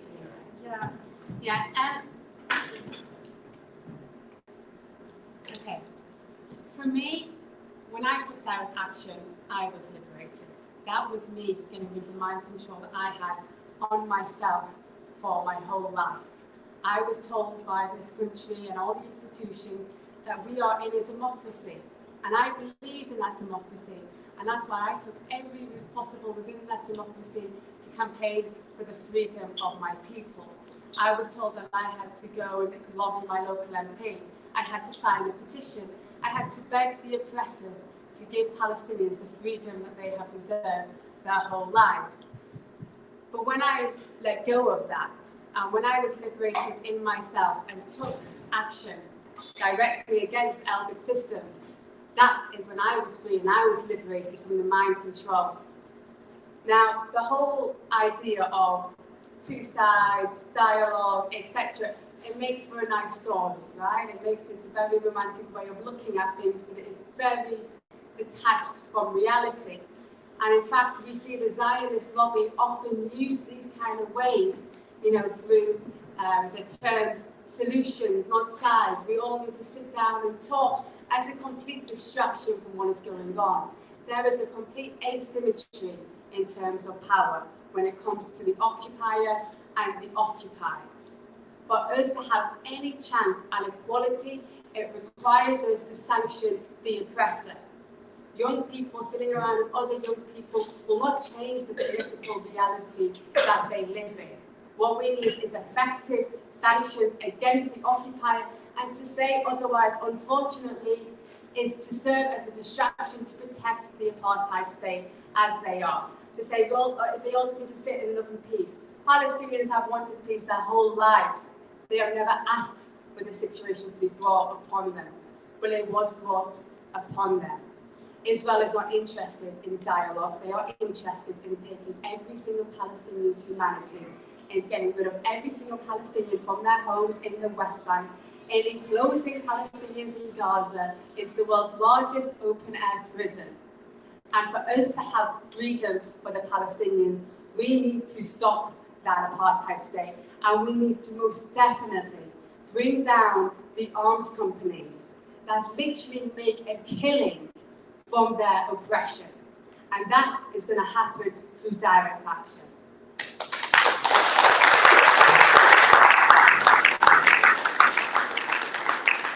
Can I ask a question? Can I ask a question of Tyler, please? Could you tell me why you joined Palestine Action and what you did? Is that right? That's all right. Cool. I don't think either of these things work, which is a shame. No, This is working, yes. It's a bit of a story. I was part of a protest, many people here were, against an arms fair trade, arms industry trade fair. And I sang at the event, and Chris Williamson was there, and he invited me to a Resist event. Some months later, I heard you speak, and you invited us to come and join Palestine Action, and I just felt that I was in the right place. I had been asked to make a contribution, a meaningful contribution. I am an artist, I'm a singer, but music and art can only go so far. They can open, they can open a heart and a mind, and you can decide whether you want to make music and make art. If that's enough for you, at least you will reach some hearts. But I felt that seeing what these guys have done, seeing what the Palestinians themselves, children, do to resist one of the strongest armies in the world. And I was asked to come and break up a factory. I felt I cannot say no. And so I've had the great pleasure of doing that twice, being arrested twice, spent one night only so far in a police cell.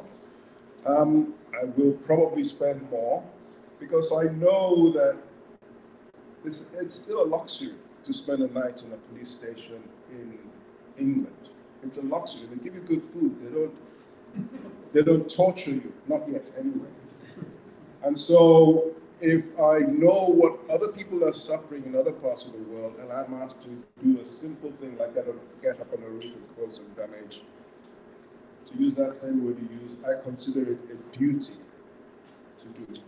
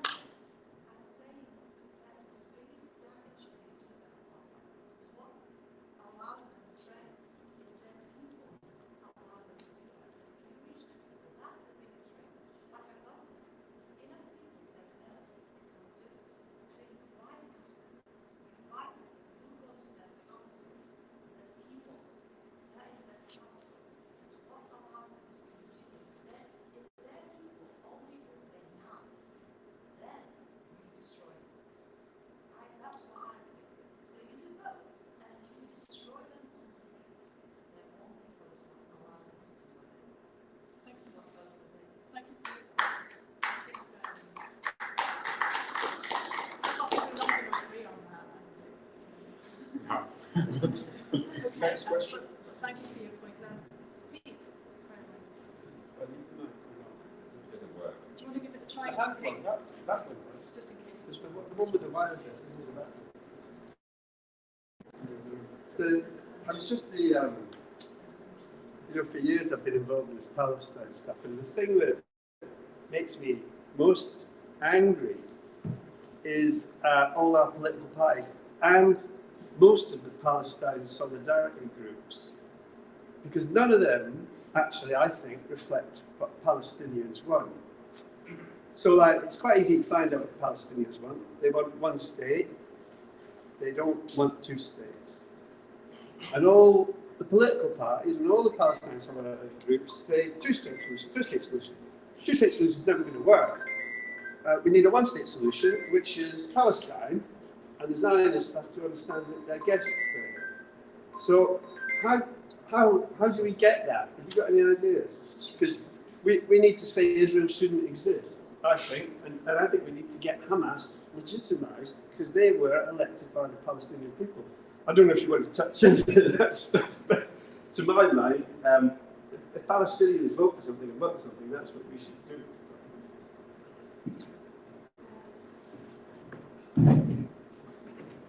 I don't know if we can touch on all those things because we may not be as free to speak about some things as others because we always assume there's one cop or a spy in every room we talk about. But if I touch on the first part of that, and this is exactly why we exist in terms of like the NGOs and the political parties. Yeah, I no longer feel anger about NGOs and charities and political parties because I just feel that they're irrelevant, and they're irrelevant for the Palestinian people, crucially, right? Yeah, because they're the ones who made it out, as you said. But they're also increasingly irrelevant for younger people in this country, in not just the Palestine cause, in many causes, yeah? In the environmental movement that I've been involved in animal rights, they just see through those people who play those political shenanigans and actually see through it and start to take things directly into their own hands. And I think that's the key thing. And in terms of like wider solutions, I think that's for the Palestinians to make those calls on, yeah, about what they want. For us, at Palestine Action, we are here in the Imperial Court where the Balfour Agreement was signed. We're going to take action here and like that and take our lead or about any solutions from Palestinians as to how they say it. I think the main thing is we can sit and debate about a lot of topics about Palestine. The main thing is that there will be no solution unless there is action. And that is the way it's going. You look at the map of Palestine today, it's a fragment of what it used to be. Every single day we don't act, the situation gets more and more urgent. And we've lost all power in the political process. And there are no means by that. That means that the work that we do is urgent and should be replicated everywhere. If we want to justice for the Palestinian people, we have to get rid of the obstacles that are oppressing them from where we are. Because Palestinians can't come here and take out the arms companies that are oppressing them. You know, they don't build Albert in Gaza because it wouldn't exist. They don't build Albert in Iraq. They don't build these weapons in the countries where they kill these people. They build them in front of us here in the Imperial Court. And that's the key thing, that's the key place where we can act to take away those obstacles and act in solidarity with the Palestinian people who ultimately will free themselves. But we have to remember that Israel isn't able to do this in isolation. The reason that they're able to get away with the crimes they commit is because of governments like Britain, because of international governments and the corporations that maintain them. And if we want a free Palestine, then we have to work on dismantling those institutions.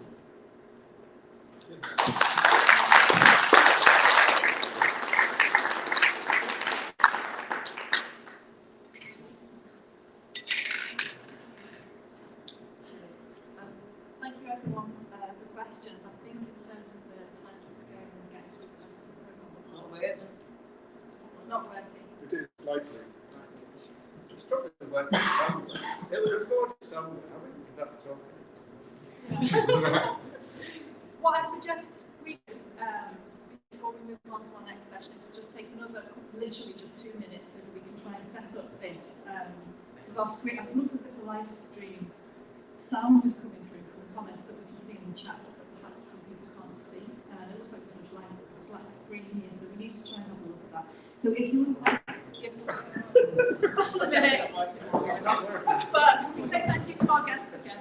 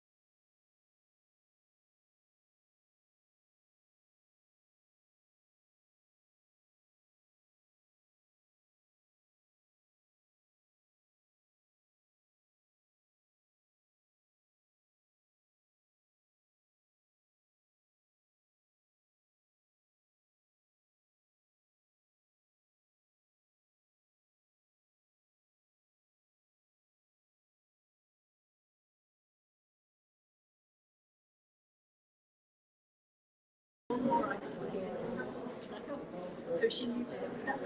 Yes. We'll have to hold it. Good luck in the future.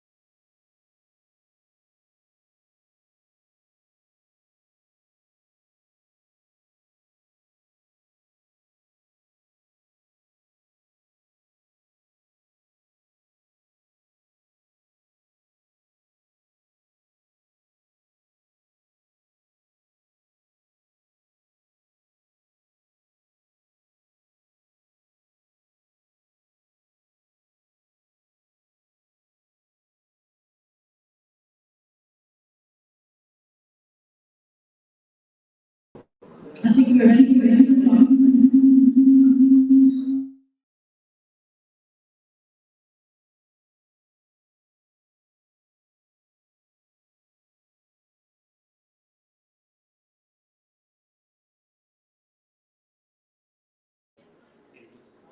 Yeah. Okay, off we go.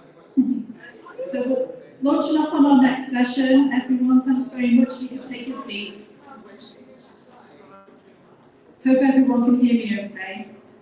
So, I think our afternoon is going to be a little bit shorter than we'd originally thought, because we were thinking that we would have Norman Thomas here to talk about his upcoming film about shenanigans within the Labour Party, which draws on Chris Williamson's book, but he's not going to be able to join us, so that one's gone off the programme.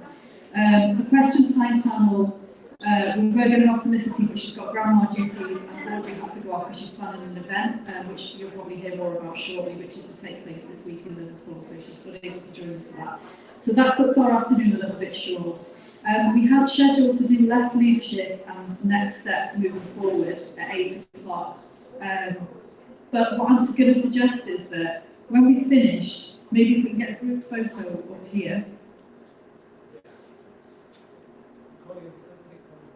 Pardon? You'll have to text me about that because I don't know. On our programme? I don't think. It's not on mine. But text me. Okay. Hi. Yeah, okay. Okay, so if we get Pete started, then I can go find out more about what that is. So yeah, just to let people know that the agenda's changed a little bit, but next on our agenda today, we have Pete Gregson, who is here to talk to us about cooperative housing. So Pete's a former council worker. He was working in housing for 10 years and currently works for the NHS. Is that correct? And he's joining us to talk about cooperative housing. So welcome, Pete. Now, hand over to you now. Thank you. Brilliant. I wasn't a youth community worker. I was sort of with the BBC, and then I was a youth community worker, doing community media, and I was a youth worker. And then I got so fed up with fundraising that I ended up joining the NNA, which is obviously the council. But I'm talking today about housing, because I think that's a big issue that probably doesn't get as much coverage as it deserves. And it's something which follows on from this morning. We were talking about municipal socialism, and I think public housing is a brilliant example of municipal socialism. Britain built more council houses than any other place in the world, apart from some of the communist countries that obviously were aiming for socialism. So our record on building public housing is amazing, actually. Between the wars, it sort of kicked off in 1922, I think, and then it just grew and grew. And after the war, there was a huge impetus to build homes, and that carried on really up until 1980, more or less, until Thatcher killed it. Well, it still carried on in some forms, but the good quality housing that was being built, degenerated, and it became sort of system built, block and deck access, maisonettes, not necessarily ideal places to have lots of poor people jammed up together. So, I'm also going to talk about co-ops, because co-op ownership has always been held up as the holy grail for housing. Living in a housing co-op, if you're not sure, it's about a group of people who manage and control the housing in which they live. So in theory, it's like a student flat on a much bigger scale. You have to have an equal say in decision making, and no member in a co-op obviously individually owns or makes profit at the expense of another. Everyone's expected to take an active role in providing and managing and controlling the level of rent.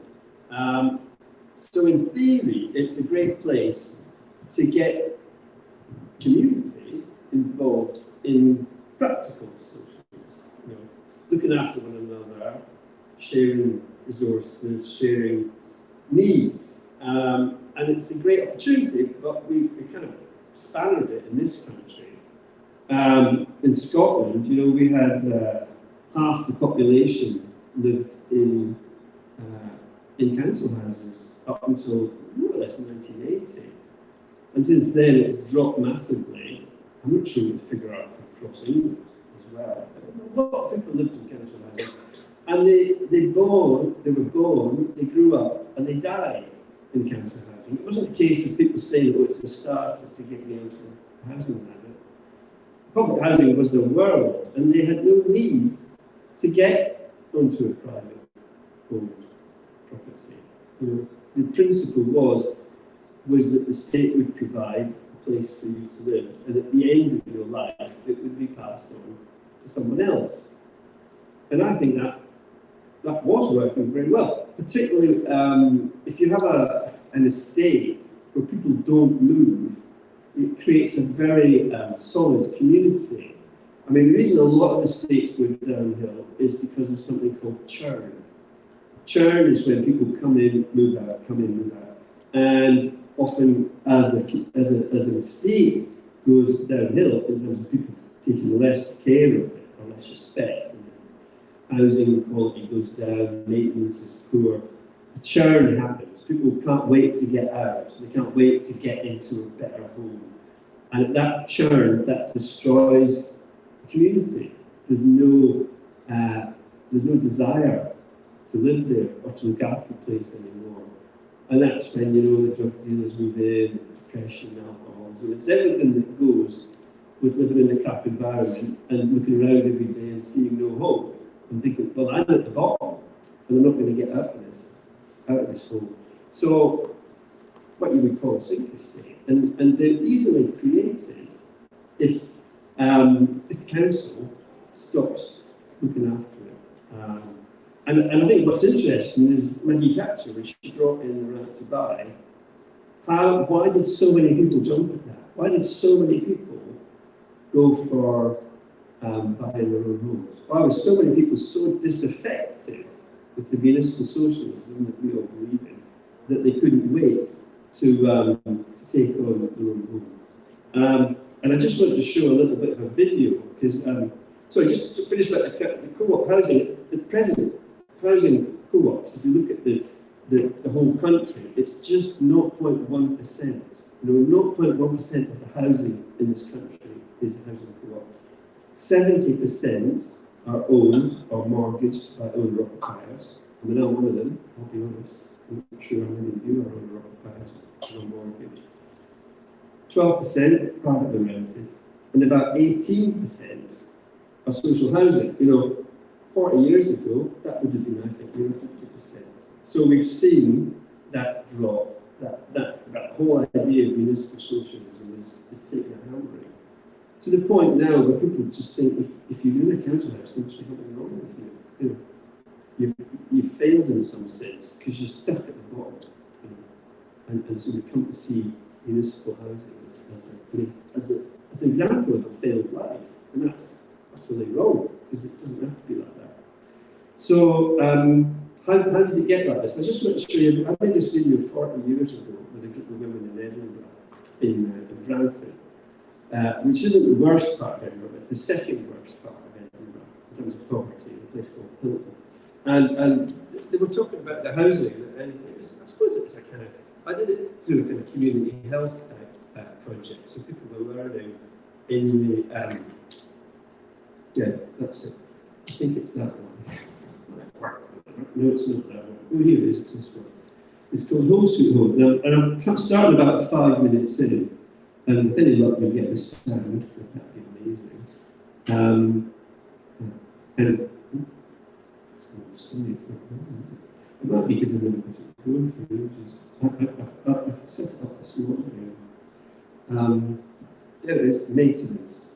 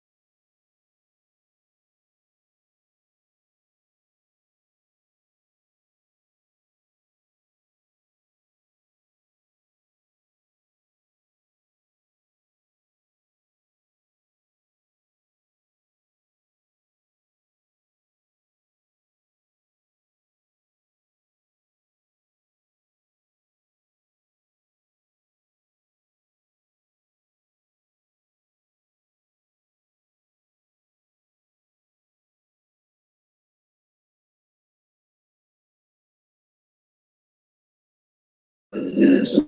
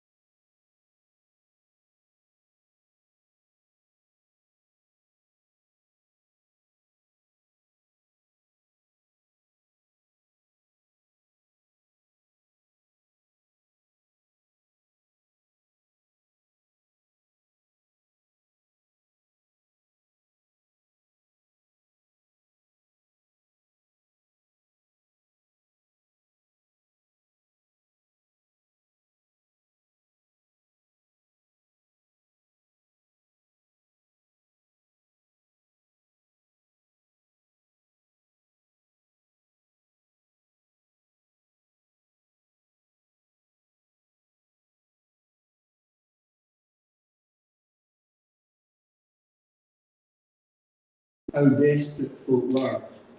They thought there was as much chance of getting the council to sort their problems as seeing rain in Ethiopia. So this, sadly, was a position that was quite common for a lot of people. And it's part to do with under-resources. Successive governments hadn't allowed the housing to be funded and to be maintained properly. But there was also an attitudinal problem amongst council staff who weren't really encouraged to see their clients as humans. Now, when I got to the council, things had improved, but then by then most of the stock had been sold, so they didn't have nearly so much to manage. Like, example, in Edinburgh, we had 56,000 houses. Now there's just 20,000. So nationwide, we had 6.5 million units in 1979, and that's fallen to 2 million. So a huge, huge drop, and a lot of those are housing associations. The difference, of course, in a housing association is it's like a sort of private charity that owns the houses, and this is the government's favoured solution. Labour and Tory, they want council housing. For instance, in 2000, New Labour saw an attempt to get rid of all council housing stock under the stock transfer scheme. And this is where they would kind of write off the debt by transferring all stock in a council area to a housing association. A new one would set it up.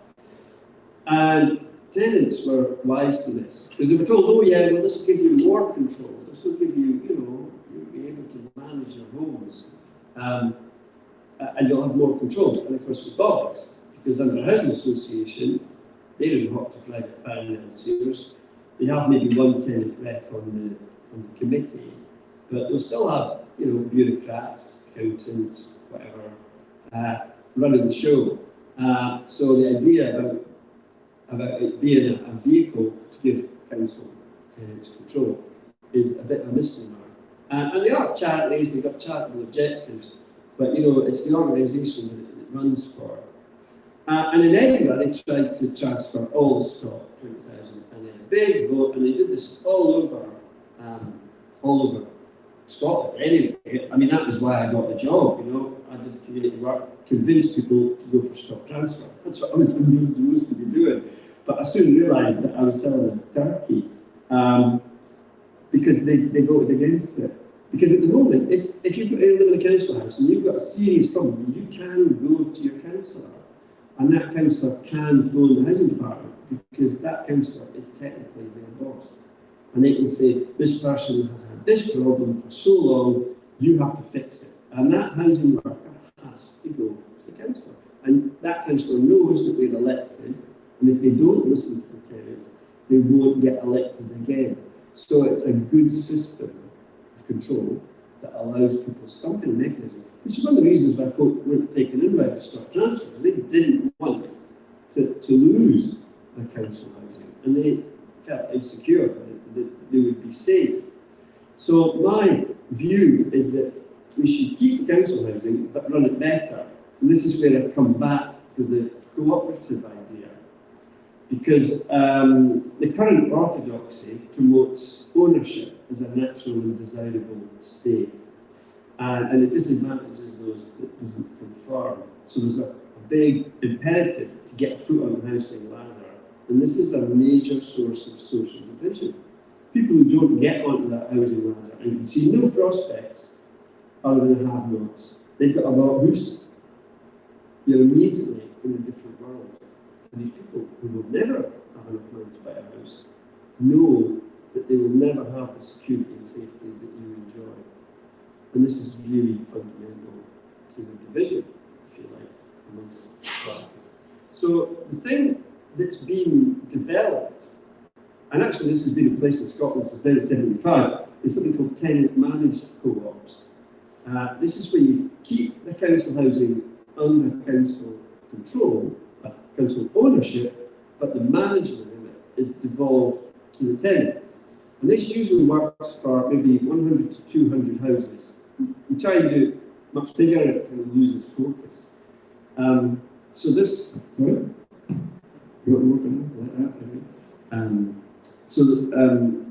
like Glasgow, took a leading role in the development. Other Scottish cities haven't really twigged that it's possible, but Glasgow's always been quite good at this sort of thing. And the same legislation exists in England, but only in the last 10 years. So probably most people haven't heard of it. You know, it's a very new thing in England. It's called the Housing Right to Manage in England. So this management co-ops are formed by groups of tenants, and the co-op becomes the managing agent for the landlord. And depending on what they choose to put in the management agreement, they could be responsible for a variety of management duties, such as the allocation of houses. You know, this could mean that it usually means that they get to choose who gets into the area. And obviously that could be open to abuse, but so far it's never proven that there was anything of racism or sexism. It generally meant that people got into the area on the basis of knowing that they had to make an effort to fit in. So the co-op would kind of, you know, they interview people saying, you know, there's actually proper housing co-ops in Edinburgh, there's 5 of them, and they have to pay £1, just £1, for this opportunity to become a shareholder. So it's £1 to become a shareholder.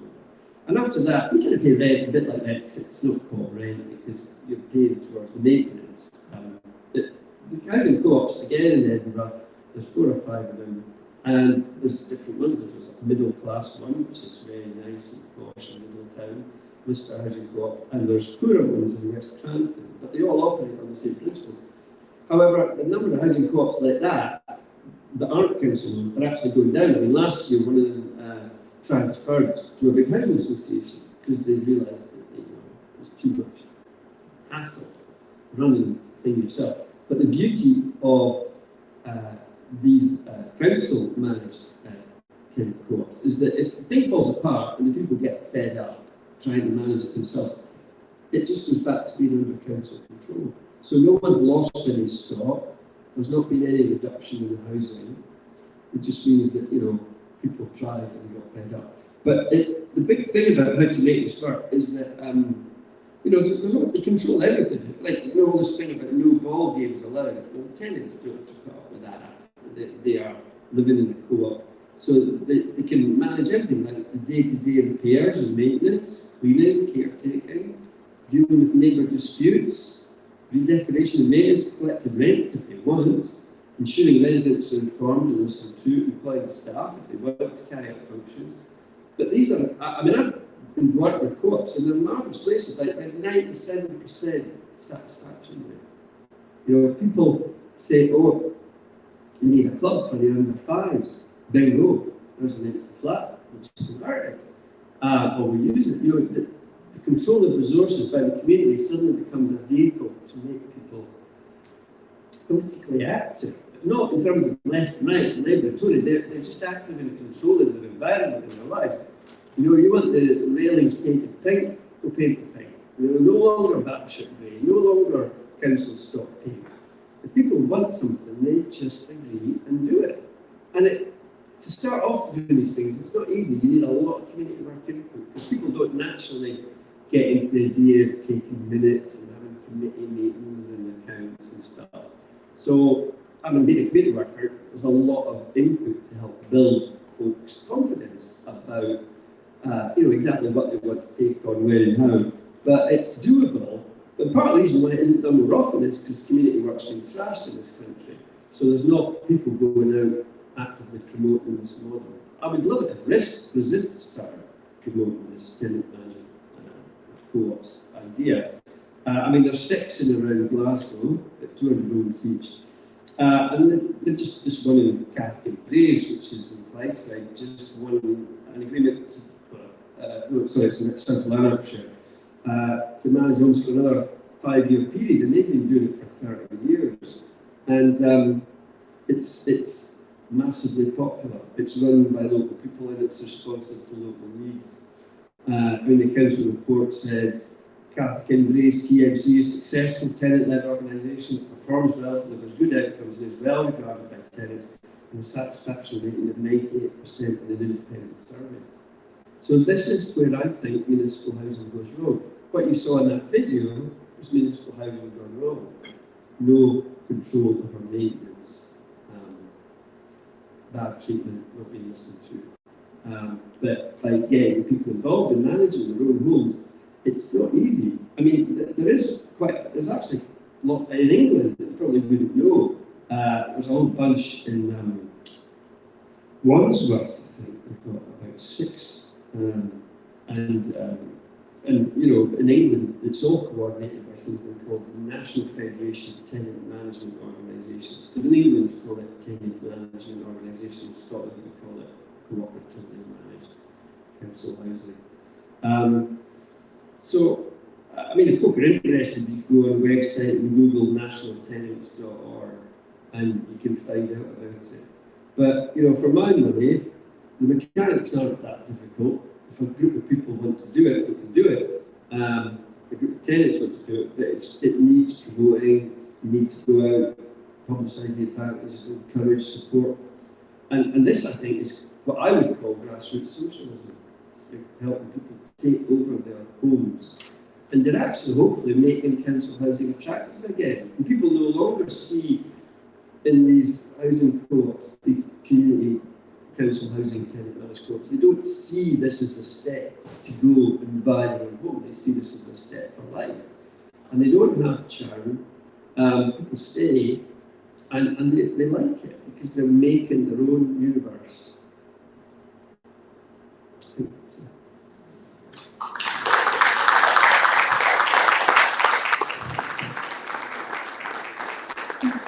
It looks like someone's got a question. And because of the mic lead being quite short, we can only take questions from people who are able to come up. If there's anyone who wants to ask a question and is not able to come up, if you want to raise your hand, I can read out your question so people at home can hear it. But if you can, you're welcome to come up and ask a question.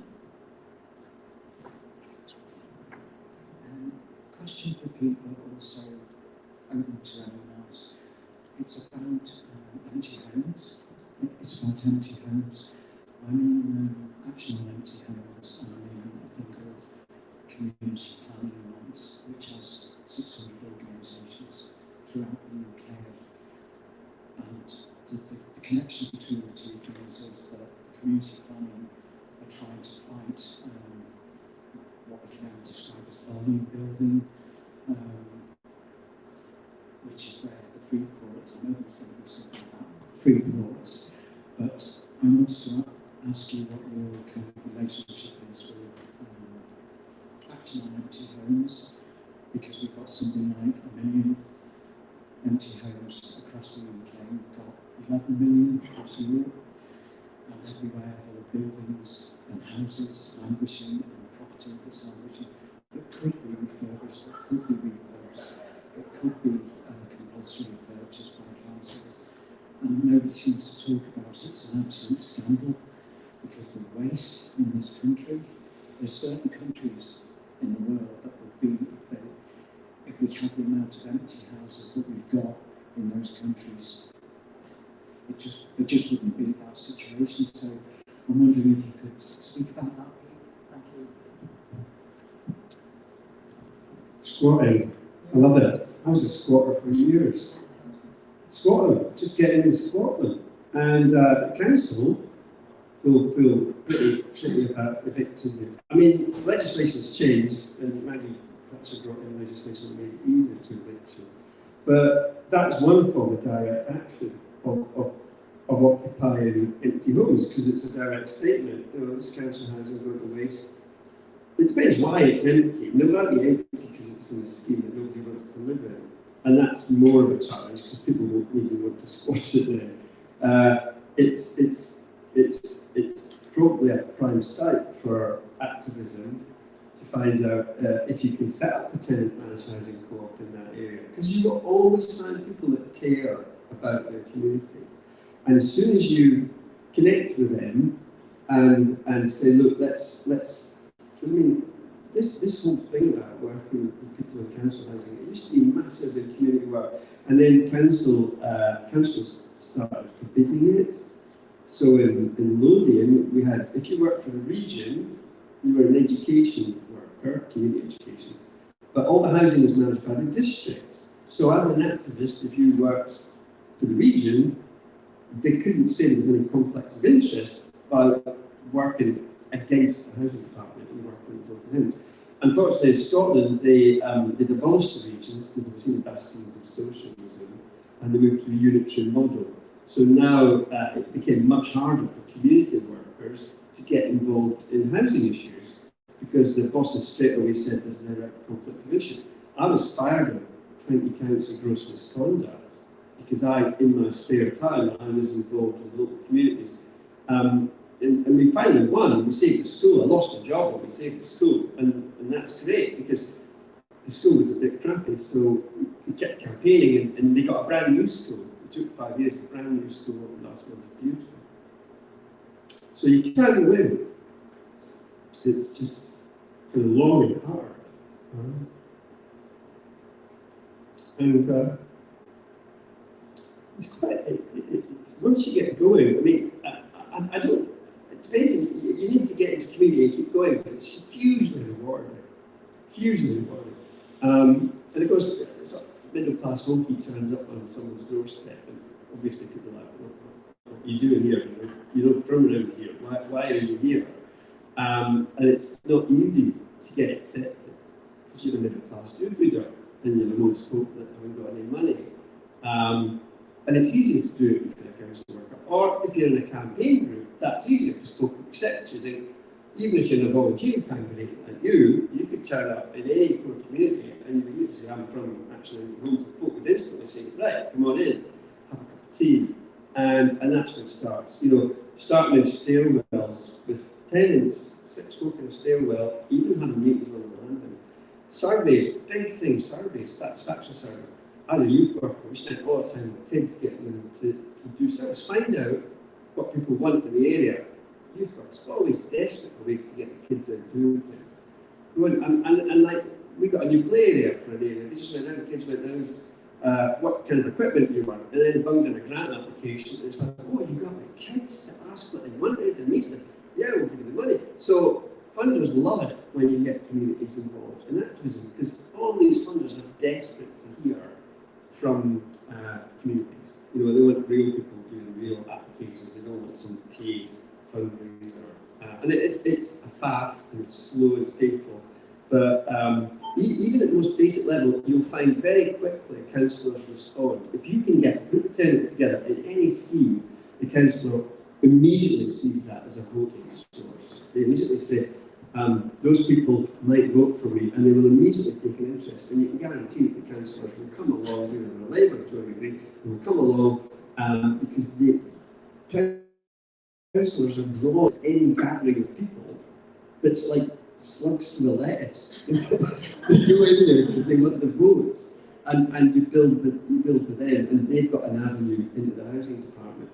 And it's slow at first, and there's a lot of input needed in the first year. But I've seen people take a whole scheme, a place called Blackburn in West Lothian. We made a film about it. You know, of hundreds of deck access flats. They called it Alcatraz. Nobody wanted to live there, and they took 4-story deck access. They took the top halves off, put pitched roofs on them, gave everyone their own front door and their own front and back garden. And now it's one of the most popular places to live. So it can be done, it just requires, and that was amazing. It was a Tory government that gave them money because they had a video and sent it to the Tory MPs, and Tory like, oh yeah, well these are people trying to help themselves, and the Tories are addicted to self-help. They love self-help. Believe it or not, they like people trying to see them help themselves. So, you know, you don't mention Labour, and you just say, look, these are people who are fighting for a better home, and they've got ideas, and they can turn your problem area into nirvana. And all it requires is an application of some money and some support. And it's surprising that the range of politicians that you can get on board for that kind of thing. Because politicians aren't, I mean, if they get a Labour coup, of course, you could go off on one. But you don't need to say that you're from any kind of party when you do this activism. You're just drawing people into changing them, improving their worlds, and people go with it. And you know, I don't think you're going around telling everyone this is for socialism, but you don't. You just do it. And people will, as people become more active in the communities, they automatically become more politically aware. They cannot but not be politically aware because they're taking control of their lives.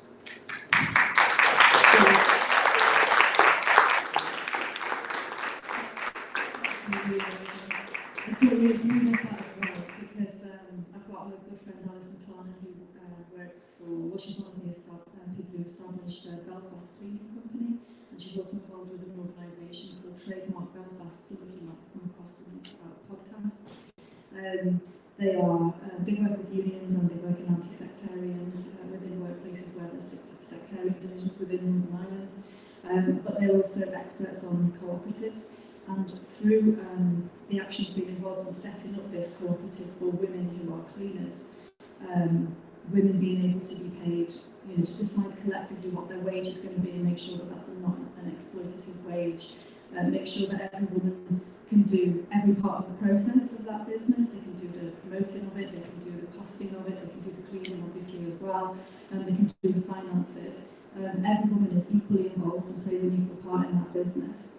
And through doing that, they've kind of sidestepped capitalist exploitation in practice, not just hearing about it on the podcast, but they've actually done it in practice. And it's so powerful. Cooperatives are so powerful, and particularly worker-owned cooperatives as well.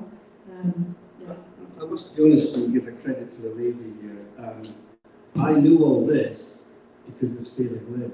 She's from Dundee, and she set the Unemployed Workers Centre there. And she also campaigns along Palestine, she's also hired up to North. But she's an amazing woman. I think she started off as an architect somewhere, but she's moved into all sorts of community activism. So she wrote a paper in 2007, which is called But We Already Have Community Ownership, Making Council Housing Work. So if you look up Sarah Glynn blog, she's got her own website, SAIH, and she's done tons of stuff for it and everything. But this thing that she wrote about promoting tenant managed housing co-ops, I would have been active in promoting this in the council, and I'd actually managed to organise a conference, but then I got fired, so it never went any further. But it's something that I think everybody should be promoting, because it's a great model and it brings people into it. Ask Sarah Glenn, she'll come and talk. That'll be a great episode of Resistance TV. Could do with that. Right, so well, thank you so much for that. That was absolutely brilliant. We're going to do a quick change around now. Collier, are you okay to come up to do your? So thank you again. Thanks, Pete.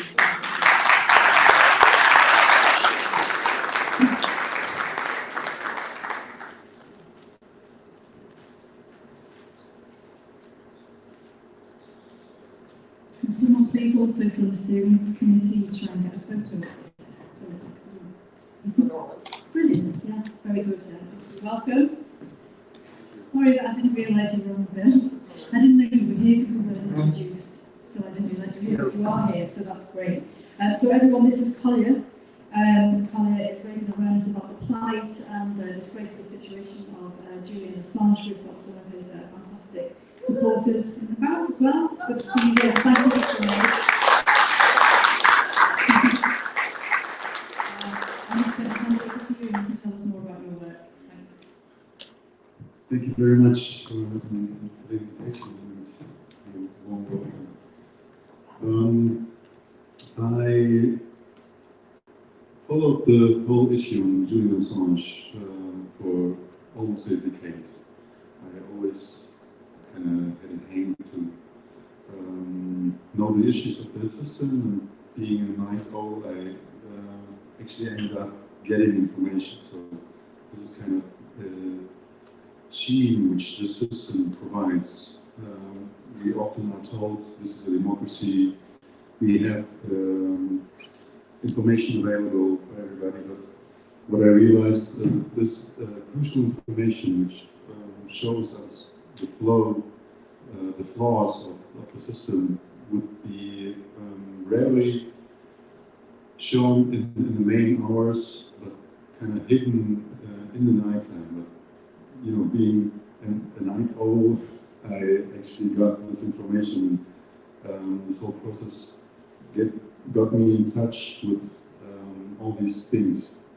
So following this story for over decades, I knew that Julian Assange was taken out of the embassy, where he flew from the persecution of the Swedish allegations, knowing that Sweden is likely to extradite prisoners to the USA. So he flew in the embassy, has been carried out and put in jail due to having a bail sentence for 50 weeks. This was a crucial time. I thought this would be resolved due to the judicial system.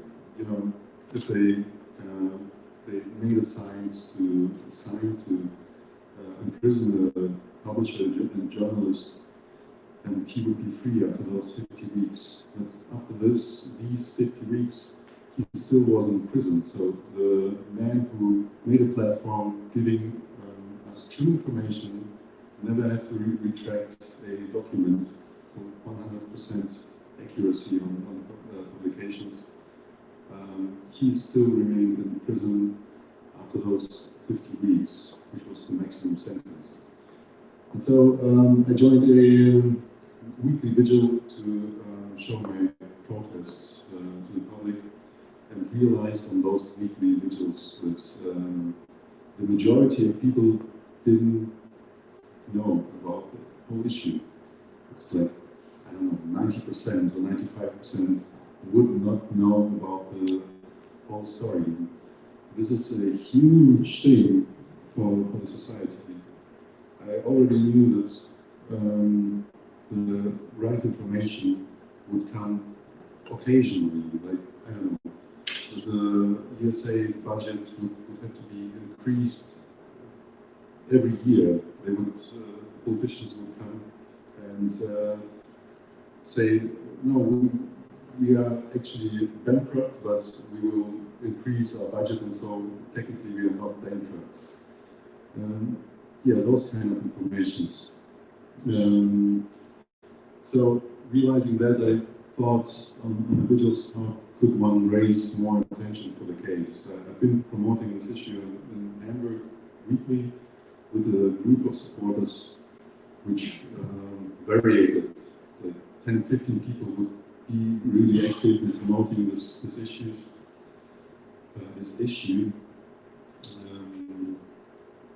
And an idea arose that maybe a walk would raise attention to the issue. I've been thinking about this in a year. Things got really complicated when, or actually quite obvious when the whole issue got political. Pretty Patel had to decide if Julian Assange would be extradited. And so I had to do some quick action, just set up a little system of a bicycle trailer where I put my things in, like tools and clothes and stuff for food, and set up a route, and decided to go from my house to the Belmarsh prison to raise attention, to talk to people, because obviously the media system failed to inform the public. That's what I knew due to the weekly vigils and meeting people. And so my task was to talk to people again. So starting action by talking to the society itself. So we exchanged information. This instrument of the rich and powerful was always to divide and to conquer. And that's what I felt in the last 2.5 years of the so-called COVID crisis, or the pandemic, that people were divided into two groups and had to fight against each other. And that's why information flow is crucial to our society. So, yeah, I set up a route from Hamburg, going over major cities in West Germany, going up to Cologne and going then west towards Brussels. I estimated that I would walk 20 or 30 kilometers a day, and at the end I really reached that goal, but I walked much farther than I expected. So my estimate was to go like 850 kilometers. This was the route which I set up, and ended up in 900 miles. So, but it was wonderful to talk to people. Most people would not know, but there are a lot of people who are aware, and we could really engage in communications with those people to get them connected. This is what I realized on the walk, that there are supporters of Julian Assange, but they are kind of split all around places. In major cities there are activists who would make a weekly or 2-weekly vigil for campaigning for free journalism, free press. But they are kind of connected, but not in a sense where people really work on an issue. And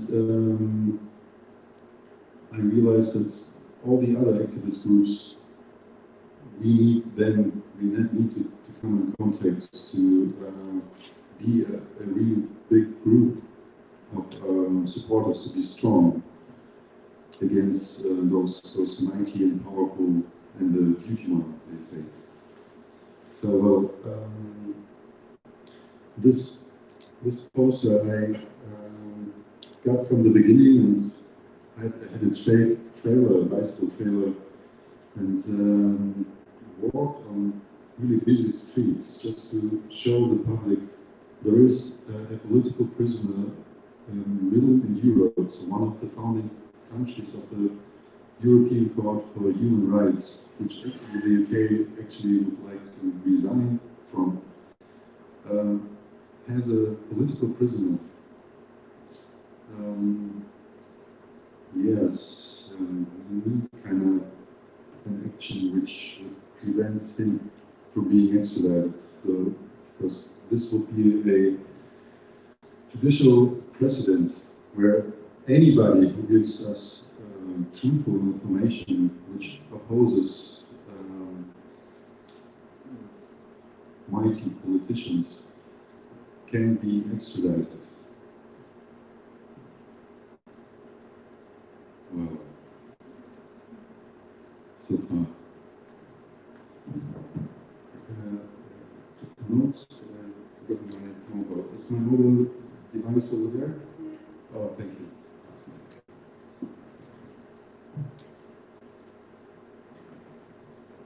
Sorry, I'm really not used to giving public speeches, so sorry about that.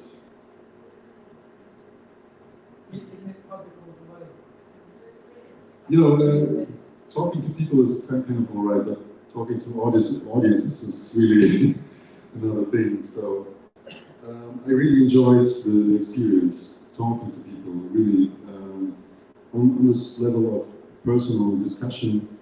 You really can pick people at their propagandized mind. So there are a lot of issues. This whole thing has been through media, and media actually betrayed Julian Assange, using all these informations, and afterwards claiming he's so-and-so and this and that and whatever. They set up, I don't want to repeat all those images they try to set in our minds by constantly repeating this whole thing. This is the propaganda system, which I tried to refer in the beginning. There is a flow of information, but hidden. Once a day they would say the truth, but all the other news formats would say and repeat the information which should set up our mindset. And so we need free press and a free flow of information, which Julian Assange actually tried to implement and is now publicly crucified.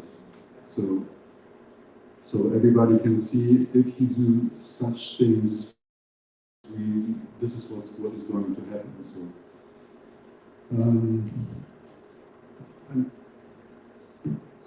it really makes me sad. So for this person, especially being crucified, but especially also for my son, I really would like to be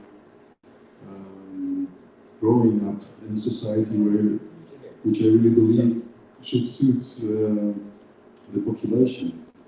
And I'm really happy to be here, hearing all those voices of resistance and actions which you could take. I chose a way to resist by setting the flow of information to the public and to the communities, passing all those communities by talking to the people. I can share an anecdote. I've been walking through Belgium. It was 1 o'clock in the morning, Friday night, or Saturday actually, Saturday night. This whole street was lit up. I could have read a book on the street, literally. Middle of the night, and so much to the energy crisis, you know, there was no cars, no nothing. I went through the street and this was like a party scene.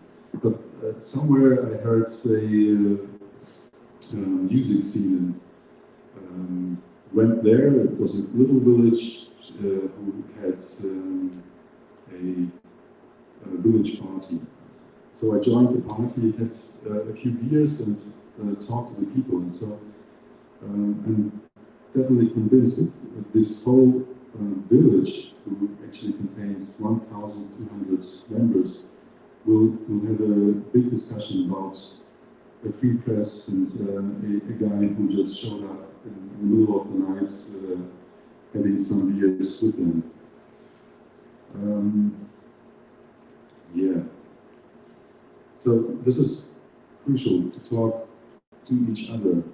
And my point always would be to say we should talk to each other and actually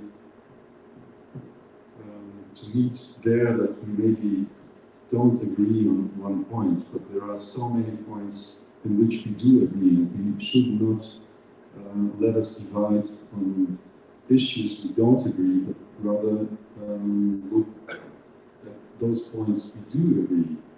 So what are the basics of a society? What do we need? My task is at first having a free press, and this will start a flow of information we then can discuss.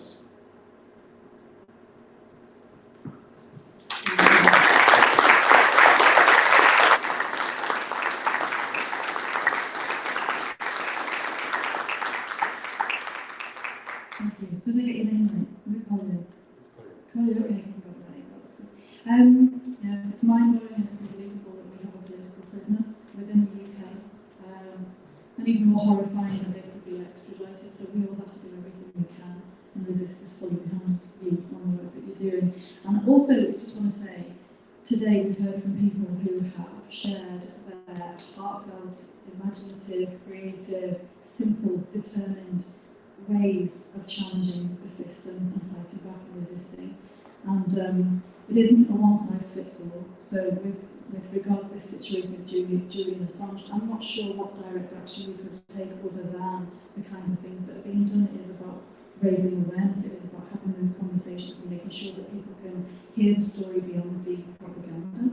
And that's what you're doing, so thank you for doing what you're doing. Would anybody like to come up? Yes, please. So information is crucial, and Niels Meltzer, the United Nations Rapporteur on Torture, so kind of the special ambassador on torture, wrote a book about the case of Julian Assange. This is a really good source if one would like to inform oneself. This is a reliable source. He actually visited Julian Assange in the prison, and he officially stated that this man shows signs of torture. We're talking about the maximum security prison where he is held for over 3.5 years now. So, a special ambassador for torture says from the United Nations, who actually resigned because he couldn't achieve anything in this case. He said this man shows signs of torture. And the kind of action we already can take is the 8th of October, the Don't Extradite Assange campaign run by the family and supporters tries to organize a meeting on the 8th of October at 1 p.m. in London to encircle by a human chain the Parliament. So this is the kind of action I know. Due to the experience, I met a lot of people who actually were kind of poor. You know, they live in all those countries I visited, but they wouldn't be able just to come.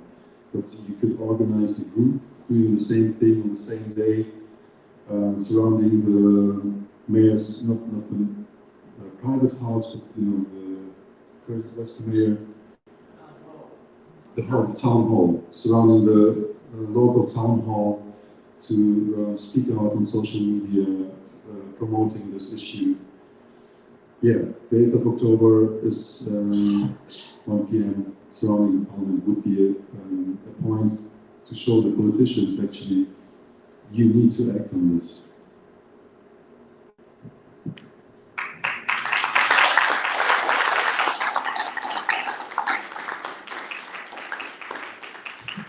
Pete, you coming up? I was just thinking about Chelsea Manning. I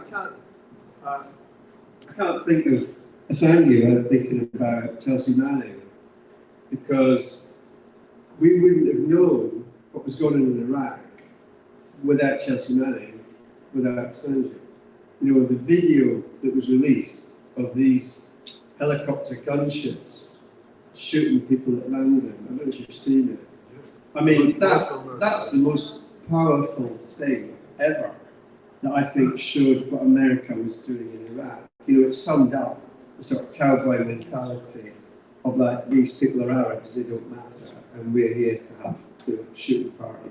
But and I'm wondering what the chances were of getting Chelsea Manning, because there was a huge battle for Chelsea Manning. I was very involved in it as well, free Chelsea Manning, you know, because she was like the whistleblower. She got the Whistleblowers Award. There was a whistleblowers. Reuters ran a big whistleblowers festival. Chelsea Manning got the top award. There was people from the health service there. There was all sorts of whistleblowers from all sorts of backgrounds. People from from Burma who blew the whistle on the attacks on the minorities there. And I just wondered if it was worth trying to get Reuters interested and about Reuters. They're the news agency that promote freedom of speech, and if they would do something like they did before for the Whistleblower Awards, because that's what he deserves. He deserves the Whistleblower Award of the century, and maybe get Chelsea Manning involved, because I think that would get good positive media about it. Just an idea. I've got contacts. There's a group called Blueprint in Australia that do all this. You could perhaps have a conversation after the event with Pete about that. That's an interesting suggestion. Okay, I think we're going to draw the event to a close. So I'd like to thank you again, Polly, for coming and talking to us. Thank you. Thanks everyone for coming to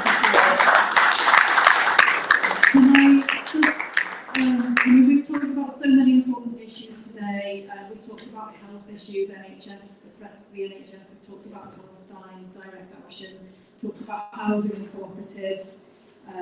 Julian, the situation with Julian. Julian's wife, Stella, is going to be talking at the Beyond the Fringe event in Liverpool later this week, and that's a completely online event, and it's really reasonably priced tickets, so please go on to that if you can. We've talked about support networks for perhaps putting forward and encouraging working class councillors.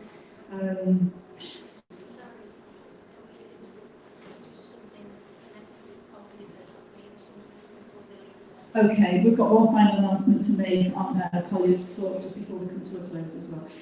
So yeah, we've talked about all of these things, and some of them we can take direct action on. Some of them people are going to have a specialist area that they know about, that they're interested in and that they're passionate about, and each of us has to, some of us know what that is, and each of us has to stick with what that is. And I don't personally think it can all be answered outside of the parliamentary system. It could be proven wrong, but I don't think there's anything to lose from having extra parliamentary work and a political party that properly represents the working class as well. So I hope that some of you will pick up a membership form for Socialist Labour Party. They're outside on the desk. Have a look at the blurb underneath our video when we post our event video, because it'll tell you about how to join. We can help you with the email for that. And we are here to support you in the work that you're doing, and to hear about the work you're doing, and to make those connections with you so that we can all work together to make this a viable political vehicle. So I'm just going to hand over to this lady here who's desperate to give us a final message about that presentation. And also just to invite everyone, we're going to have a drink here in the bar area. So come on, have a natter with us there. And can we, before we all leave the hall, anyone who's able to stay, come over this way, or in front of here, we'll get a group photo taken of everybody that's still here. And thank you for sticking with us, because it's been really difficult with the tech. Okay, all yours.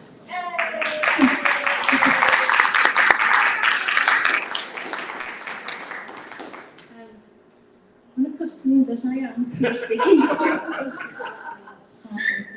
Hi. I just, so I'm a bit overwhelmed. I just wanted to say, firstly, thank you, Collier, because that's incredible what you've done. I mean, you've really inspired all the people I know who have decided to do some kind of activism for Julian Assange. But what I just wanted to say before people left was that we've actually started a Free Julian Assange Liverpool group, and yeah, it's really pretty exciting. We two of us met through a friend, and we both been to a London vigil at different times. And this friend said, "It's really funny you saying to me that you thought you were the only person in Liverpool, not an ego thing, but just because no one talks about it, that you might be the only person who's wanting to start something." And then she said, I had the same conversation with somebody else the other day who's from Liverpool, who got to London. So Mary and I stood up at the Ithaca film fact in Liverpool, and we got great, and we just said to everyone, so anyway, we just said, would anybody else fancy joining a group? And it's gone strength to strength, and we've got 12 of us now. So if anyone's interested, we meet regularly, we go leafleting, we go out munching, we share all things Julian Assange, but there are lots of events we go to as well. And we are very lucky that we have some backing by a lovely lady called Emma from riseofaction.info, and she's provided us with banners and posters and all sorts. And the group Don't Extradite Assange, they've been brilliant as well. But there's a London group, and we're all, a number of us are heading down to for the 8th of October. So we'd love to extend the invite. We'll be there! So we've got details if anybody fancies speaking to us after. But there's so many inspiring people in there, and Collier's one of them. But there's a lovely lady here called Lima who's got an event on in Manchester on the 15th of October as well, and she'll be able to provide the details. So I don't want to hold your time, but we've got loads of leaflets if you fancy sharing with anybody, and thanks for not being here. Thanks very much. Thank you, Dr. Mark. Thanks everyone.